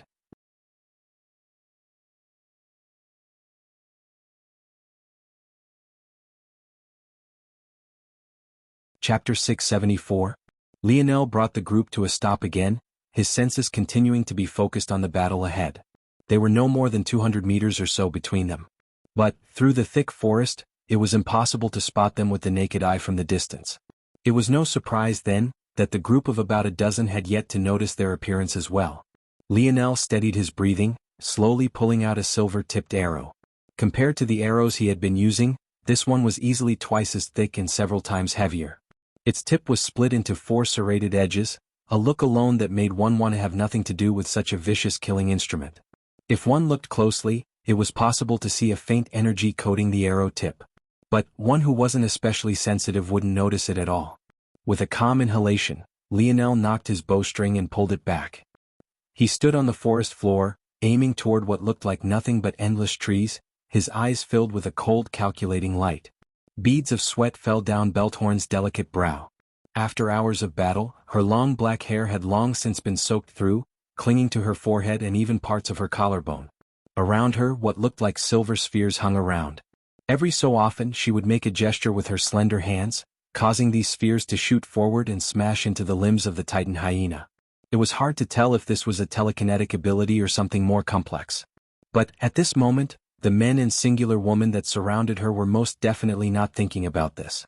To this point they had already lost several members of their team.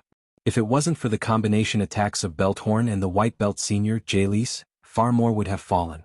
This sounded like a glass-half-full type of approach, which was good. After all, it was always better to remain optimistic in this kind of situation. But, it took a turn for the worse when one realized that their group of just over a dozen had been double this size not long ago. Jalise held the Titan hyena down with the help of others, his spear rotating quickly with his every attack. But even with how haughty he was, he had to admit that had it not been for Balthorn's odd ability, he would have fallen several times already. Jalise and 3 others struck forward at the same time, their blades all aiming for the snout of the Titan hyena. Their blades almost reached their target at the same time, but Jalise's eyes flashed at the last instant. In a hardly perceptible action he slowed by a measure.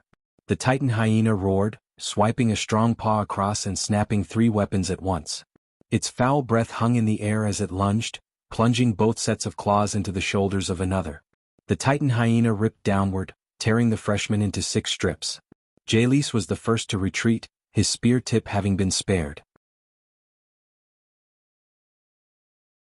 At that moment, Balthorn reacted, sending several silver balls smashing into the torso of the Titan hyena.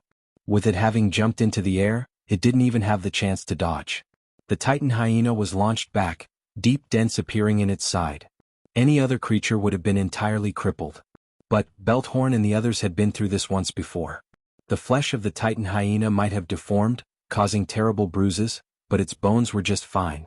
The Titan hyena latched onto a thick tree to stabilize itself, its eyes filled with fury as it locked onto Balthorn for the 3rd time in this battle already. Bang! The Titan hyena launched itself forward, causing the tree it had just been on to partially snap and begin swaying from side to side. "Form up!" Jalise roared. He took a protective stance before Balthorn. Or rather, it seemed like he had. Before Jalise would take any sort of protective measures, the Titan hyena had soared over its head. It seemed that Jalise had miscalculated the flight trajectory of the beast. Balthorn's eyes widened, watching the massive mustard yellow-furred beast falling down toward her. Biting her teeth, she mobilized what remained of her floating silver spheres. In order to launch her previous attack, she had flung the previous 5 outside of her 10-meter range of control. Usually, Jalise would find a way to throw them back to her, but he had already been retreating before he could this time. Now she only had one left, the one she had left behind for emergencies. But just this singular sphere wouldn't be able to toss the beast away like those 5 before had. She needed time to accelerate her spheres to reach that level of power. But this foul beast was already falling toward her. Even if she by some miracle managed to kill this titan hyena, this wouldn't change. There was no way her body could survive the collapse of a beast so heavy onto it. Honorin stood beside Belthorn, seemingly not knowing what to do either. Damn it. Protect her. Jalise roared. At that moment, Honorin's eyes narrowed. Belthorn roared, her final sphere shooting up. Her face was drained of all color, clearly having been overtaken by fear. If anything, her final roar was less about her confidence and much more about gathering up the courage she needed to do anything at all. The silver sphere shot upward, but it was off target. Belthorn had aimed for the beast's chest. In such a situation, aiming for the largest target was best, and it would hopefully give her better leverage to throw the beast off course.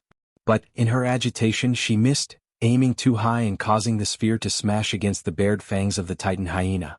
A splutter of bone and broken teeth flew, sending the sphere spinning off in another direction. The titan hyena roared in pain, but as expected, its downward trajectory didn't change. In fact, it was now even more infuriated. It was exactly then that a sharp whistling sound filled their ears.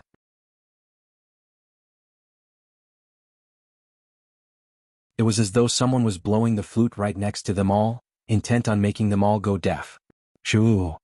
You're tuning in to the Han Li's Wuxia Chronicles YouTube channel. We're so grateful for your support, and don't forget to subscribe to join us on this incredible journey through captivating stories. Your generosity through donations truly makes a world of difference, as it's the primary source of revenue that allows me to expand and enhance this channel for you. Thank you from the bottom of my heart for being a part of this adventure.